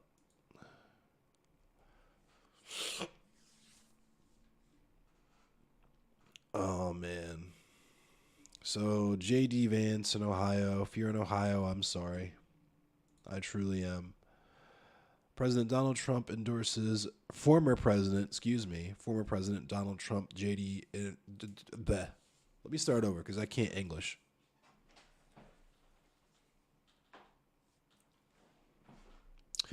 Elon Musk should be in jail, yes. But also, former President Donald Trump endorses J.D. Vance in Ohio Senate race. Let's read these tweets. 45. It is time for the entire MAGA movement, the greatest in the history. Yeah, the MAGA movement. That's the greatest movement in the history of the country, right? Not the Battle of Blair Mountain. Not the Black Panther Party. None of that. Not the Haymarket Affair. Nothing like that. It's definitely the people who protested because they wanted to go to Red Lobster with no mask on. and the people who think Democrats drain the blood out of babies and fucking drink their blood, and that Jewish people fucking grind up babies and eat them on matzah bread. That's the greatest movement in America. They're literally saying to collectivize to stop Elon from buying Twitter. That doesn't surprise me. Elon sucks.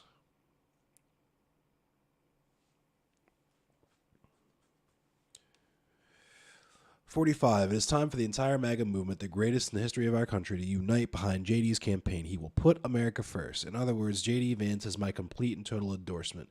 He will not let you down. Make America great again." That's the slogan. You know what I'm saying? The branding is strong. The brand is strong. Let's check out these tweets.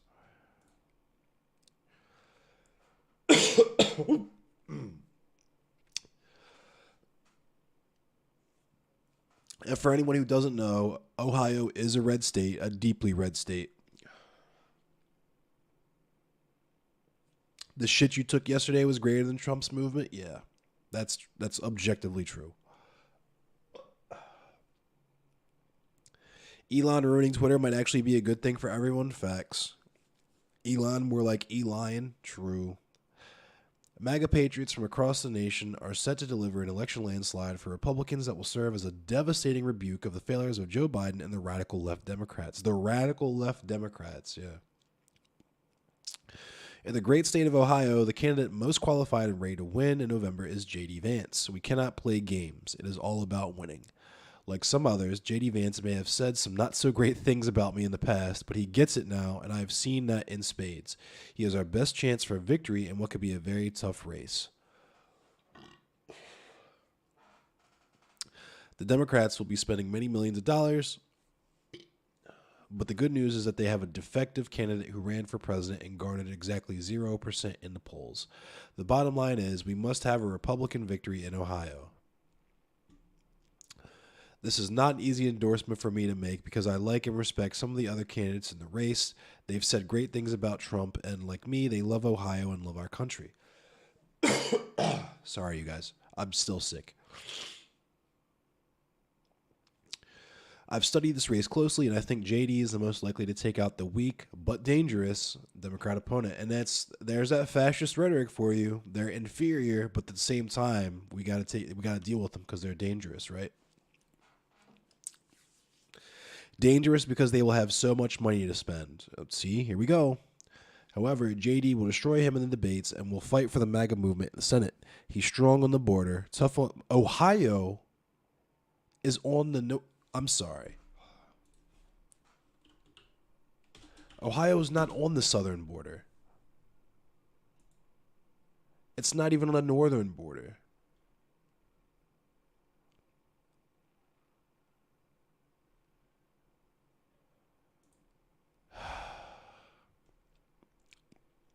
I guess he has pull about the border because this is a Senate race, but still, this is fucking ridiculous.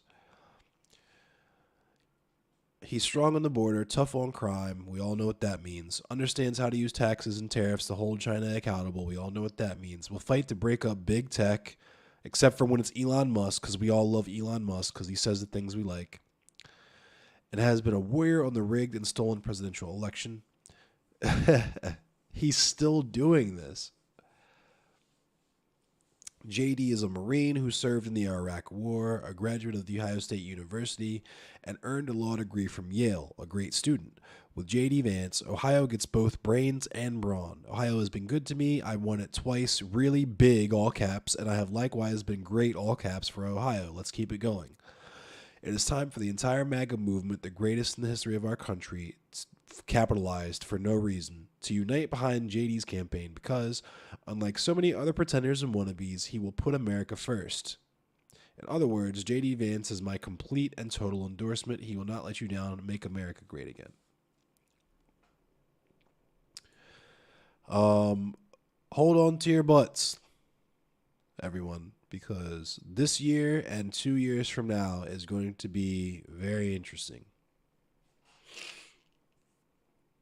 Rainforests of Ohio, salt flats of Ohio, Kaled, Ohio. Ohio is white nationalist training grounds. That is Very fucking true. I think the most active hate groups in the country, like Ohio is the state with the most active hate groups, like KKK, Wolves of Inland, all that shit. Who wrote that? Hang on, let me reopen the tab. I forgot who wrote that. It was Taylor Budowich from California, who is the director of communications for Save America and Donald J. Trump. He was Donald Trump's director of communications. So I guess he says the stuff that Donald Trump can't say because he's fucking banned. He got his ass banned. Yeah, Ohio is pretty landlocked. They got a lake to the north, but it's like, it's meaningless.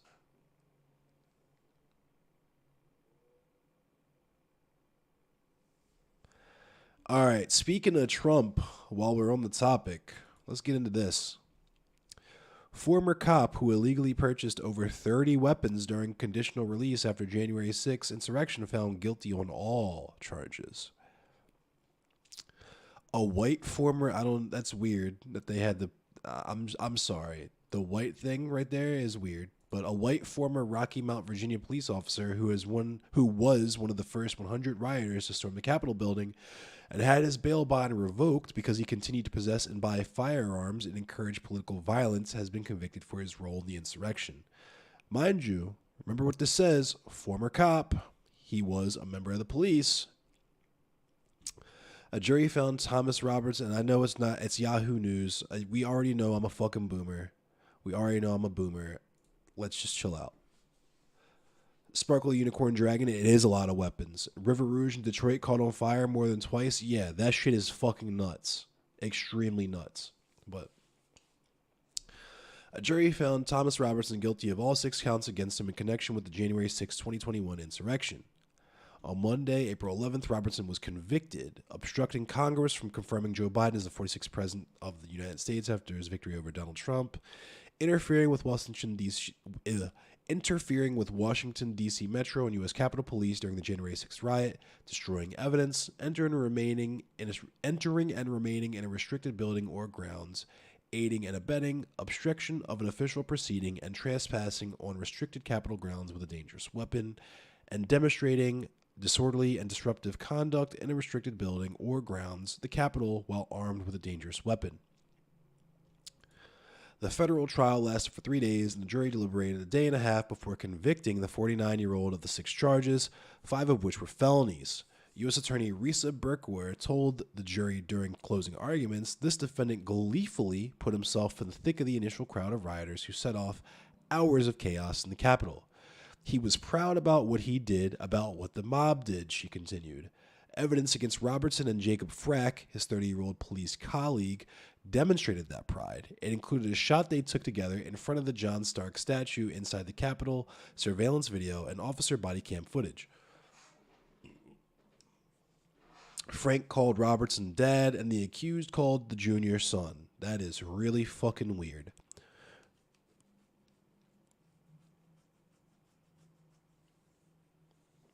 I'm going to read that in a second, Justy Belmont. But yes, this dude is a thumb. This is real thumb vibes, thumb shit, thumb behavior, hoggish behavior.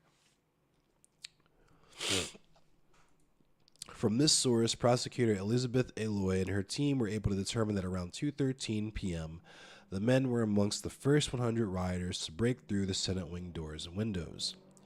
In the footage, Robertson is seen wearing a gas mask and carrying a 3-foot-long wooden stick before he gets into a confrontation with officers trying to contain the riotous crowd, refusing to move out of their way.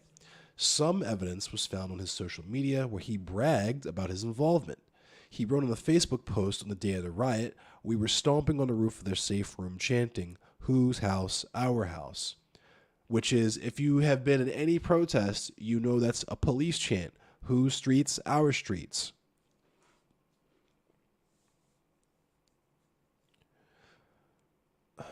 The same day, he also wrote, "A legitimate republic stands on 4 boxes. The soap box, the ballot box, the jury box, and then the cartridge box," which is, Jesus Christ, dude. LARP much? I can't even call this dude a LARPer because he was literally a cop. A government scared of its people. The pictures of them huddled on the floor crying is the most American thing I've ever seen, he wrote on January 8th, ending it by saying, "We, not Antifa, stormed it." Remember how they tried to say Antifa did all that shit, dressed up like MAGA people to try to frame them? Crazy, right? Even after being arrested and extended a bond, Robertson continued to show signs that he wanted to overthrow the government. Authorities arrested the Army veteran 5 months later after finding over guns and other weapons in his home. Over 30, I'm sure that's probably meant to say over 30. Over 30 guns and other weapons in his home after Judge G. Michael Harvey mandated as terms of his release that he keep away from all firearms, destructive devices, and/or weapons as he awaited trial. The judge told him, even though he owned guns, to move them from his domicile within 2 days. However, court reports revealed in less than a week after his bond release, authorities discovered in his Ferrum, Virginia home 8 firearms.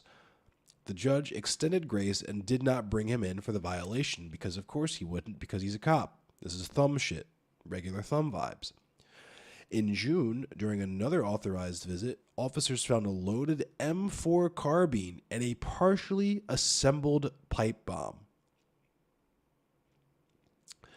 Imagine if the police came into my house and found a loaded M4 and a partially assembled pipe bomb. They would fucking straight Amir lock me. That's what would happen. I would get ventilated. Prosecutors also said he purchased 34 firearms online. Why do you need that many Well, when you're trying to arm a militia, you probably... Yeah, makes sense. Transporting them in interstate commerce while under felony indictment. Weapons that were waiting for him at a gun store. The judge revoked his release order because he twice violated his pretrial release terms. Robertson's defense attorney, Mark Rollins, conceded to some of the evidence against his client. In her closing statements, Burkor said, "In our democracy, we don't decide there is no room for vigilante justice or mob rule or counterinsurgency." She also noted that the evidence in total displayed Robertson's desire to cause violence to intimidate and stop Congress from doing its job. Since January 6, 2021, the Justice Department has prosecuted 770 cases related to the insurrection. Wild. And on that note, let's segue right into this. The New York subway attack is horrifying, but more police power is not the answer. And it is not, because there was a shitload of police there. They had all that surveillance state shit there, and the dude still got away somehow. Imagine that. I bet if the dude jumped the turnstile, they would have prevented that shit from happening. But on Wednesday, police finally arrested Frank James, the man accused of shooting up a crowded subway train in New York City, wounding 10. James strangely had called in the tip himself, telling police he was at a Manhattan McDonald's. Other New Yorkers spotted the subway shooter too, assisting the police. Eric Adams, the New York City mayor, touted the arrest as another victory for the New York Police Department, because of course he would, and called once more for increased surveillance on the subways, because of course he did. "We believe we have a technology that we can use in the subway system that many passengers are not even going to be aware that they are walking past a device that could detect weapons, and we are excited about the possibilities, and I'm not going to leave any legal technology off the table when it comes down to keeping New Yorkers safe," Adams said on MSNBC.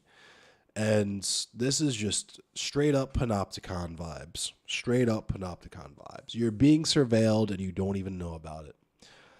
A former police captain, Adams was elected mayor last year on a promise to crack down on crime. He was able to outflank more liberal rivals in the Democratic primary as public safety became a top issue for voters. Since taking office, he has visited numerous crime scenes and vowed at various points to reintroduce tougher policing practices. Progressives are wrong to simply mock police for taking 30 hours to apprehend James or relying on tips to find him. That's how policing usually works. And I would add in here that we should abolish the police, but we can have that conversation later. Some online commentators have argued that the shooting proves police can't prevent any crime because Adams had already dispatched more cops to the subways and James was still able to detonate a smoke bomb and unload his gun on passengers. Police can deter crime, and most working-class New Yorkers want them to catch criminals and solve crimes. And police do not prevent crime. They respond to crime. But Adams and his tough on crime cohort get the story wrong too. Heavy-handed tactics in a new surveillance regime aren't the answer, because both already exist. Thank you. Since 9/11, the NYPD has morphed into a standing army with extremely sophisticated weaponry, performing all kinds of counterterrorism functions. Civil liberties have been abused. Stop and frisk. Anyone? If the NYPD can't police with the tools already at its disposal, including an operating budget of $6 billion with a B dollars and a force that numbers approximately 36,000, then there are greater problems at play, and the problem is poverty. But we can't say that because we're liberal capitalists. What up, Roxy?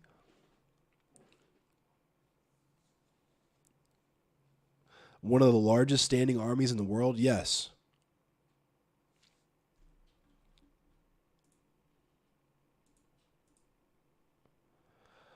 Sorry.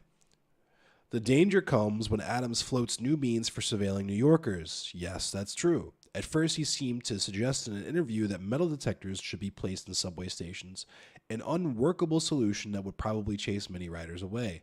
Millions enter the city's subway system daily, and there are almost 500 stations. Later, Adams said he didn't really mean he wanted metal detectors. Instead, he called for newer, if non-specified, technologies. It's probably gonna be body scanners, like airport body scanners. There are theoretical options. The much smaller Los Angeles subway tried out scanners, there we go, to detect guns, and the system malfunctioned during a demonstration. That's funny. Camden Yards, the home to the Baltimore Orioles, is also attempting a walk-through threat detection portal. The state-run Metropolitan Transportation Authority, which controls the New York City subway system, said no technology would be endorsed that impeded how people move through the subway. Adams, though, has a thirst for invasive surveillance technologies. He is a proud supporter of the sort of facial recognition tools that can wrongly pin crimes on people of color and exist with little oversight nationally. Since Adams' crusade against crime is popular with New Yorkers, he will have a wide berth to sacrifice civil liberties in the mistaken belief that such a trade-off is required to make people safe. It's not and never has been. What was it Thomas Jefferson that said those who would sacrifice liberty for safety deserve neither? I fucking hate Thomas Jefferson. He's a piece of shit, but that was an accurate statement. Better investment in mental health services, housing, and now we're getting to the meat. Better investment in mental health services, housing, and social safety net programs can, in the long run, reduce violence in the streets. I'm glad we have a writer or an editor here that understands that the primary motivator for crime is poverty. James is 62, but most violent crime is committed by those under 30 with few other options in life. Gangs have purchased in neighborhoods where jobs and educational opportunities are lacking. And beyond shootings like these, there are crises that mental health professionals, rather than armed police, should be called upon to address. On that note, see Samuel Celestin, right? Thank you, Caleb's Revenge. Good to see you. Progressives, especially those who want to defund the police, must recognize that a total pullback from policing won't succeed either. I would agree with that only if we don't fund social programs. If you just take the police out of there, that's probably not a good outcome if we don't have any social programs. Those most affected by gun violence want the criminal justice system to function for them. This means having police present who take their trauma seriously, try to crack down on gun trafficking, and help put murderers in prison. Better policing is not the total absence of policing. A good mayor would deploy police effectively without abusing the rights of the most vulnerable New Yorkers. Unfortunately, it's not clear that Adams is up to the task.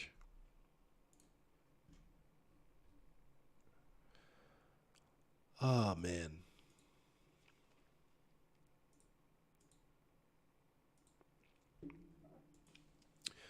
All right, so one last story, and then I get to the local news. Actually, I'm going to do the Maryland stuff first, and then I'm going to do something that's a little uplifting, something that's going to give us a little hope, give us a little drive for the future. Real lefty vibes, right? So Let's get into this goofy Maryland shit first. Time is running out for Maryland's drivers to take advantage of lower prices at the pump. The state's 30-day gas tax holiday, enacted last month in response to soaring gas prices, is set to expire at 11:59 p.m. Saturday. That means drivers should expect to spend roughly 36 cents a gallon more starting on Sunday. With the clock winding down, Comptroller Peter Frenchot is suggesting that Marylanders fill up their gas tanks soon to head off a last-minute rush. In a statement, Frenchot lamented that lawmakers did not pass a measure to extend the gas tax holiday for 60 more days, because of course they didn't. This is Maryland. They never, aside from the stuff that happened with the against the vetoes, Larry Hogan's vetoes the other day, nothing good ever happens in Maryland. A 90-day state gas tax holiday would have provided more substantial savings to hardworking Marylanders trying to make ends meet with everyday costs rising due to inflation, Frenchot said.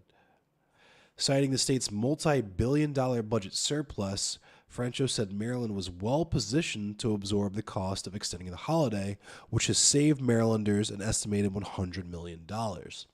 As of Friday, the average price of a gallon of regular gasoline was it's about $3.70, while mid-grade was $4.17. Premium was $4.44 according to the AAA, the AAA. The price of diesel was $4.60 a gallon. The national average was about $4.07 a gallon. The General Assembly passed the emergency fuel tax suspension in mid-March as the gas prices crept past $4 per gallon amid Russia's invasion of Ukraine. Despite calls for an extension, lawmakers failed to pass a proposal to let the holiday continue.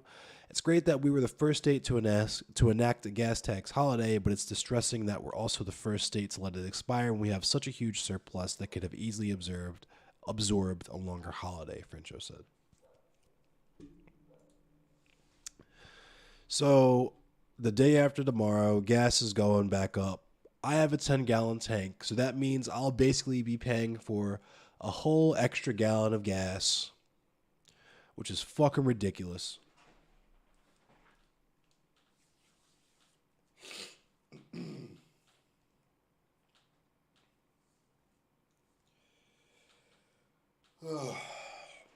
As promised, we're going to talk about something a little bit more uplifting.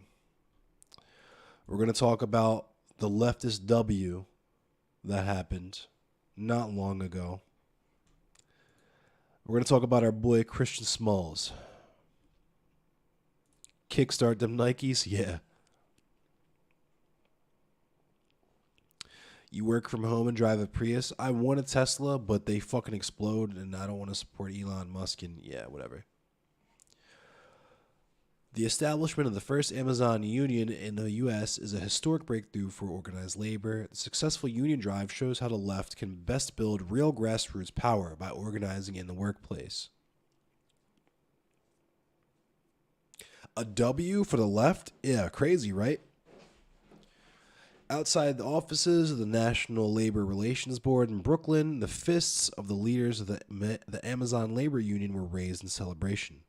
Amazon, the United States' second largest private employer, had finally seen the establishment of its first ever American union in its 27 years of operation. This momentous occasion necessitates a reappraisal of the labor movement and its relationship with the left in the United States and elsewhere. It's true that barriers to this relationship aren't new. The rapid growth of organized labor during the post-war era was fiercely opposed by the state and the capitalist class. The Taft-Hartley Act of 1947 and the Red Scare instigated a ferocious witch hunt against the left, particularly communists, who were subsequently ousted from unions. Neoliberal capitalism has further transformed the contours of the labor movement. Traditional industries declined, service sectors expanded, and employment became highly insecure. Unionization received a major blow. In 1980, total union membership was around 23% of the workforce, with over 20 million workers in unions. In 2021, union membership hit a historic low of 10.3% of the workforce. Numbers are even worse for younger workers aged 16 through 24, among whom union density is barely over 4%. The pandemic exacerbated these trends. The number of workers in unions declined by 240,000 between 2020 and 2021. It shouldn't surprise anyone that the youth are being exploited, especially in a global pandemic. Yeah, it happened, Mega the Violent. They got the union. Yeah. It was a W. Christian Smalls is the president of the ALU.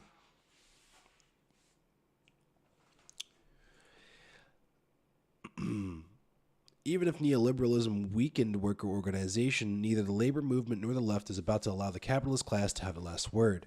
The Amazon workers' victory relied on the active presence of left-wing activists throughout the fight.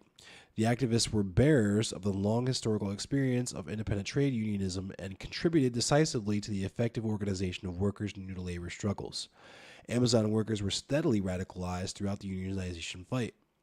And hell yeah, it was hella nice, Maggie LaViolent. Today, fresh paths have been made available to the U.S. labor movement and the left. Special room for optimism comes from the fact that unemployment rates are low and worker job dissatisfaction is high. There is growing public support for unions and many successful unionization efforts, including at Starbucks. Brett, one of the leaders of the ALU, told us, if you can unionize Amazon, then you can unionize everywhere, so all power to the working class. This is a huge win for the labor movement, for workers unionizing their workplace, organizing and putting back the power in workers' hands. All power to the people.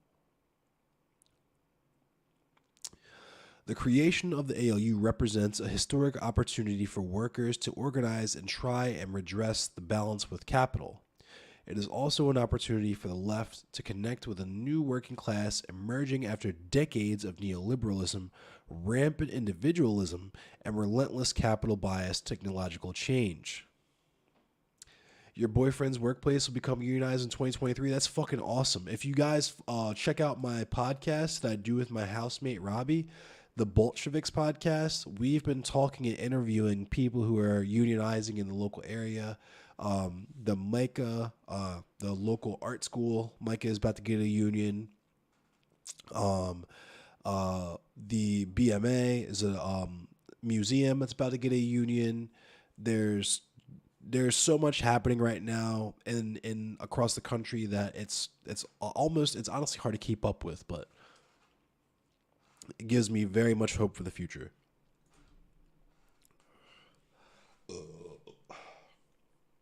Excuse me, I'm still so fucking sick. I'll be so happy when I'm better. My meat suit is failing me. The economic crisis engendered by the pandemic was lucrative for tech firms, particularly the Big Five: Apple, Microsoft, Alphabet, which is Google, Amazon, and Meta, formerly known as Facebook. The predominant reason is clear enough. Delivery services and those that facilitate remote working boomed. None benefited more than Amazon, closely connected to productive accumulation due to its crucial role in the distribution sector. The other big tech companies operate somewhat separately from the rest of production in a sphere unto themselves that is not yet quite as crucial to the overall economy as is often imagined. According to its earnings report for 2021, Amazon made $33.4 billion profits last year, up from $11.6 billion in 2019. Executive Chair Jeff Bezos increased his net worth during the pandemic by approximately $80 billion, reaching $193 billion by 2022, which is like a completely unfathomable fucking number. Like, how would you in the next like 3 generations of your family would never, you'd be trying your ass off and still never be able to spend all that money. Big tech also gained enormously from the central bank's pursuit of quantitative easing, driving interest rates close to zero and consequently creating a stock market bubble. The company's increase in market capitalization is revealing, even if much of this value is clearly fictitious capital that exists only as unrealized capital gains. But even if some of this growth disappears as stock markets adjust, there's no doubt that the Big Five were the undoubted winners of quantitative easing. And you can see there all their numbers pumped in 2022. The growth in capitalization, furthermore, reflects big tech's sustained effort to expand into the cloud computing and artificial intelligence markets, which underlie technological change today, having expanded under the pandemic in 2020 through 2021. Big tech sought to acquire an increasing number of AI startups. Their aggressive moves are reshaping the gig economy, influencing the contours of accumulation across the economy. Amazon Web Services, the web services arm of Amazon, leads the industry in this category of investment and service provision. AWS has been rapidly widening its customer base and expanding both geographically and across sectors. Despite competition from Chinese giants, above all Alibaba, AWS dominates even the Asia-Pacific region. These technologies require enormous investment. It is estimated that spending on public cloud services rose from $313 billion in 2020 to $396 billion in 2021 and will reach $482 billion in 2022. By 2026, expenditure on cloud services is expected to be roughly half of all enterprise IT spending. In short, Amazon, a giant enterprise that was initially focused on digital commerce, is on its way to becoming a force that not only dictates the global conditions of distribution, but also the development of digital services and advanced technological investment generally. For workers, the growth of digital technology represents the intensification of labor and the extension of the working day. The new technologies also increase the insecurity of employment, making jobs even more precarious. I think, would it Noam Chomsky refer to the precarious proletariat? Not least, the new technologies could also intensify competition across the world economy, worsening labor conditions further. Labor conditions at Amazon are a prime example of these trends. The dizzying ascent of the company has allowed it to expand its labor force to more than 1.6 million people worldwide. To manage them, Amazon is aggressively incorporating the new technologies that it is simultaneously developing, dictating the configuration of labor conditions for the leading industries in the years ahead. A large part of Amazon's increased labor force includes seasonal workers employed to address growing demand-side pressures. They face acute employment insecurity as they are easily dispensable once demand for Amazon services fluctuates downward. Amazon warehouses have recently witnessed an incredible turnover rate, going through more than 100% of the workforce every year. So that means you could be working in Amazon and see the entire staff come and go before the year even ends. Unbelievable. Conditions in Amazon warehouses are degrading, bordering on the inhumane. Amazon deploys an alarming AI-based surveillance systems of its warehouse and delivery services. Within the warehouses, any failure to follow the pace of work and fulfill the daily targets results in disciplinary action for being unproductive. Just slave shit. Just straight up slavery time shit. Published documents indicate that Amazon is aware of its workers having to urinate in bottles to avoid being fired for taking time off work. Amazon's treatment of workers further includes stealing tips received by its delivery people, as well as concealing that its automated factories can be death traps for employees. I remember reading a story about a worker who was crushed by a pallet, and it took him like 3 hours to discover his body. Matters became notably worse during the pandemic as workers were systematically exposed to the virus while Amazon enormously expanded its sales. It is important to remember that the struggle in Staten Island began as Chris Smalls, the leader of ALU, initially walked out to protest against the opacity of Amazon's health and safety measures. Despite the best efforts of big business, the ability of wage workers to resist is inexhaustible. The fundamental opposition between capital and labor at the foundations of modern society cannot be willed away. Ruthless harassment of the Amazon labor force by management resulted in a victory for unionization and as timely lessons for the labor movement and the left.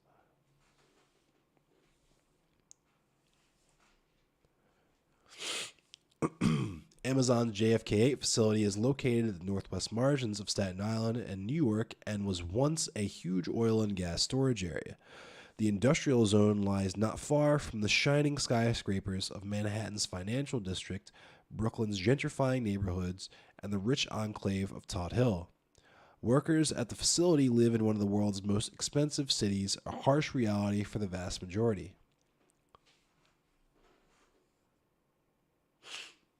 I'm sorry, I thought I was going to sneeze. The unionization drive was led by the ALU, which is organized as an independent union separate from the major union federations that dominate what remains of organized American labor. The principles of ALU include a committed anti-racism. What did Kevin FM tell us? You can't be anti-racist without being anti-capitalist. You can't be anti-capitalist without being anti-racist. And its leadership reflects the diverse racial composition of the warehouse. ALU principles further include a broad left-wing commitment. As Justine of the ALU put it, the union has been actively outspoken against the billionaire class. The impact of left-wing activists has been clear, with the union deliberately learning from the traditions of the International Workers of the World based and the Congress of Industrial Organizations. They carefully read the reference work, Organizing Methods in the Steel Industry by William Z. Foster, the famed labor leader and communist. The experience and participation of the left also helped introduce flexible tactics from collective action to legal challenges against management. Not least, it involved a willingness to accept help from other unions and political organizations of the left. See, we got to work together. A key reason for the success of the struggle in Staten Island was that all members of the union leadership are currently or were formerly workers at Amazon and have first-hand experience of the realities of its facilities. Another reason was that the ALU is independent as compared to the retail, wholesale, and department store union, RWDSU, that led the unsuccessful unionization drives in Bessemer, Alabama. RWDSU was largely thwarted by Amazon's anti-union campaign that the union was made up of outside agitators, a strategy that they could not replicate effectively in Staten Island.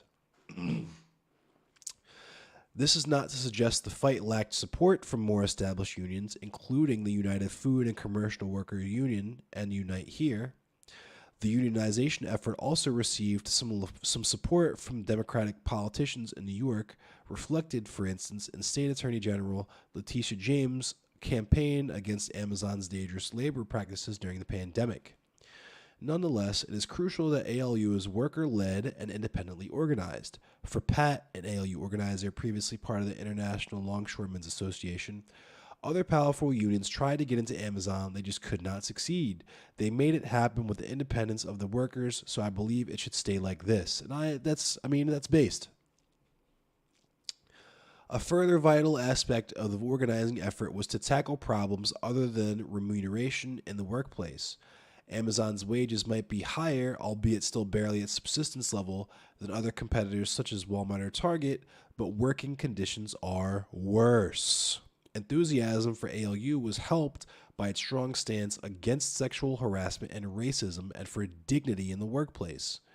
Finally, in the fraught conditions of the pandemic, even minor events proved crucial to unionizing workers.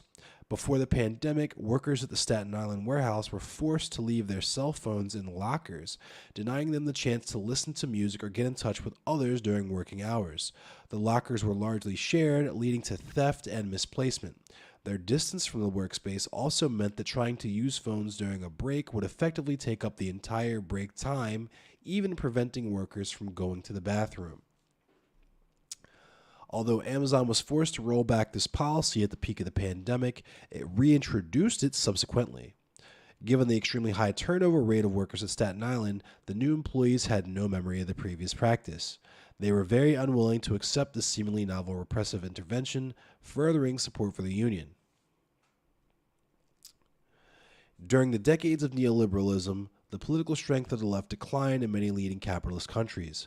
At the same time, the left has been able to mount effective political campaigns to make a bid for or even win political power. Syriza governed Greece from 2015 to 2019, Podemos enjoyed a period of extraordinary growth and influence in Spain, and the Labour Party under Jeremy Corbyn came close to winning elections in the UK. Bernie Sanders' campaigns in 2016 and 2020 also challenged the American political establishment. Excuse me. I'm sorry, I'm sick. Yet on all those occasions, the left failed to enact real change or make long-term gains. It is true that the center left has accepted and even implemented neoliberal policy. The failure of the radical left, on the contrary, was not necessarily due to any programmatic reluctance to challenge capitalism. The real problem was that it was unable to rebuild its historic trade union and political connections with the working class. Despite occasional electoral surges, its political demise ultimately reflects the lack of strong foundations in organized labor. What does a successful unionization effort at Amazon tell us at such a critical juncture? One key lesson for organizing the new working class is apparent. It will not be an easy process. Organization will not be easy. It never has been, and it never will be. Technological surveillance, corporate hostility, and propaganda, and the automation of production create major difficulties for organizing. Amazon has recently banned even using the words union or pay raises in internal company chats. Amazon previously went even as far as to alter traffic lights near their warehouses to prevent trade unionists taking advantage of lights turning red to talk to delivery workers. The tech giant and others like it will be relentless in its opposition to workers uniting. The real difficulties for the ALU lie ahead. It must first achieve recognition by Amazon, and it must then engage in negotiating a contract. To succeed, it will require an understanding of the deeper workings of capitalism. But there are reasons to be hopeful. The ALU's success shows that campaigns run with a strong left-wing commitment by independent, worker-led unions that reflect the changing face of the new working class can indeed be successful. The advances of technology and the I have never seen that word before. Vicissitudes of the pandemic. The advances of technology and the vicissitudes of the pandemic. I'm sorry. I'm weird like this. Obviously, you can tell I'm an autodidact. I need to look up that word. Vicissitude. A change of circumstances or fortune, typically one that is unwelcome or unpleasant. Okay. Vicissitude. Cool.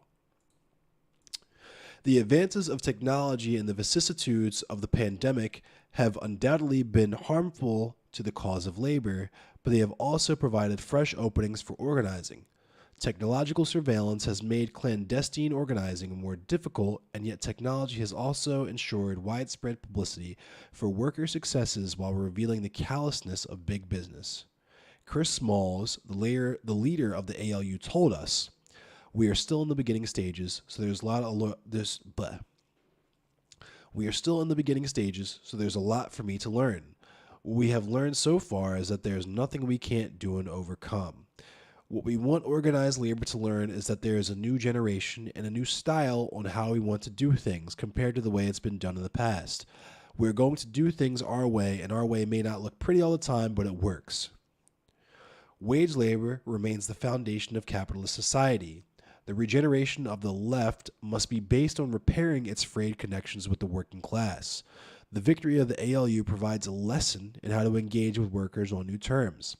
The left can mobilize its rich historical experience to support labor, and more importantly, learn from labor on how to take the fight to capital again. And you looked up what an autodidact is? That's funny.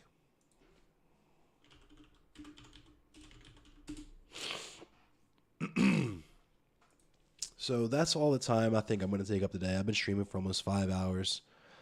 I think Rhizome wanted to talk to me, but I don't care. I'll be live this weekend, like I said.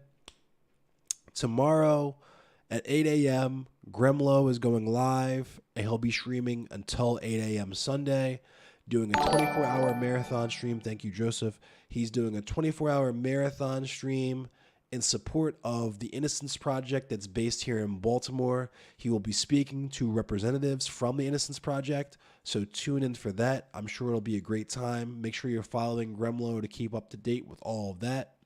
Then Sunday, as Seaweed said, we're doing the Mask Off panel, which is going to be a panel on masculinity for and by men, and featuring some women and non-binary folks, and just all around it's going to be a vibe. Come through, check it out.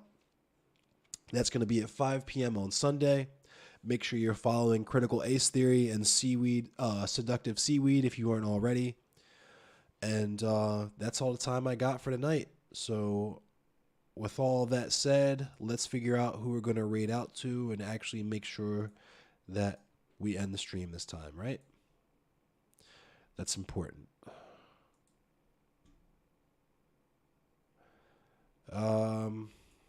Let's see. Prisma's on. Let's raid Prisma. You guys are going to like Prisma. Actually, Seaweeds. Let's raid Seaweed. You know what? We're going to raid Seaweed. So, I'll see you guys tomorrow and the rest of the weekend.